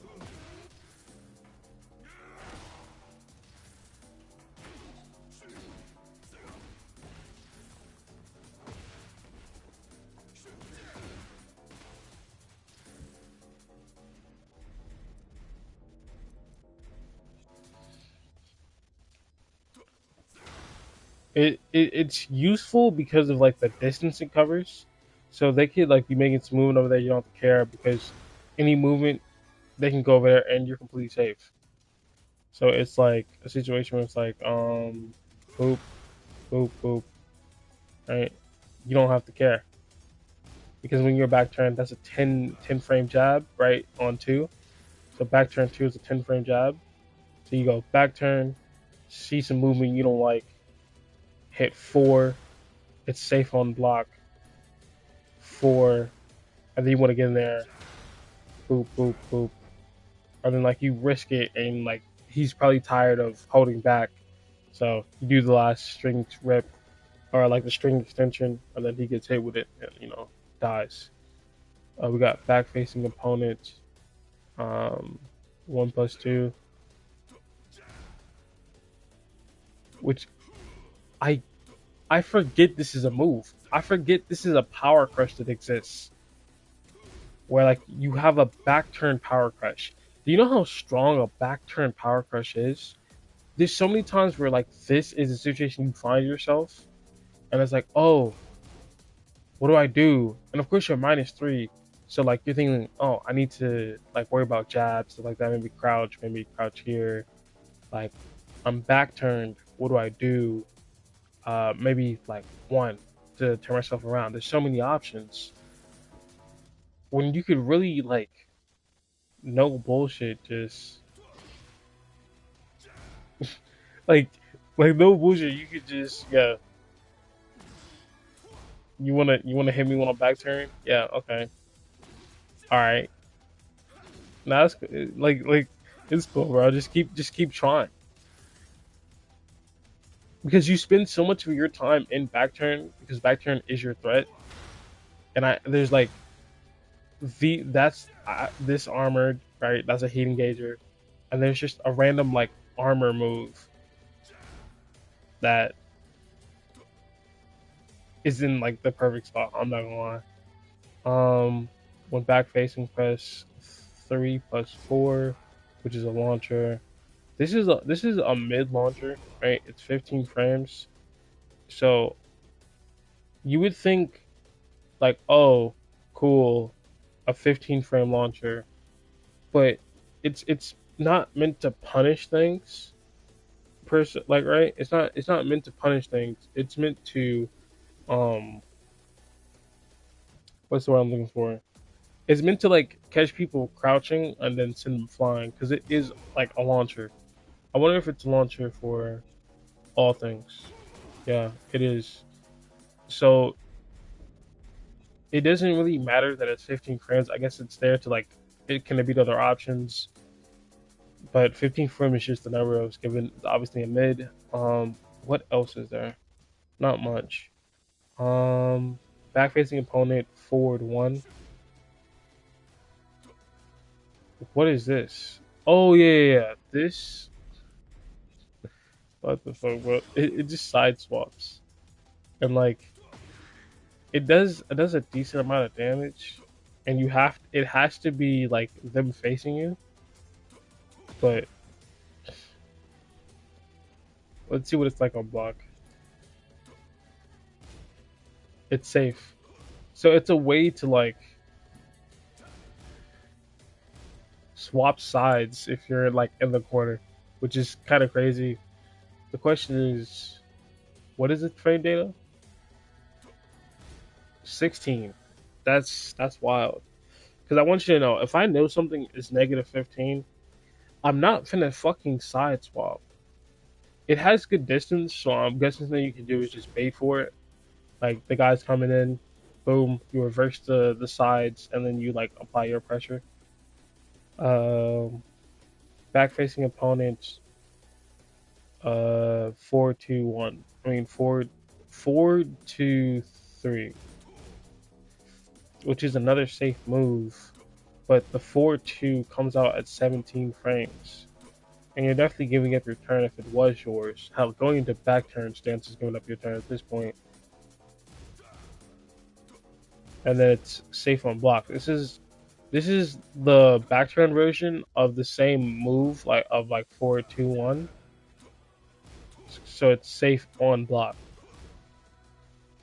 Right. So back turn, they gave it a new extension in back turn. So you go 4-2-4, 4-2-4. It's just a different move. 4-2-4, and then on hit um you press two again. Of course, powered up during heat. Of course, it's negative 14 on block. Of course, conditioning, and you know what I mean, like same old, same old. Back facing opponents, 4-3. That's crazy. That's some distance. I'm not gonna lie to you. That's to be here and then go and it's 13 frame startup. I wonder if it has a counter hit property. So this is it normally, right? And this is the counter hit, which does nothing except give me 14 frames of advantage. So if we had him jump,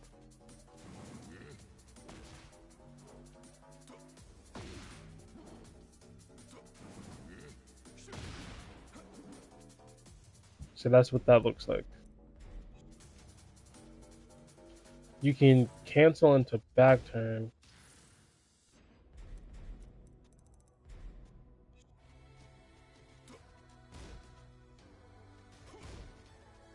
So you can just keep spamming it, man. Like, and that's even better because forward one, you hold back, you go into back turn. And then when you're back turn, forward one, and you hold back, and it keeps you in back turn. So you just keep holding back, and no matter what you get, even if you mess up the input,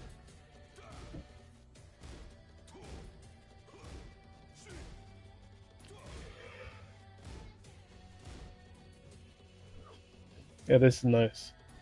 This is real nice. What was the startup frames again for this? 13.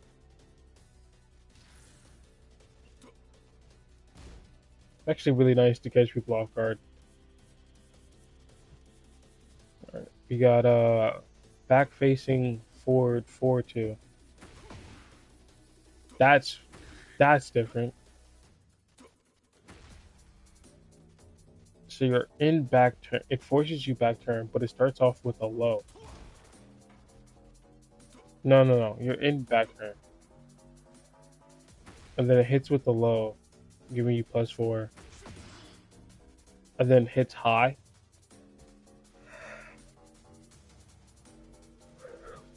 This is back facing opponent, 4-4 to face backwards, back.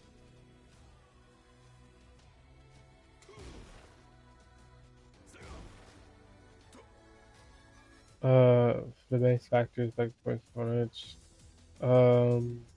Nothing. You can actually shift the soul zone after you hit it through the normal ways of pressing 3+4 or holding down. We have back facing opponents, forward 3+4, which is just a cool drop, bro.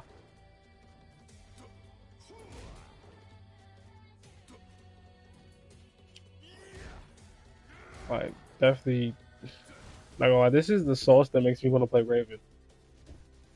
Let me see how much. 25 frames to start up, negative 36 on block.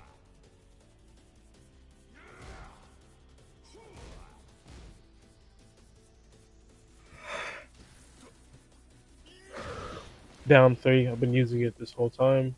It's really good. 25 frames. It high crushes. Annoying as fuck. So people try to block low so you can, you know, do your row rising or you know what I mean. Back facing. You got back to 1, which is its own launcher. This is one of the moments we gotta pay attention. So back 2 is 16 frames, which is tragic. And if it wasn't, you would have a 15 frame like or sub 15 launcher where you can confirm into it with the first button, which would be nice, but you know.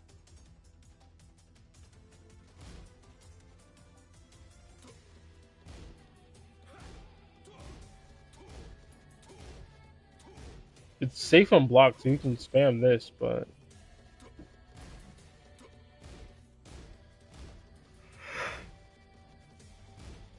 you can use it to check for space because it's safe on block.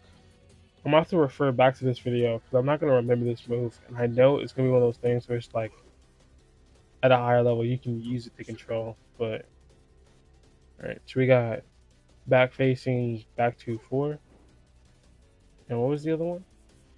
Back facing back to 3. Do the launcher, and this one is all. It's a mid high. Why would anyone want that? This is actually very interesting. So when you're back faced and you do back 1, it's a high. So even on block, it's +4. You can't sidestep it because it's homing, but you can duck and launch it. But the strength is that you're +4, has some heavy block stun on it. 18 frames. It has good range on the step, right? So.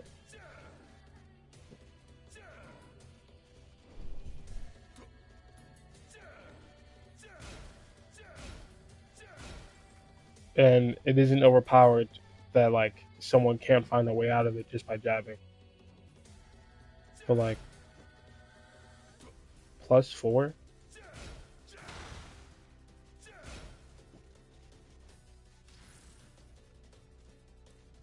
Wait, it says it does chip on block. Let's see how much chip it does.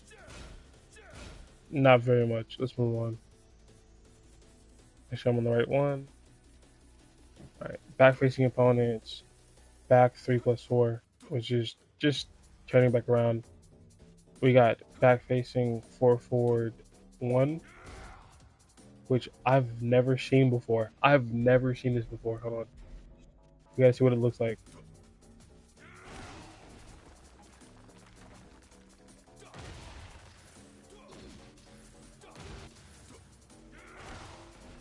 It crouches you, doesn't it? It does, so it can high crush.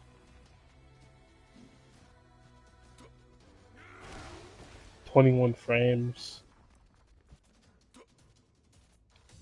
Back facing opponent 4 forward 3+4, which is a slide. Oh, this is nasty. You understand? Let me see. Can I? What happens if I key charge? Do I get like something special? Nah. So you can really just be like, yeah, back up, back up, back up, launched, back turn again, back up, back up, back up, slide, back up, back up, slide, back up, launched, back up, launch, back up, slide. Oh, bro. This is such a great move. I'm not gonna lie. Even if it is kind of slow, 23 frames, like, you can definitely just hit a boop, boop. Let me,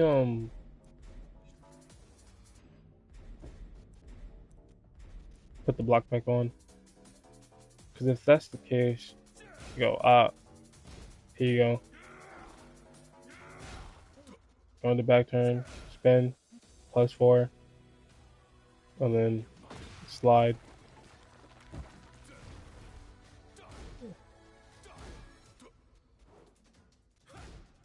And it's actually cool. So when you're back facing, you can just press this 3 times and face through them. Which I wonder how long I can use this for. We have Shadow Sprint, standard -14 on block. We need to look at so it's 16 on startup. That's 25 in startup. This one high crushes.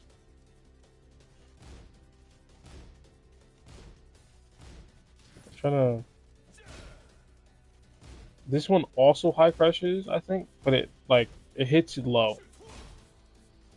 So like it's faking that it's going to do the low to get someone to block. And then once it does that,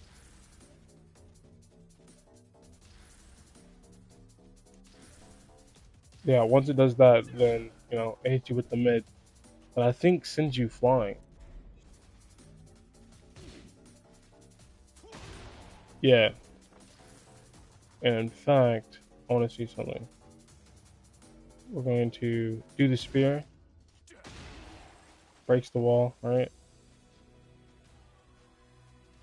Put it up against the wall. It doesn't break the wall, but there it goes. So you can use it to break the wall for combos. We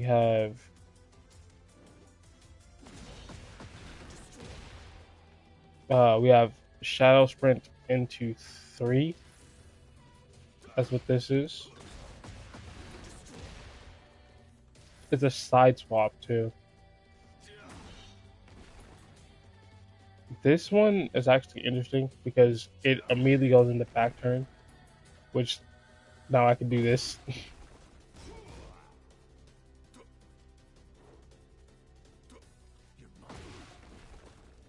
Like, alright.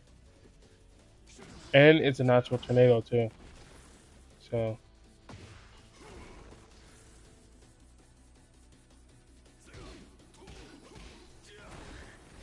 See? We got, what's the word for it?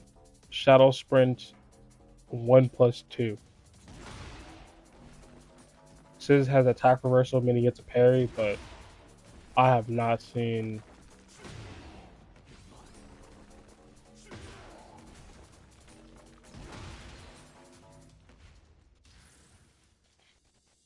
We got Soul Zone 1, which is 14 frames, and then on block or hit, you can let it rip. I'm gonna have him block because that's more information than what we're getting now. -14, of course. They're really devoted to that. It says if you do square and then you hold forward, if you press 1 and then you hold forward, it shifts to Shadow Sprint. So those moves we just learned.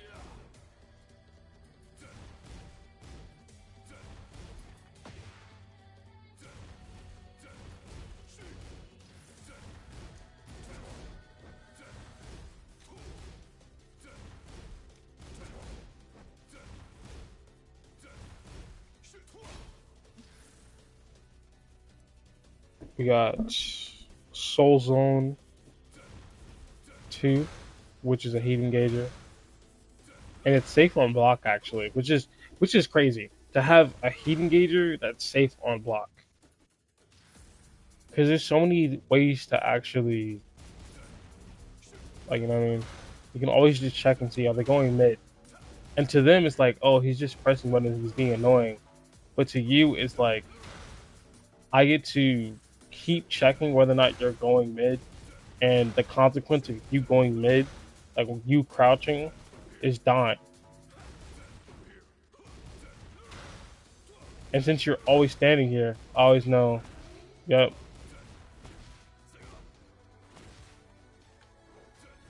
I mean, just back up, do your thing. Hey, you can even do a backflip, back turn, little trip, flip back over. Do you ever do some safe moves? Be annoying. Tons of safe moves. Like just keep waiting. Eventually, they're gonna do something stupid.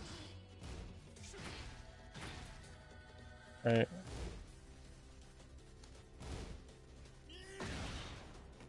Do your whatever combo. Right? Back turn. Side swap again.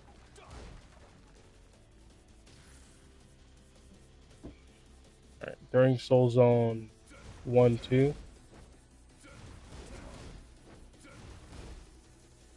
During Soul Zone 4. During Soul Zone 1 plus 2, which is actually interesting because I didn't know this move existed until like a couple of days ago. So it's Soul Zone 1 plus 2, which is a like homing mid. Wait, it's a homing high that comes at a 15 frames with no frame advantage, meaning they can move immediately after you hit this. So you got to be on the defensive, or you got to know what your opponent's gonna do. All right. During Soul Zone, we could hold down to teleport into a crouching state. So let's try. Yep. And then you can do your mix up, check for mid. Nope. All right. You have Soul Zone up, which brings you into the standing state, while Soul Zone down brings you at the crouching state. Holding back during Soul Zone makes you come into back turn. So a situation where you press that, right? You're annoying. You represent the string one time, maybe two times, some good hits. The guy's, scared to go down. Now you're back in. Now we're at the grabs, and sadly he doesn't have a throw game. And what a throw game means is whenever you're pressing either of the combinations for regular throws, that they will have their own like button that you need to press. But you can see here it says throw escape with one or two, and that means that you can press either of those buttons to break his grab, and that goes for both his regular grabs, not his command grab, right? So what that essentially means is in situations where you want to apply pressure and you want to be like, okay, this guy isn't ducking, I'm gonna run up and grab him off this heat engager, so he like visibly sees it and goes, oh, I need to duck. uh he can just press one, like they can press one button, they can mash, right, and it still beats your grab because they press the right button at the right time. And even in situations where you quote unquote counter hit them, since they're mashing, it doesn't really affect them.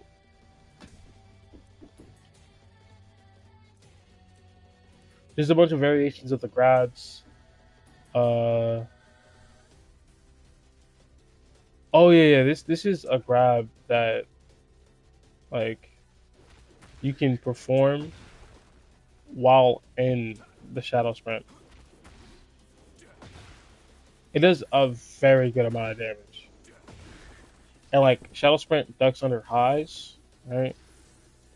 And remember there's the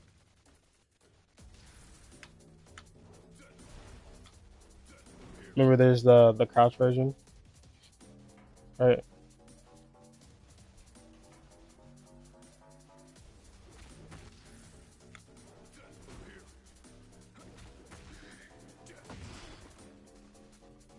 So he does have a throw game, except he kind of doesn't. To escape this throw, you just press square, right? And if they're spamming square because they just want to get a jab out, it's gonna break it. I think personally, you mix it with his 1+2 break, where obviously they have to press 1 and 2 together to break it. And the thing is, what I'm essentially describing is a throw game, except you can grab like this way all the time, but you just have to access it from being crouched, which I personally think is cool, because normally when someone's crouched, they don't expect you to grab from this position. They don't expect you to like grab here. They expect like, oh, he's gonna launch me, or he's trying to like do this, right? So they're gonna either like crouch low, in which case I'm just gonna go okay, like, okay, you know what I mean? And if they don't, like, it's a way of gaining information because I can come here, do nothing, don't do anything, like get blocked, right? Go back in. If I see that he doesn't like respond, I'm just gonna go, okay, start ducking low, start ducking low, and then next thing I'm crouching, I'm gonna back up. He's gonna throw out a punch or something. I'm gonna block it, respond, go in, start blocking low,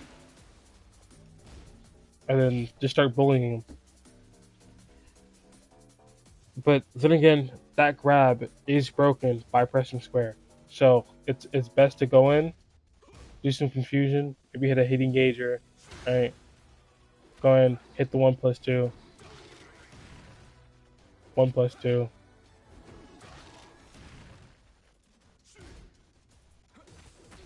and then one break. I actually forgot this throw existed. This is a really cool throw. I hope I don't forget it now that I've gone through the list again. Uh, this is the 1+2. There's a bunch of parries, right, that he has that are activate on one frame one. So for example, let's see, punish. Right. See, he hits me now, right? If I complete it, it's +9 for him, so I can't respond. Like none of my inputs will come in until uh frame two. I mean until like one frame. So I can perfectly fine blocking. But I want to show that you can actually parry. I need to get this time right.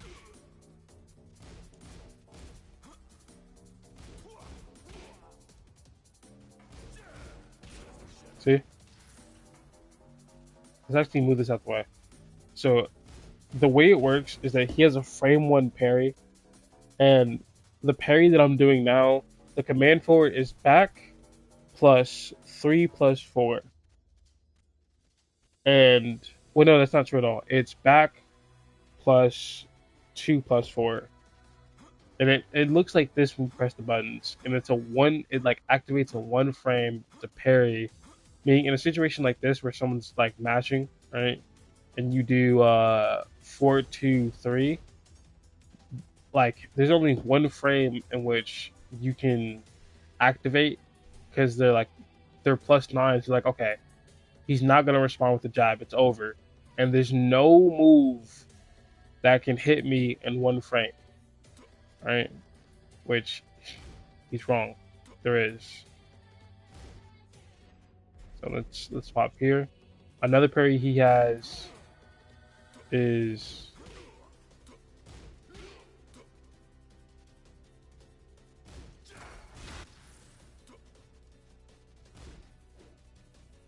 I wanna get this right.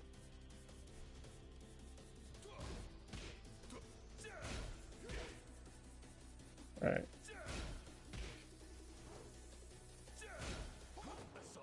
There it is. So the command for this is back turn, um, back turn. I want to say forward. Yeah, back turn forward +1+2. So that way, right?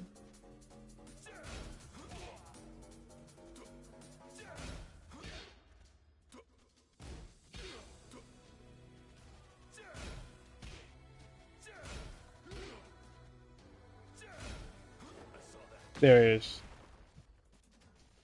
It activates in one frame, and it does damage to them, yes, but it's kind of hard to time. Like you gotta actually understand when to implement and like when to place it, so that way you know you actually do parry and you don't just get like smacked up because it is hard to place because the amount of active frames it has is very limited. So if there's frame traps you can use or look up to like figure out what points I guaranteed can actually use it, then you should do that. You should definitely find that. Uh, the rest of this isn't really too important. And we're back at the beginning. So I finally made it to the end. I finally made it. Wow, ain't that some? Uh, I'm not gonna be too happy with exactly how I did this in the editing process. I'm probably gonna make a lot around, probably re-record a lot of like of the segments, and yeah, I'm gonna do another one because I'm doing these to go through all the moves of the characters so I can understand them, and I might as well like bring someone else for the ride. Uh, Next character that I'm going to look at, I'm not quite sure because I only like looking at Raven and Yoshimitsu, but I might go through other characters who are like I despise. I think going through characters who I despise, the sound of it is like, no, I don't want to lab King. I don't want to lab Alyssa. Like, I don't want to lab Azucena. But I think it may give me a better perspective and make me like not as upset when I'm facing them. Fuck Fang though. I hate Fang. I'm gonna lab his character, but I'm not gonna be happy doing it. I'm not gonna enjoy anything about it. Um, Other than that, yeah, I think it's over. GG's. I just say GG's. I didn't do shit. Talk to you later. Bye.